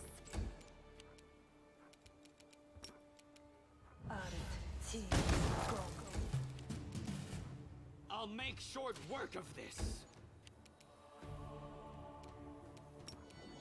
Make every strike count. There.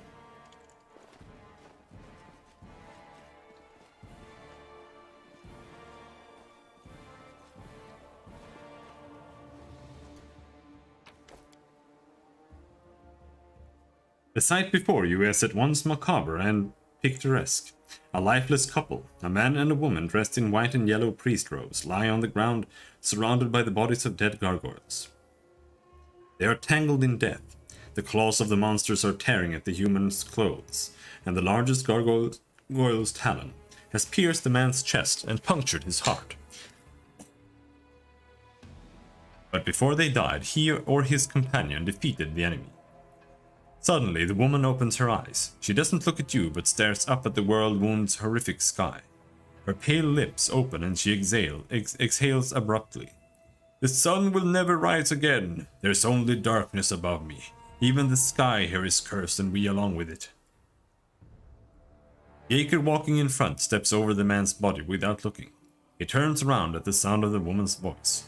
The Mendevian faithful break too easily. Oh, if all Mendevian devotees broke easily, I would be much happier. Unfortunately, most of them have good health, unconquerable will, and a never-ending desire to moralize. Baron is jeering but looks at the wounded woman with hesitation. He shrugs. She is not just wounded. I can see the signs of severe exhaustion. I wonder what happened here. All people are easily broken. The knight in pale armor help each other through the horror. But the knights in black only break each other and everyone around them. Heal the woman. You need help. You'll feel better now. The woman pushes you away with a weak gesture. Expend your efforts on someone who can be healed. Help me, or someone who can be helped. Leave me. My crusade is over. Who are you? What happened here? I am a priestess of ardent Sarenrae from the Order of the Sunrise Sword. Next to me is Ashes. You're very, very talkative for someone who can't be healed. Next to me is Ashes Strieger, the head of our order. Sorrowful pride sounds in the woman's voice.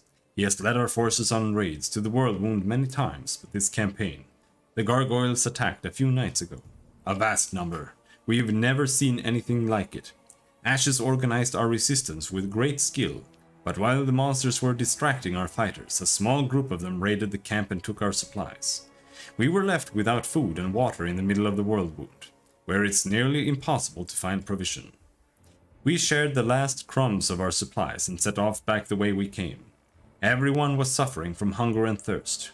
We grew weak and could barely fight back when the gargoyles struck a second time. They snatched many of us away. I saw the pain on Ashu's face when he counted the losses, but he managed to rally us. We continued our trek and soon came across traces of a recent battle.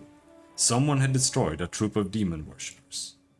In our desperation, we decided to follow the strangers, to warn them of the gargoyles and seek their help, having no idea that they were Hell Knights, but we received only scorn. Every gulp of water in my unit is accounted for, they said. They spared us 2 flasks and a sack of dried bread. They said we were allowed to keep the sack to use as bandages. 2 flasks between us all. A sack for bandages. Hell Knights. Sela curls her fists, almost grunting through her clenched teeth. I'd rather ally with a flesh-eating poisonous wyvern. A leader has to take care of their own tribe first.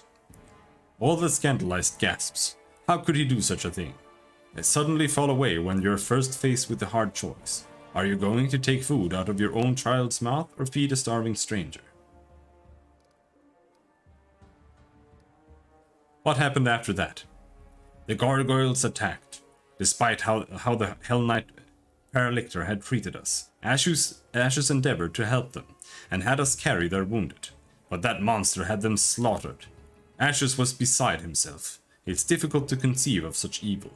He told our people to go with the Hell Knights to find shelter, while he stayed to cover our retreat. The woman exhales softly. He was a strong cleric, but as he treated our wounded, he neglected himself and he paid for it. That's quite a story. I can just picture it on the stage of a grand royal theatre. Rustling silk, gold adornments, the tragic lead singing in the final aria. Is it time for me to applaud yet? It's not often that you come across such heart-wrenching and theatrical plots outside the stage. Can't tell if you are evil or if you're just autistic. You have excellent taste. When this war is over, would you care to accompany me to some fashionable premiere? We can yawn through the soliloquies. Whatever that is, if I pronounced that right. Laugh at the role-hopping actors. That sort of lark. He is evil, we know that, so... Possibly. Then it's agreed. After the war, 6 o'clock sharp. Your commander can't be helped, but you're still alive. Allow me to help you, and come with us. The woman looks at you wistfully. Why? So many deaths, so many sacrifices, such bravery. All for what? No, I will not go with you, stranger. My commander and I will die by what we lived for. By compassion and nobility. I don't want to keep fighting for a world that bows to such laws. May the goddess forgive me. Farewell. The woman closes her eyes, exhausted. I am sorry these good people treated you this way. If you don't have the strength to go any further, rest. We will continue your crusade, I promise you. Jaeger shakes his head. Commander, I am not one to advise you, but you're wasting time on this fool. And the gargoyles will soon be back. That's their usual tactics. Fly up, regroup, attack again. I'm going back to my unit now, and I'd advise you not to stay here long either.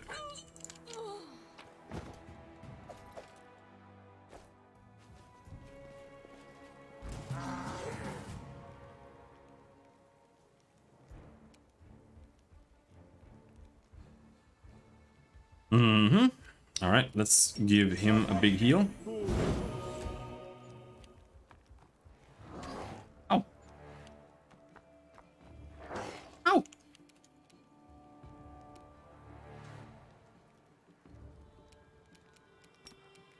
Go for their hearts!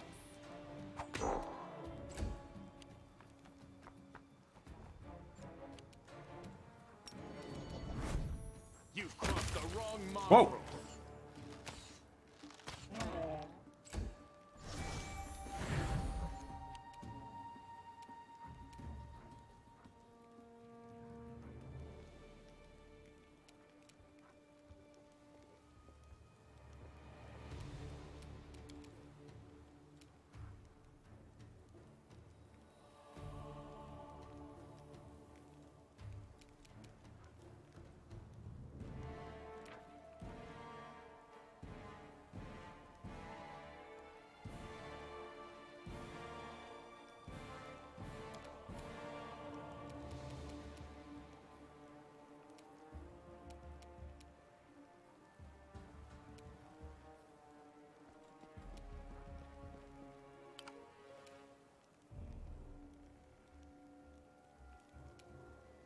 It's still bugged. Somehow I made her walk 19, somehow she walked 22.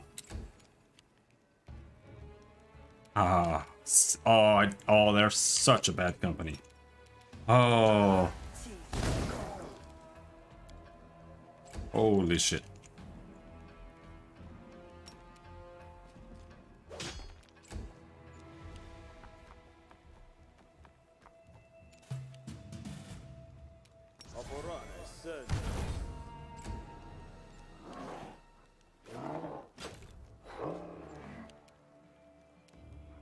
I'll cut you wide open.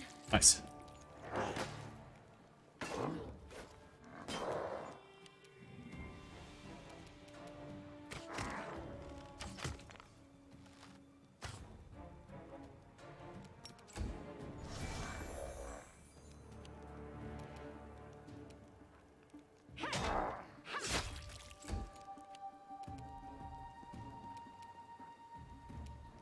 Surrender or else.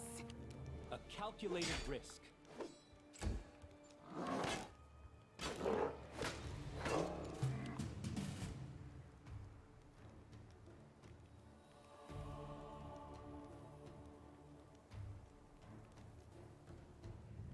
Okay, so I got 4 charges. So what, that stacks up per attack? I figured it was like once per turn. But it seems like if you just do 4 attacks, you get the full bonus almost. Pretty damn strong. Stronger than I thought it was. Okay, now we have one of these big guys here. You won't survive me. Nope. They have to be fiendish to have the other damage reduction.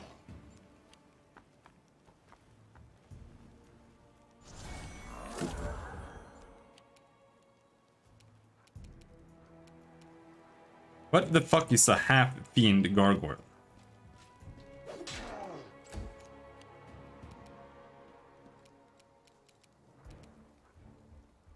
Gargoyle banged my mom.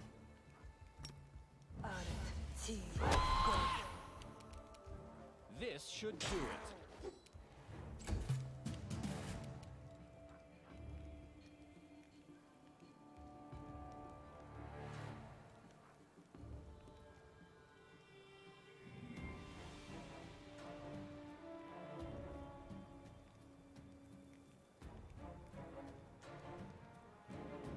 So I have 6 now.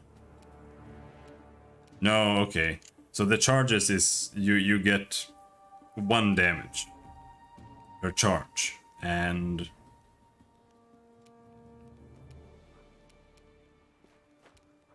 Out of my sight. and every turn you get 2 charges. I get it. You are today's sacrifice. So now we do plus 6 damage. Endure this.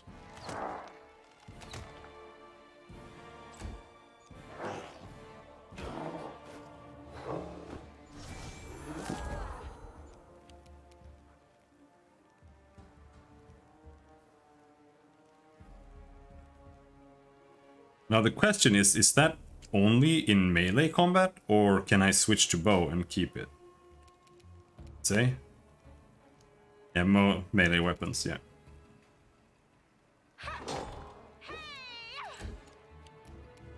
Too late for apologies.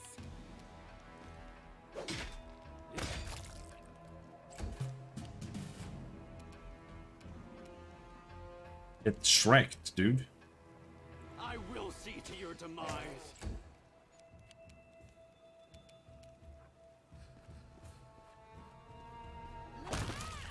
Nice. Make every strike count.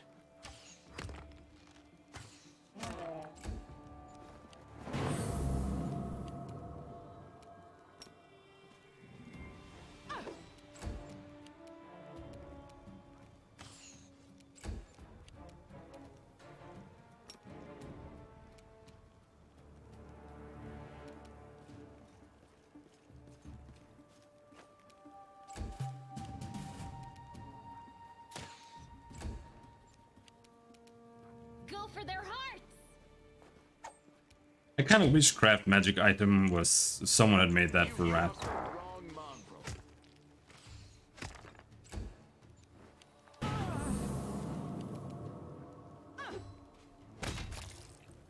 Or I could make myself a sword.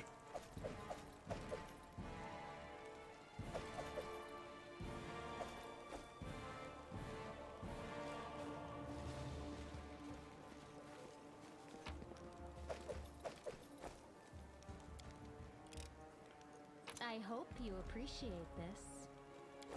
Barding, we don't have a horse.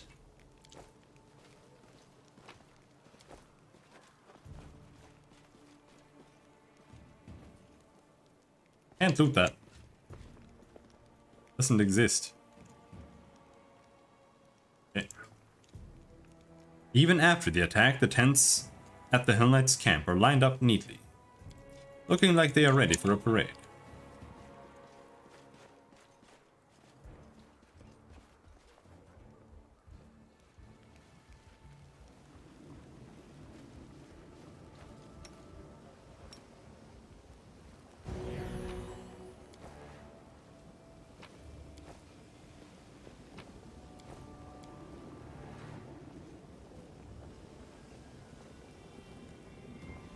Demonic energy has polluted the earth, creating tumors filled with poison.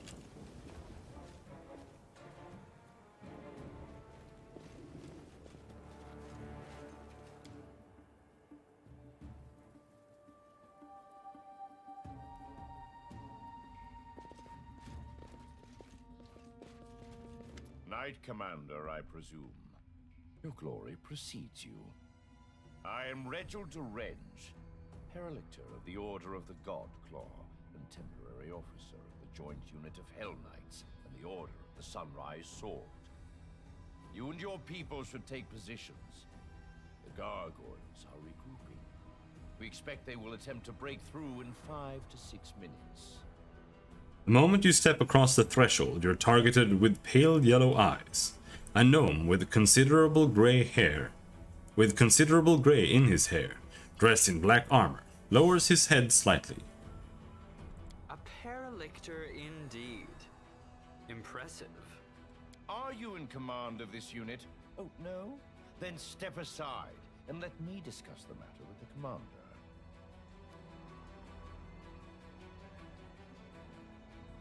We need to get rid of the gargoyles, and we'll talk. Agreed. Be ready, Commander. This attack may be worse than the last one.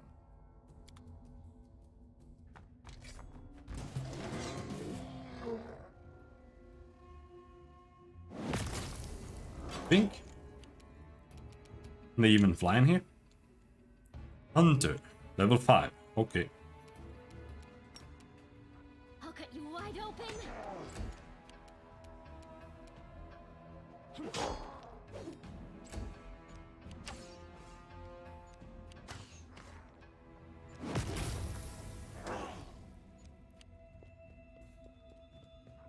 Smite good.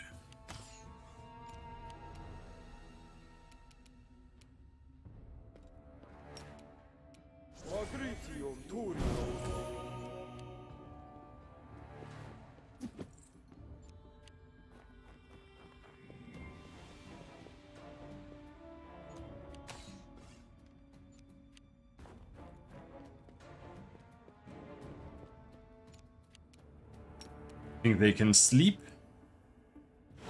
Good night. Good sleep.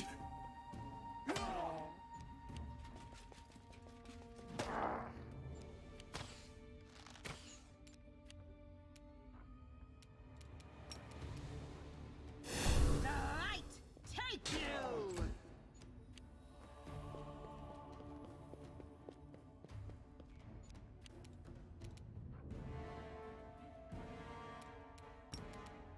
You won't survive me. Oh, there.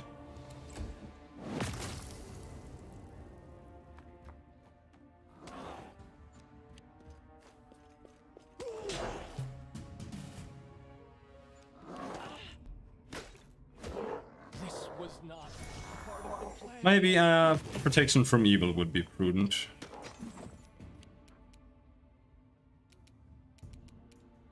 Casting in there feels like a really bad idea.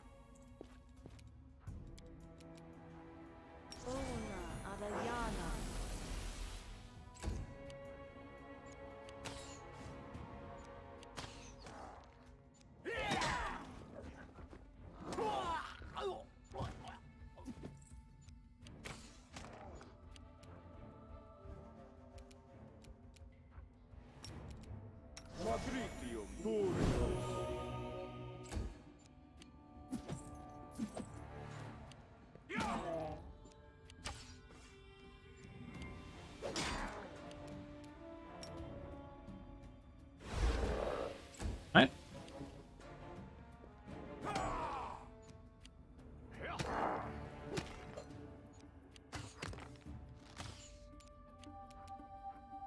The Inheritor, guide my blade.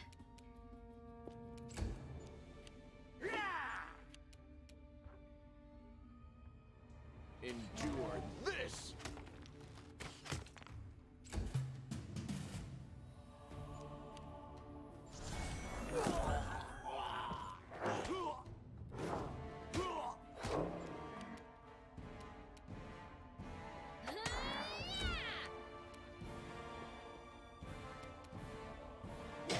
And a swing.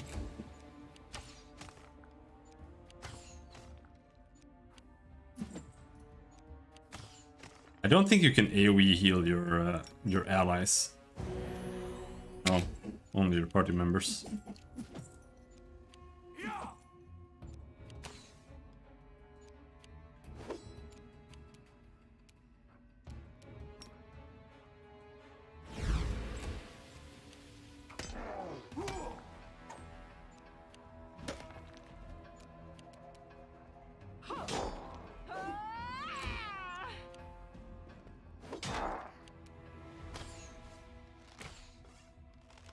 Everybody's just failing to hit the sleeping guy.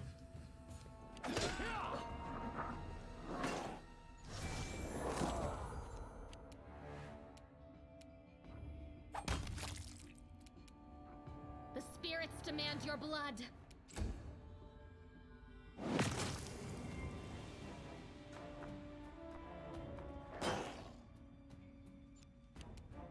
You are today's sacrifice.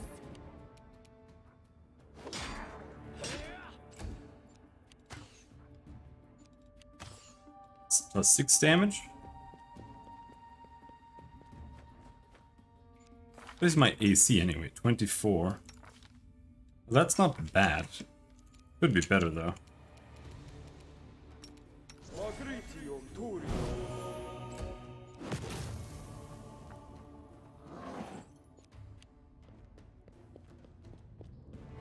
I need to take dodge eventually. As well.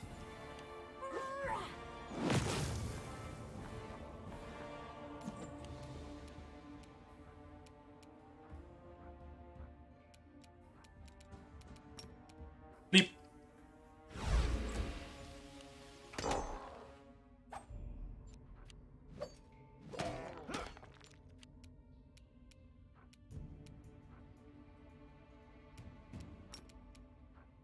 Into the fray.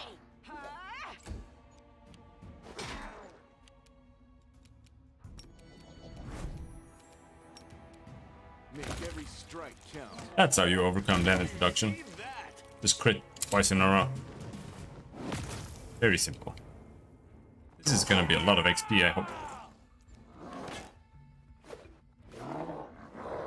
I think I have to fight defensively. Otherwise they're just gonna kill me again.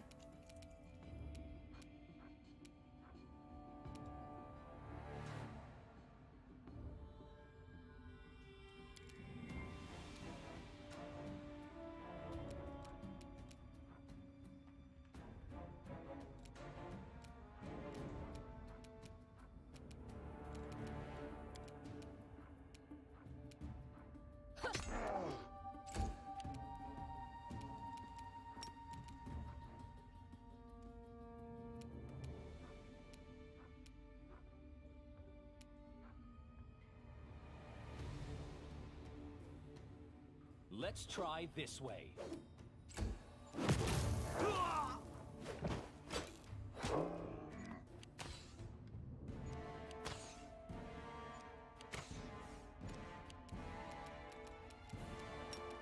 Heal?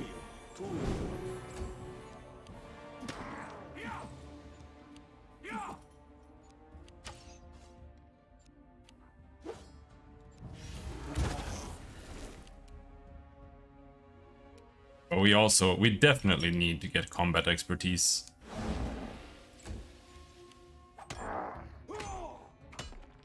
So we often have to fight defensively, and just using fight defensively kind of sucks. To be honest.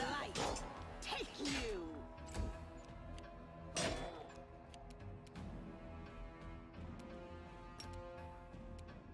You've crossed the wrong mongrel. Nice, another crit. Land does nothing but crit.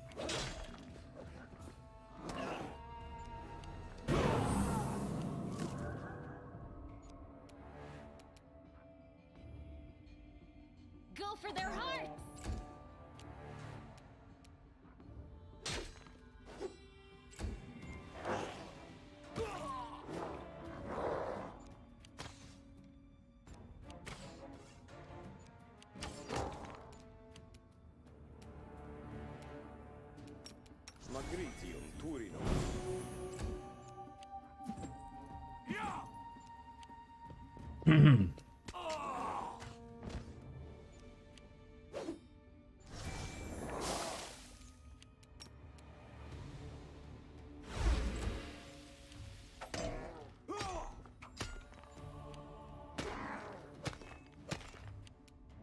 The inheritor, guide my blade. Come on.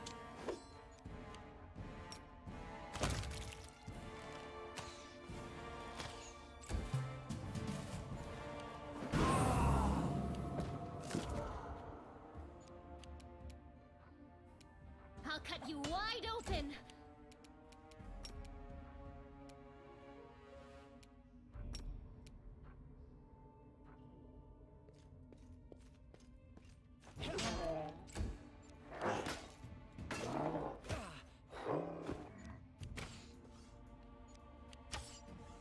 I rolled a 1, got 11 damage. Nice.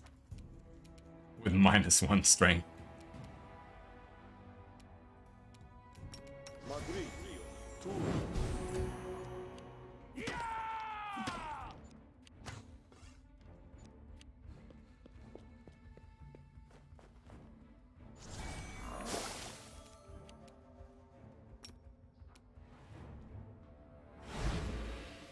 Gargoyle High Cleric.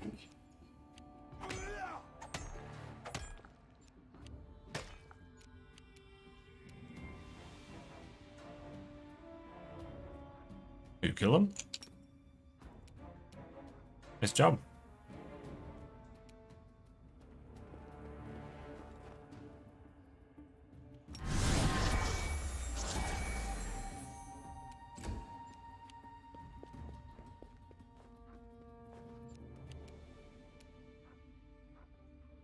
You won't survive me. Job review over. You get full points. The spirits demand your blood. This will hurt.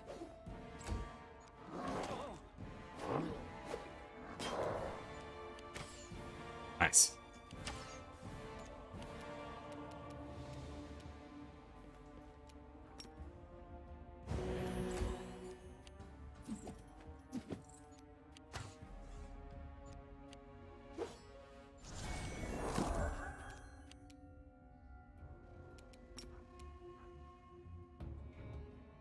It's good. I'll hit you. Yeah, you're Gandalf.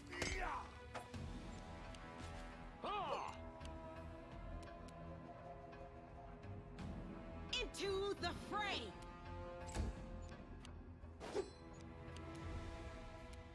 Endure this.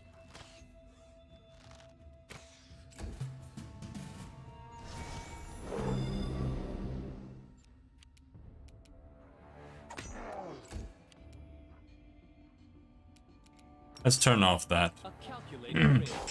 So we can actually hit.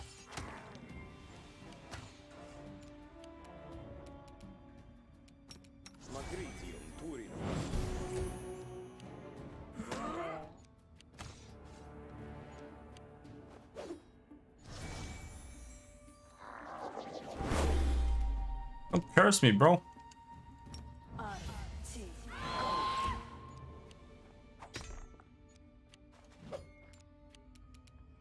No glory without risk.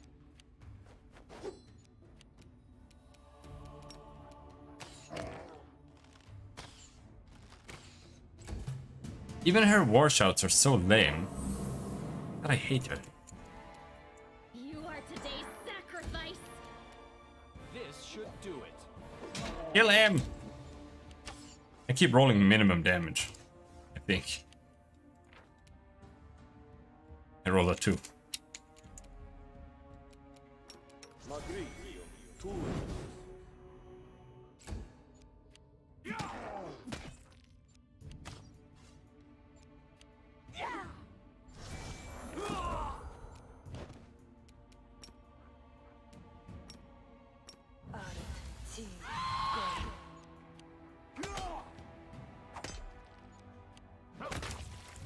Oh, nice.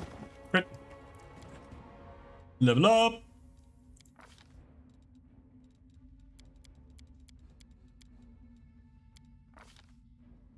Beat. Can I get it? No, you don't get it here. You get it in the fucking mythic ranks. Fuck you.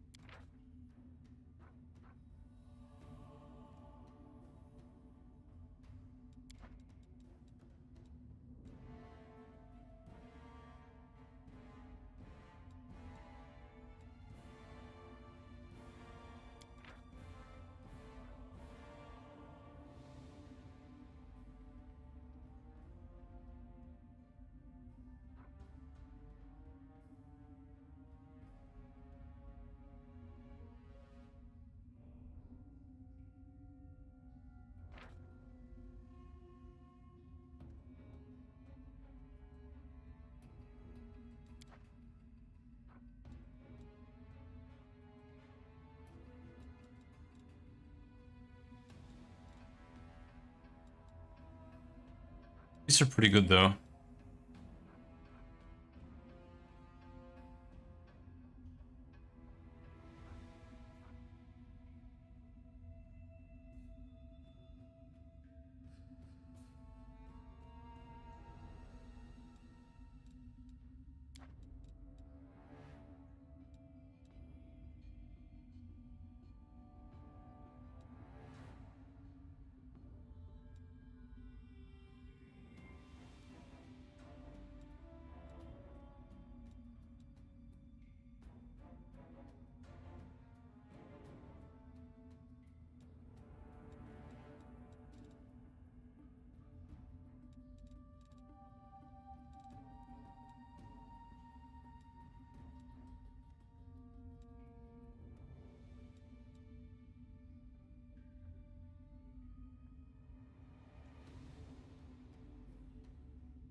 Might just take more knowledge.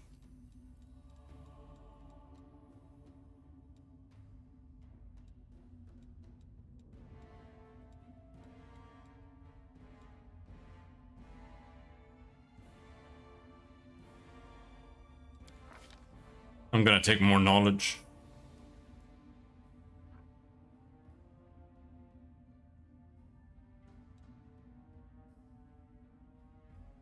Oh, we get new spells.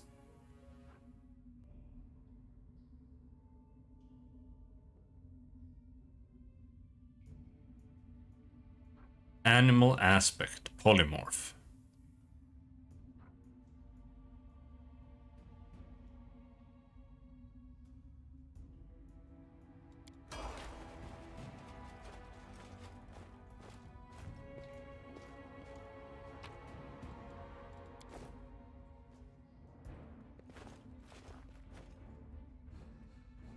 Where is he?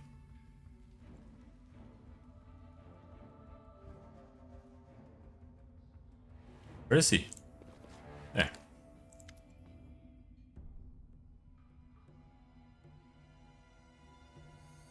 Regil gracefully stows his weapon and places his hands behind his back. You two, check the area. Mark any potential shelters that offer protection against aerial attacks.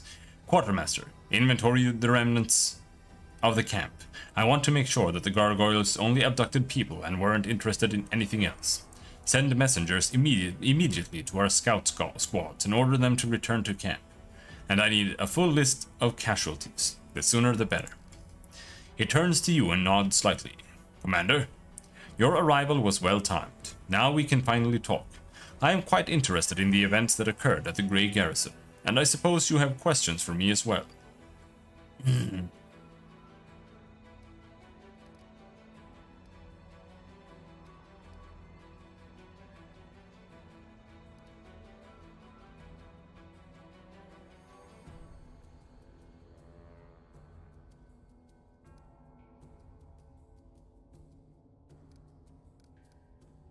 What do you want to know about what happened at the Grey Garrison?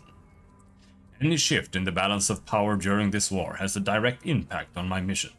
If a new player appears who is capable of fighting demons effectively, then I am ready to support that person with all the resources I have at my disposal. Regil speaks pensively as if talking to himself. But naturally I cannot blindly trust a stranger, even one marked by the gods.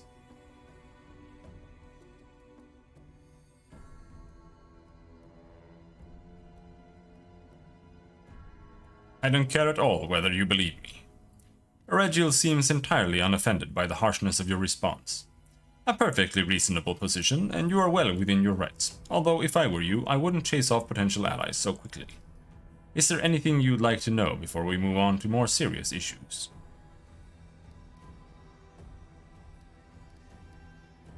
What are the Hell Knights doing here within the borders of the world? The same as you and your army.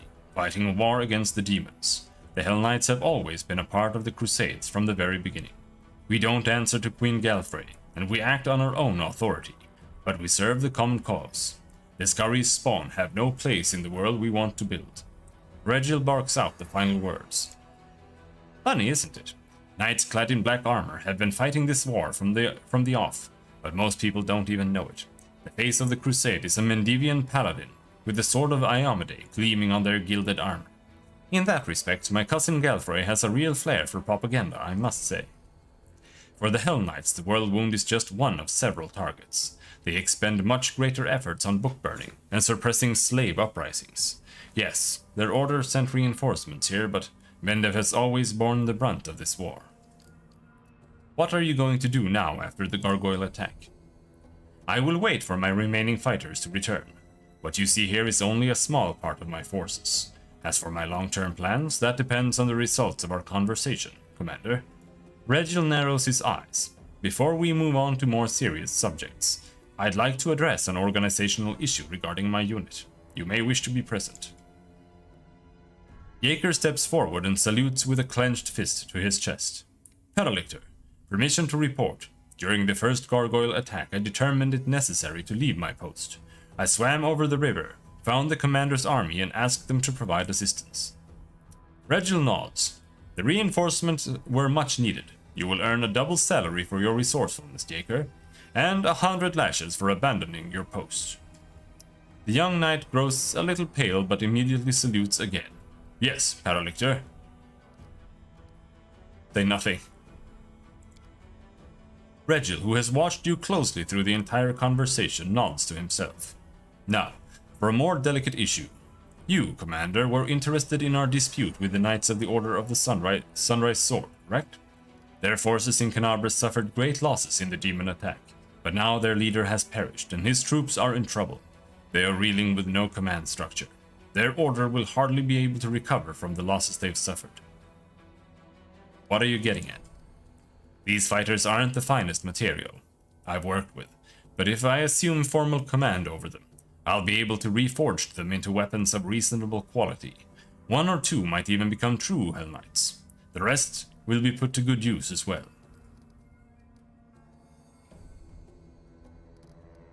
Do you really think these people will follow you after how you've treated them? Though not the best, they are still warriors and knights. They know what discipline is, and that victory in war doesn't come without cost. Any among them who still haven't realized that aren't worth my time and effort.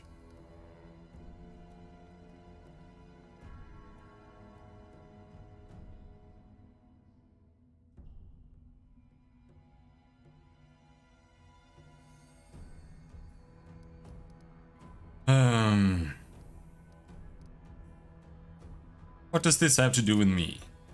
A spark flashes in Regiel's pale yellow eyes. I suppose, Commander, that for leagues around, from Conabras to Dresden, and from Dresden to the cursed city of East at the heart of the Whirlwind, all of this pertains to you in one way or another. You are the catalyst that shifted an age-old balance of power, whether you meant to or not. Your own future and much more depends on the decision you make here and now, even the one that seems insignificant.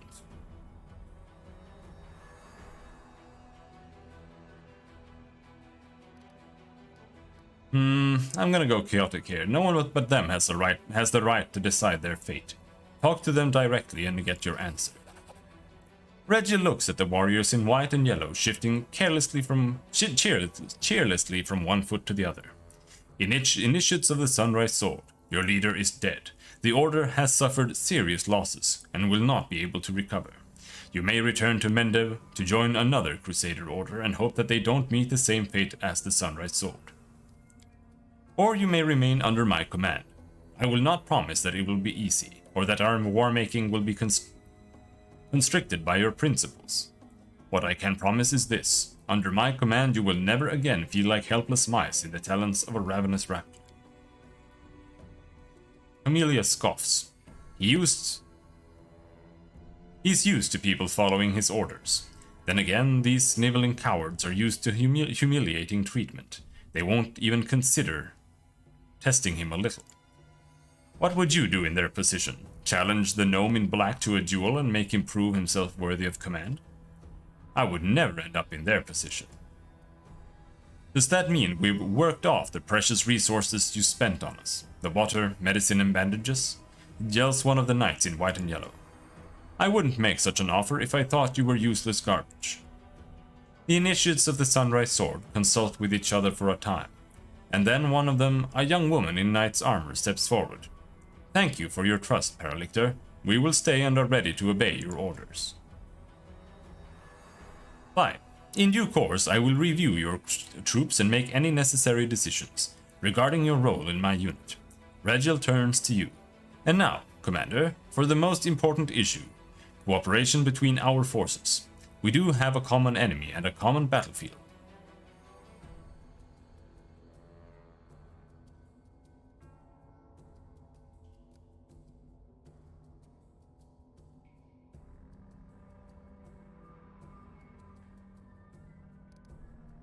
It's as if you are testing me. Nah. My army and I are going to Dresden to free the city from demons. You can join forces with us. Regiel rubs his chin pensively. Dresden? An ambitious goal, but most reasonable. Imagine how such victory would rally all the separate bands of today's Crusaders under one banner. And we certainly need a base of operations inside the Whirlwind. I stand ready to support you. Moreover, I can accompany you in your campaign. However, I would remind you that Hell Knights are outside of Mendev's jurisdiction. My unit and I will join your forces and obey your orders, but only for as long as I deem that our goals coincide. I like his eyes. They're still bright. Neither the darkness nor the paleness has taken them. For now. Hell no, we don't need the likes of these black-armored statues. I don't want to fight side by side with someone who will slit my throat if I'm weak and wounded. You can't defeat one evil by inviting an equal, but slightly more organized evil into your ranks. Slightly more organized than the demons. I could consider that an insult. I've never dealt with Hell Knights before, but from what I've seen, they're serious fighters. That's just what we need. And just think how the armors will look in the paintings they'll make about our battles. It's a deal. Yes, Commander. My forces and Regil Derange are at your disposal. But he can stay there. I don't want to bring him. I mean, I could bring him instead of her, but I don't really want him.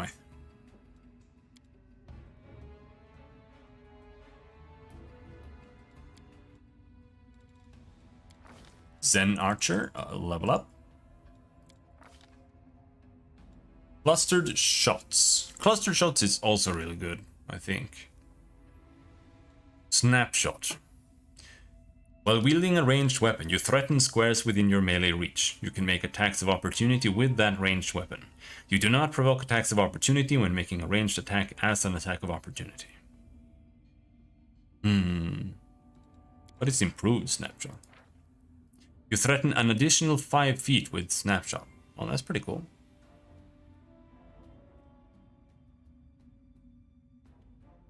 But Clustered Shot, that means that if you hit 2 hits, they both get added together to overcome damage reduction, which is just really, really nice in general.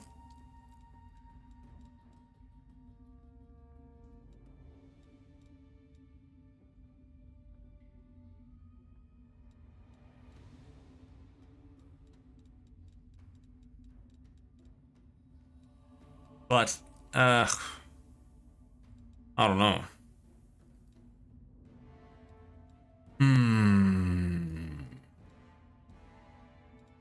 Read smarts. No.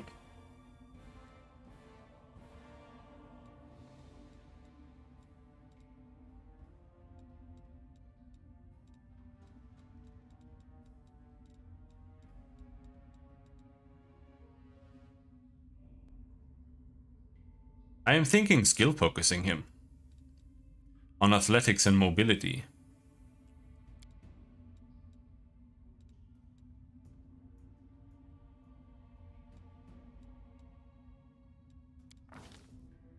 Do that. Oh, key strike, cold iron and silver. Nice.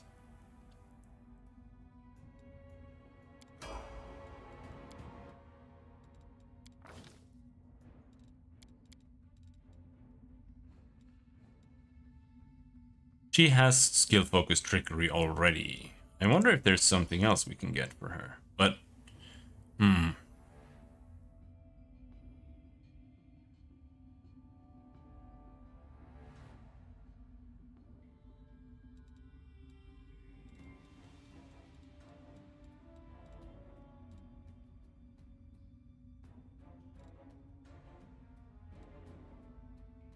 dodge.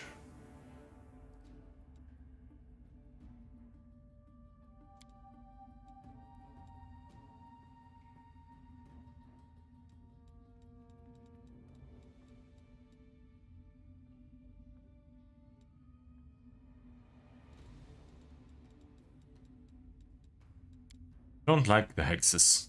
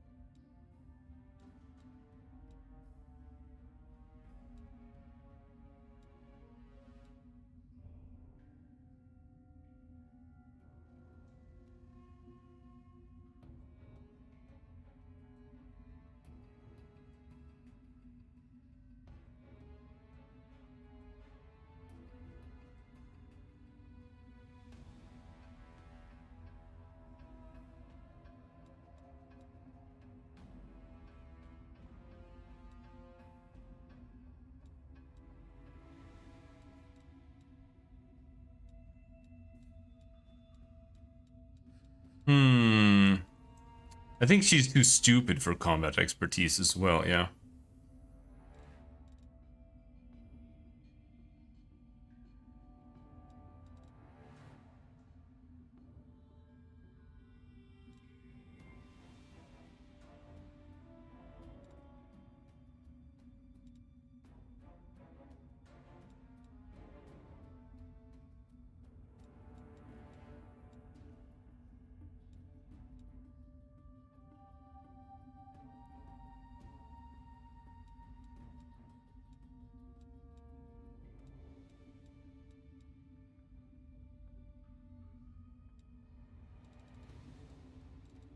Let's make her deft hands, I think. Trickery and use magic device.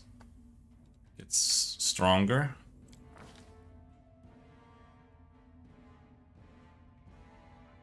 I don't know what else to put on her. I could have given her dodge. That's about it. Use spells. Nice. Torn Body or Ice Storm? Ice Storm. Protection from Energy Communal. I thought that was what we had already. Resist Energy. Okay, so this one is much stronger. Temporary Immunity. For 10 minutes. This lasts for 10 minutes as well. Okay. Stone Skin. Oh, it costs diamond dusts, right? You have to be really sure that you're gonna use it then.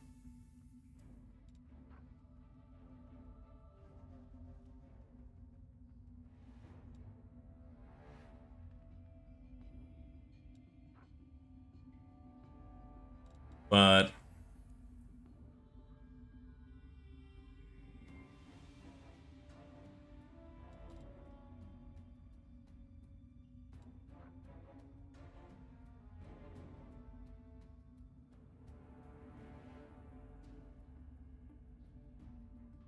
there isn't really anything else. So we'll take Stone Skin. Like, I could grab Restoration, I guess, but... Or Protection from Energy.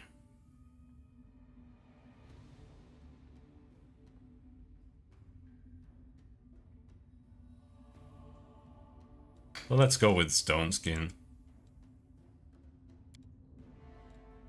Here, now you get something more. What should we take there? More or less? There's nothing else to take.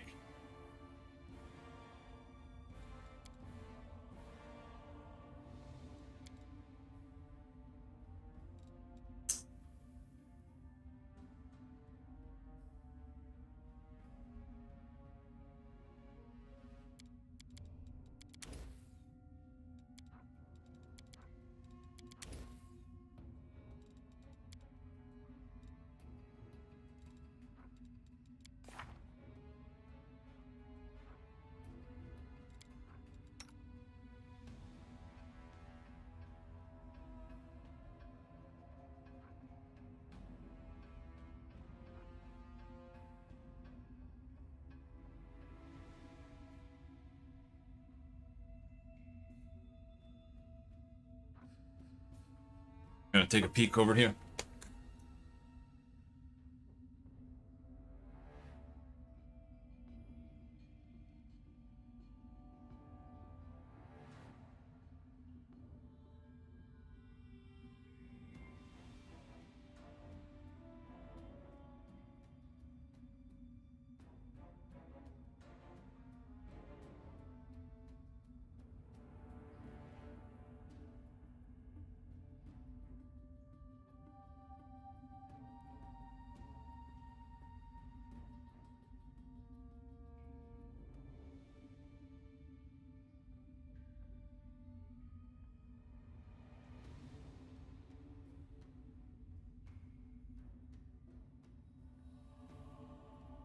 Still lots of water left. Too much.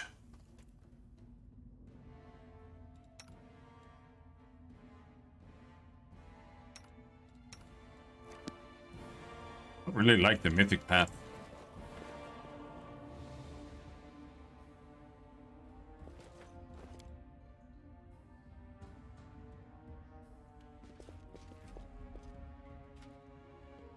Angel. Or rather good. I didn't have a lot to choose from. Oh wow. I found a meme. It's so funny.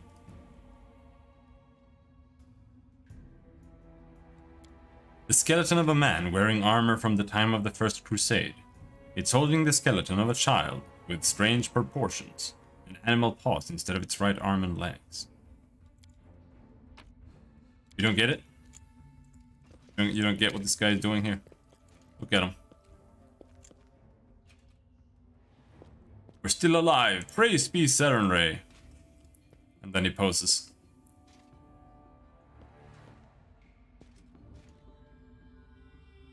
Dark Souls reference. Very funny.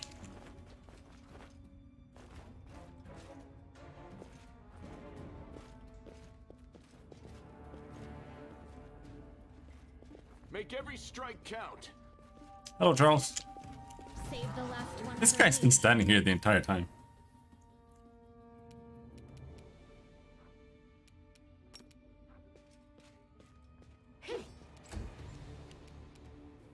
Precision and grace.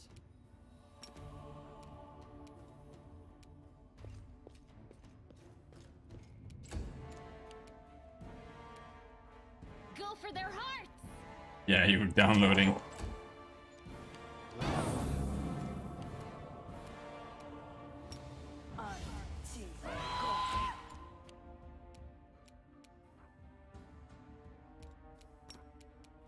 You've crossed the wrong mongrel.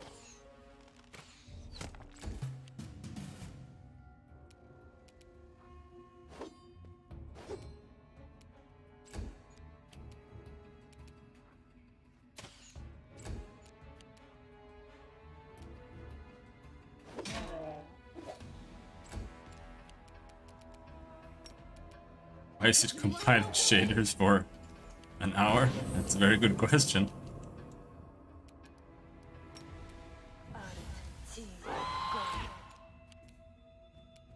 You won't survive me. The light take you. Come on, just hit him. I'll make short work of this. There we go. I got a hat. What was the hat? Ring of Protection +2. I'll take that.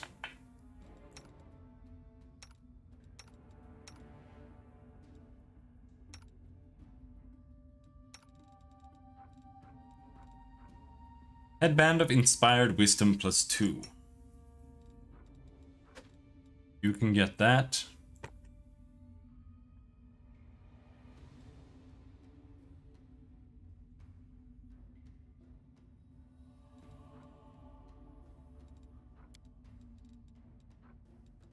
Ring of Protection.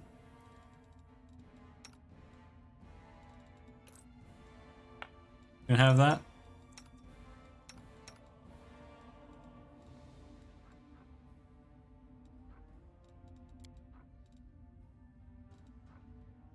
Did buy a mithril shirt here. For someone who might want one. Holy shit. What the fuck?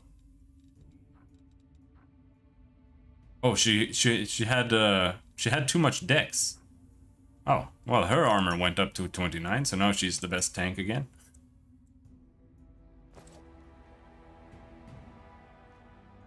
All the models look bad, I don't even think about it.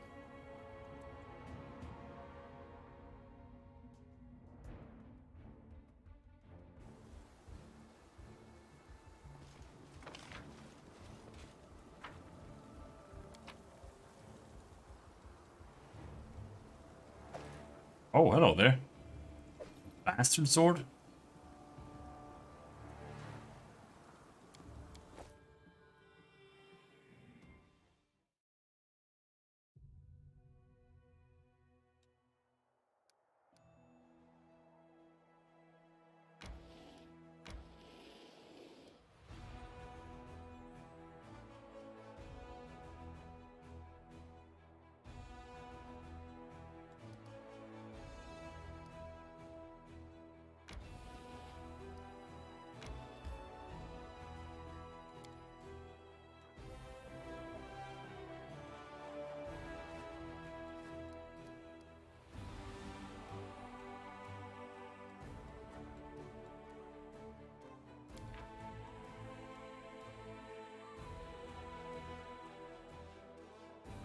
This potentially looks super dangerous.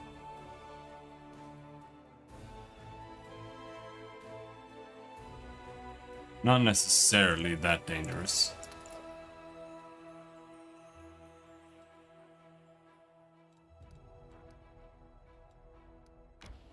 We'll level up. Missed the level up.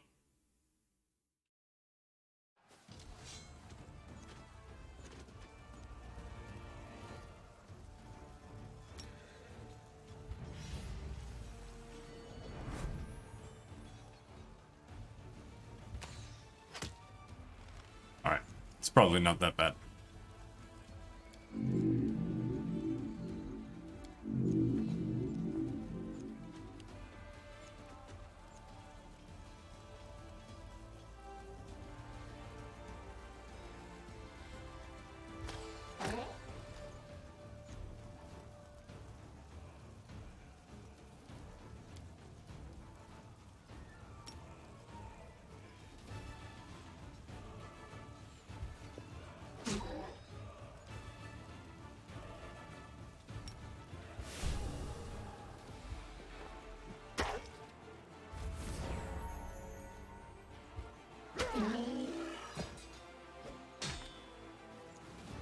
Of course the general is gigantic.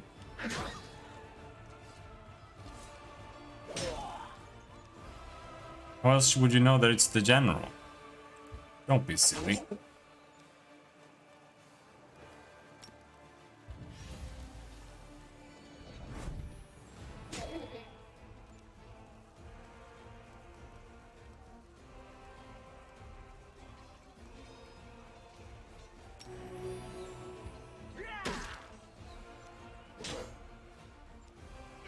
Don't look at the general.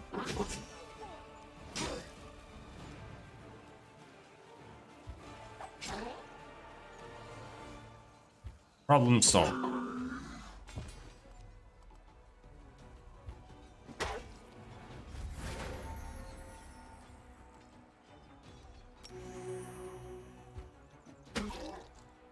I think this cleric class is probably the most OP unit in the entire game. Most likely.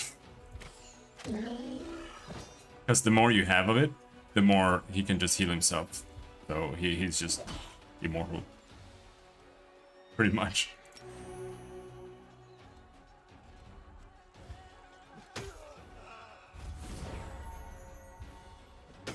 Until now. Now he can start taking damage.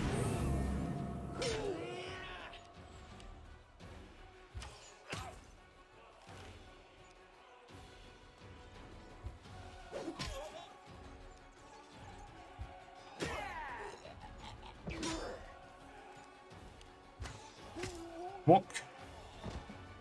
Nice. You did it.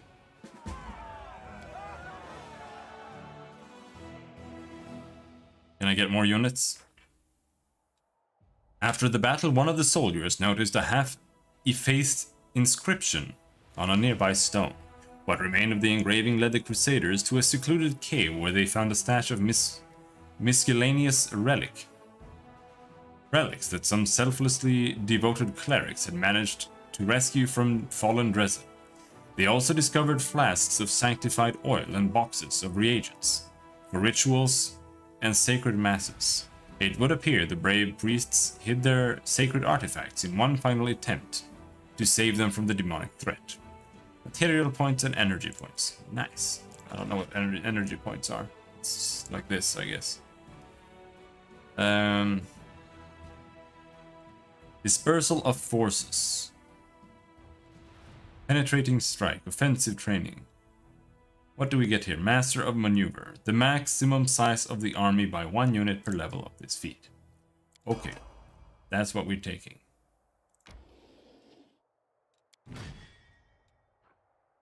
Hell Knight. Let's pick up the Hell Knights. I guess.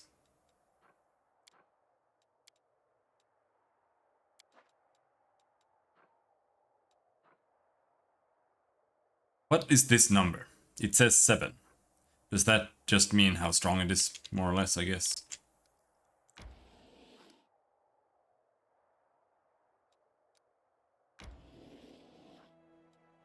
Pursue. Of course we need to pursue them. Who lets the enemy flee?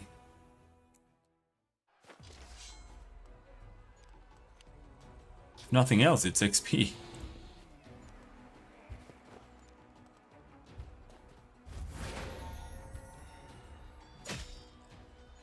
Oh, the Hell Knights suck ass. That's cool.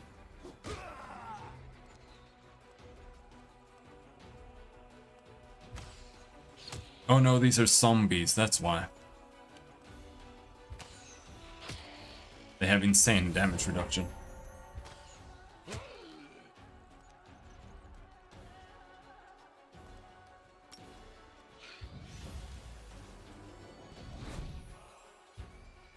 Think. Oh, they have lots of health in the first place. What is this? Shield wall. Ah.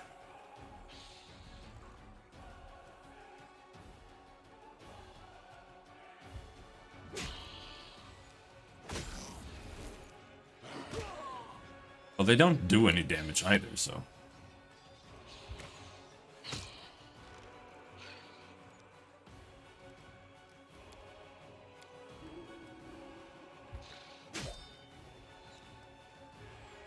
Alright, time to die.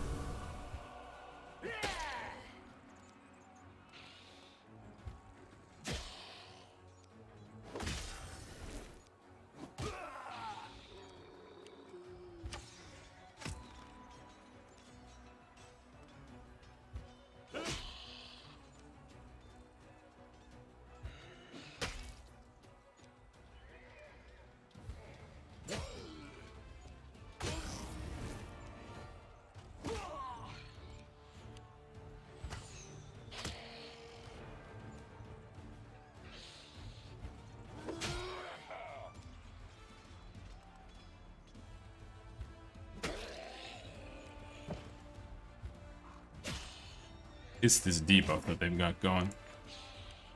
Innovative attacks. The unit's attacks apply a -1 penalty to all ability scores, attack AC, and saving throws, and a -5% penalty to maximum HP. Okay.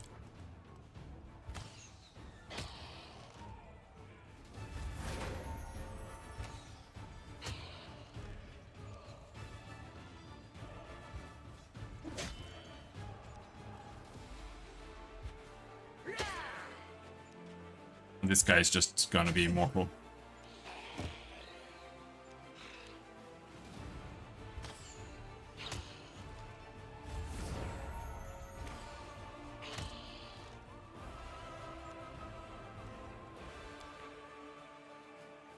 Damage reduction 3, yeah, that'll do it. Alright. Let's use another ability even though I'm almost out of energy.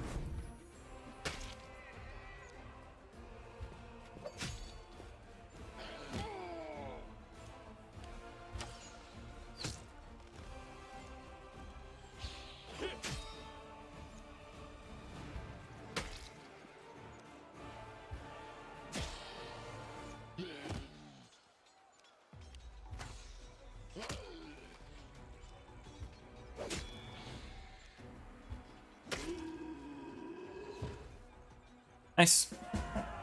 No losses.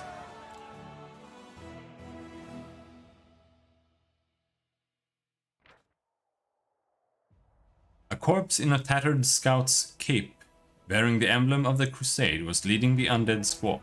He battled on until he ran out of bolts and desperately tried to conceal his crossbow with his own body, even when the soldiers were hacking off his limbs. Crossbow of Judgment. Okay. Not that interesting.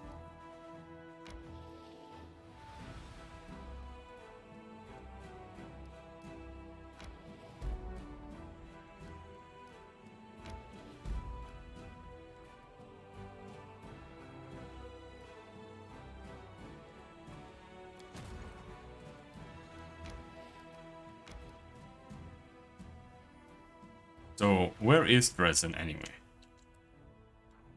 There.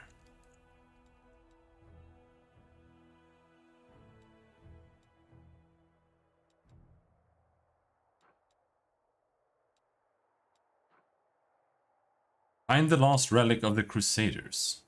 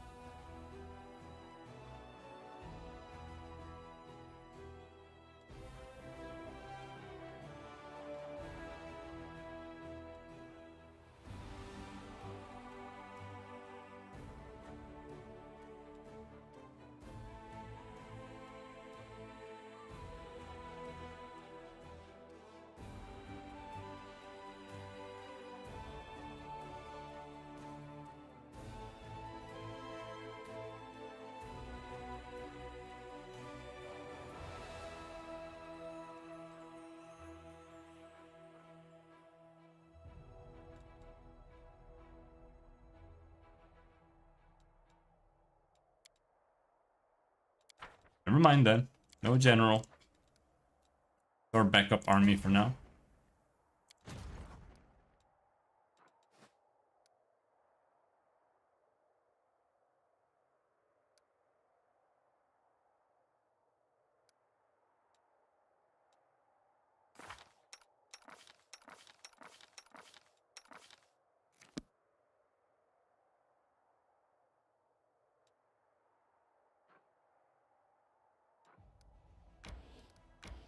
Go and explore the map a little bit.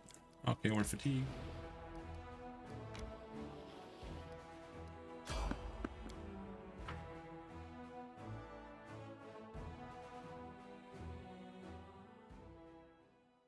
I won't let you hurt my friends. Succubus.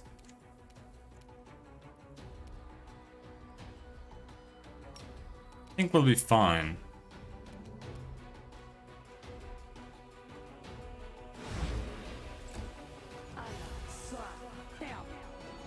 Dominate.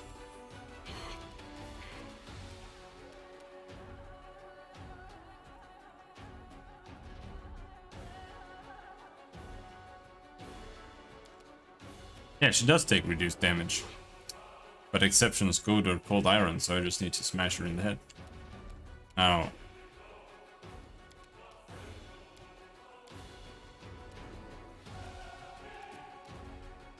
I might be able to get rid of that. Let's see. Look, it's good. It's good.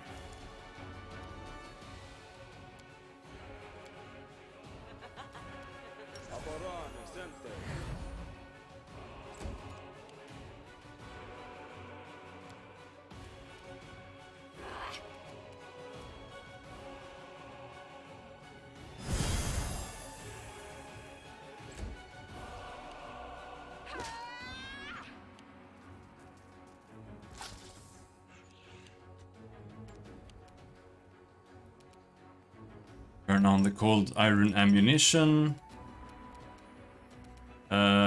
Shoot her in the face. There we go.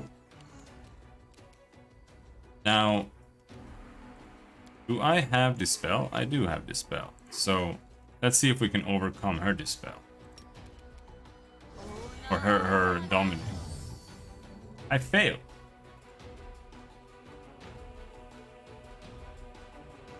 Difficulty DR 19. And I rolled 18. Sweet.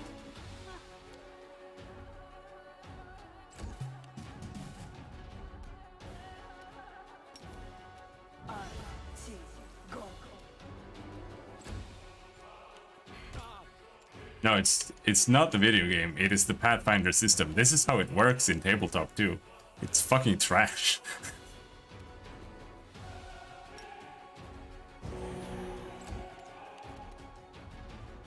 Yes. No, it's 3.5. Pathfinder just makes everything that's bad about 3.5 worse because they add more feats. Like in D&D, you get a feat what, like every 4th level or some shit. And here all classes get feats every 2nd level. And on top of that, they get tons of extra class abilities and etc. etc. So everything is a lot stronger. Like 10 times stronger than it is in 3.5. Otherwise, the rules are the same and the dice are the same. I don't know what you mean with crunch. Let's try this way. Yeah. Unfortunately, no, she stopped being dominated when we killed the succubus. Nice.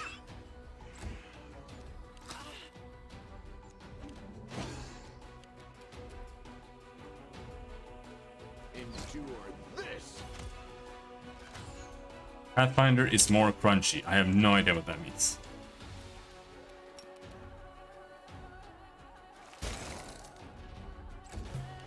But let's put it this way. While this sucks ass in Pathfinder, because it like makes everybody too strong, 3.5 is super fucking boring. Because the classes are so dull. Like a wizard, you probably would prefer it that way, but like a wizard has spells. That's it. And you get 1 feat on level 1, and then you get a feat on level 4, and then you get a feat on level 8. More or less.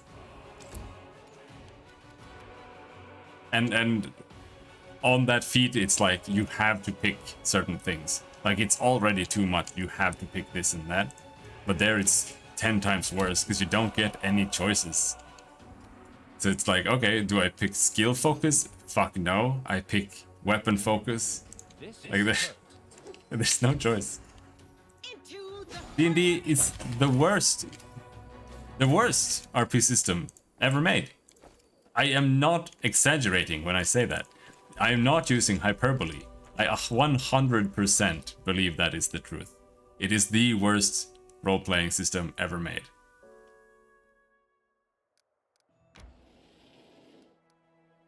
I have played super jank RP systems, and they are all more fun and interesting than D&D.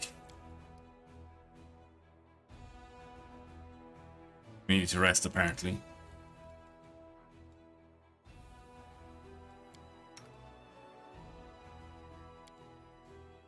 But why did your dear papa conceal you from society for so long, Lady Camellia?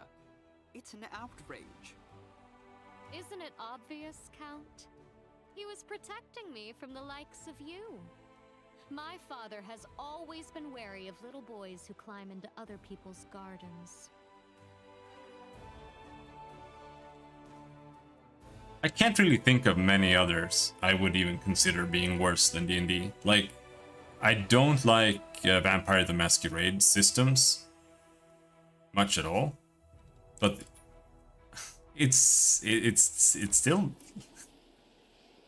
better than D&D, I think. You've spotted a traveling merchant. Nice.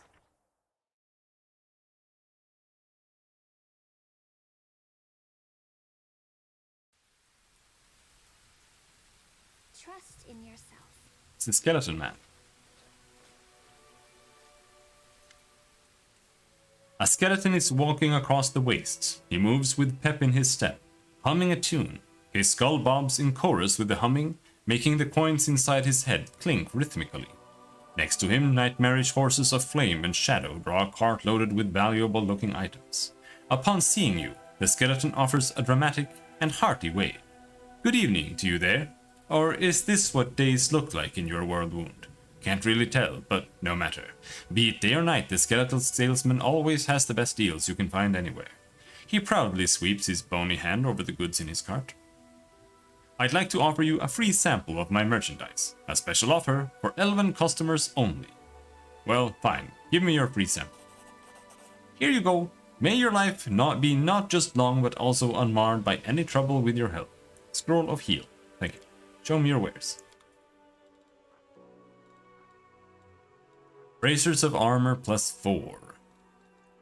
Inspired with the blah blah blah blah. Do you have the belt of strength? No belt of strength. Okay. Headband of intelligence, wisdom, charisma.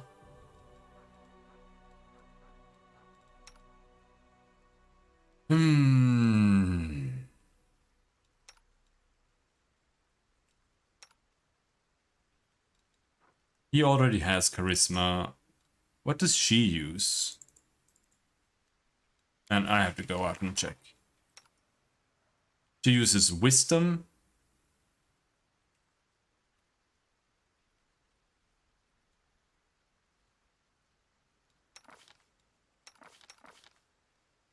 Uses charisma.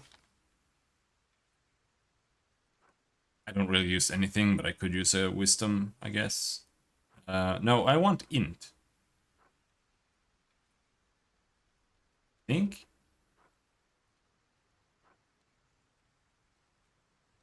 No.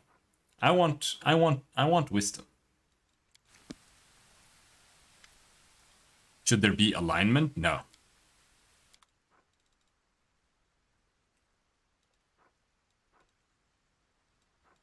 Just buy all of them, whatever.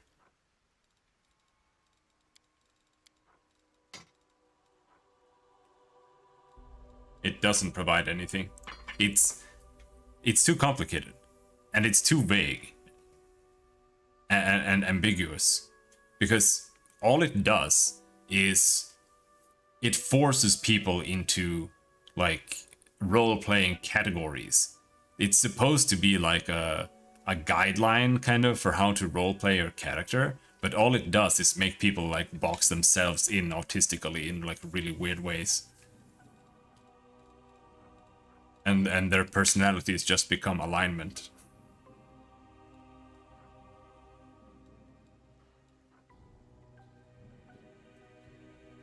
A mithril bastard sword.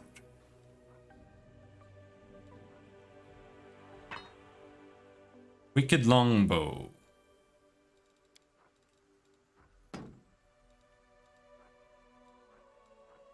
The half plate sucks ass. It's like the worst armor in the game.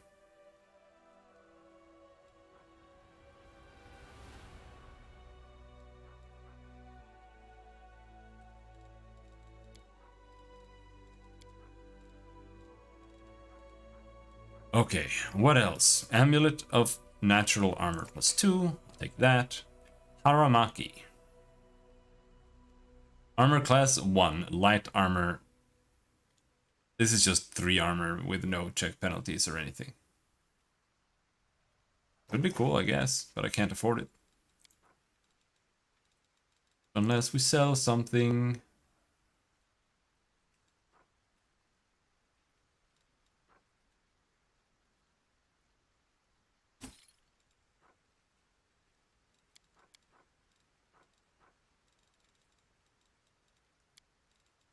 What about price in descending order?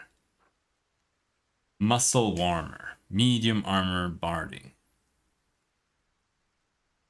Man, I don't feel like anyone is going to use a horse.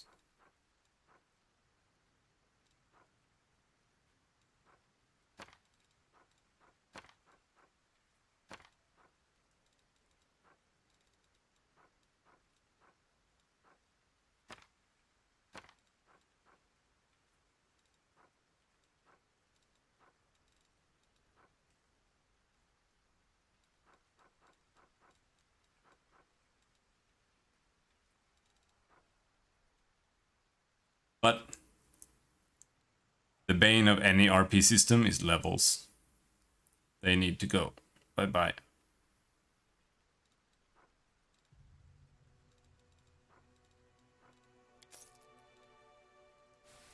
No mistakes.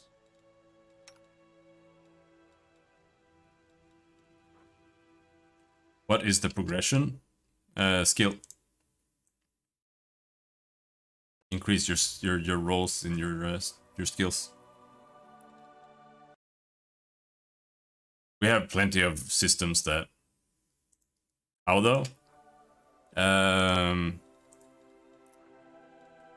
Well, it wouldn't really work for video games. You would still have need to have something, but for role playing, the way they do it there are multiple ways to do it.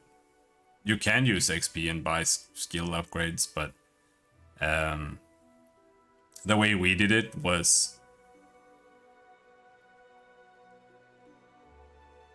like after a role-playing session where the DM determined that we had done enough. You could roll. You would have 3 dice, right? 3d6, and if you rolled a 6, you re-rolled that dice with 2 more dice. And what you had to do was you had to roll over your value, which was around 15 usually, with 3 dice, 3 exploding dice, to increase your skill levels, which was really hard. But getting up to like 16 or 17 was absolutely insane. Anyway, like 15 was okay, 16 great, 17, 18 absolutely insane. Because the statistics were really I think it changed a lot. You wear that? You should wear that. I want wisdom. That's what I said. So do I? I could give wisdom to her. She might get more thingies. She needs charisma.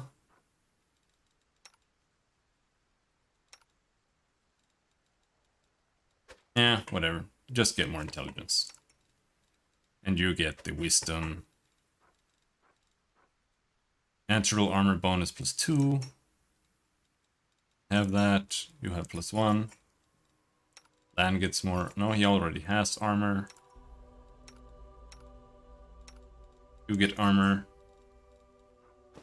Get some assistances. And this light armor, right now at least.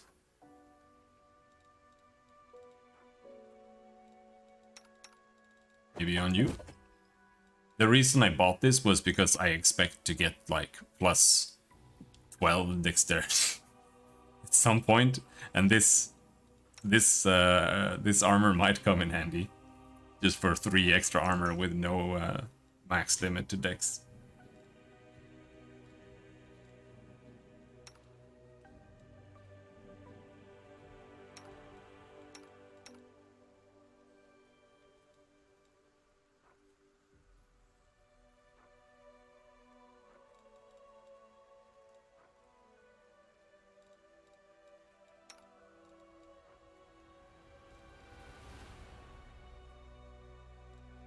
Nope, he cannot use that. Can you use that? He can. Do I want him to? No. Well, okay, sure.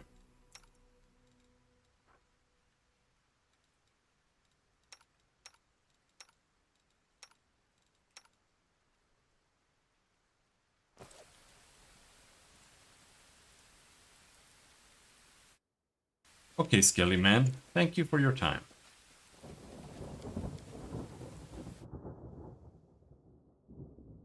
But I think it's time to stop for today. Go back to town here, if you can call it that. I did notice that we can like re-loot everything here.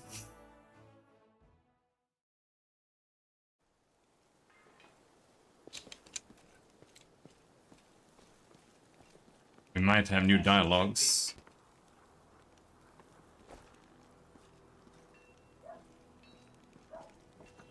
Maybe it's the same. Oh, nope. New loot. That is not far.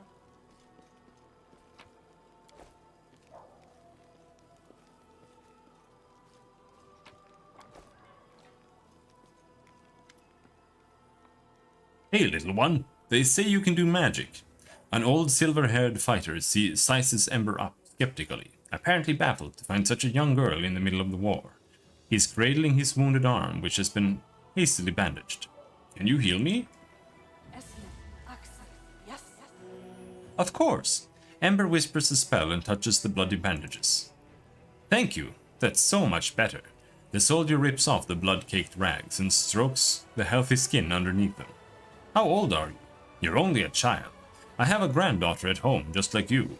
Oh, little girl, how did you end up here? What are you doing in the thick of it, like us? Ember gives him a light-hearted smile. I'm just like you. I came to the thick so that the thick wouldn't come to the other kids, like your granddaughter. Well, I'll be. So little and yet more courage than some officers. The old man runs his rough hand over her hair and she smiles at him again. The crow on her shoulder rubs its head on his hand like a cat. Talking to you takes a load off my mind. I reckon it's not just my arm you healed. The soldier leaves, shaking his head pensively. Ember waves happily, then turns around and notices you. Hi. Shouldn't waste time on simple soldiers. Looks like your words really got to him. The demon's claws don't just rip up our bodies, but our souls too. Magic can heal cuts and broken bones, but the wounds that hurt most. They have not invented a spell for that. I just find her weird as well, like I don't get it. But you know, it's surprising. Many soldiers came to me. And then so many soldiers come to me. They say I bring them comfort, that I give them strength. But I don't do anything like that at all. I only talk to them nicely. I'm just a feather-brained little girl. What if something I say is wrong? Maybe I should keep quiet, but I can tell that my words make them feel better. I guess I'm confused. What could you say that would possibly be useful to them? You really should hold your tongue.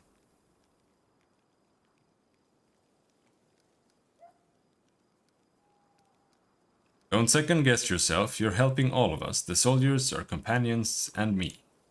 You think so? I think I'm just wandering around saying silly things. She taps a scarred finger on her cheek and then breaks into a smile. Alright, it must be true if you say so. I guess. There was a German StarCraft 2 player called The Little One. Alright. I'll go ahead. Anyhow, that will be it for today.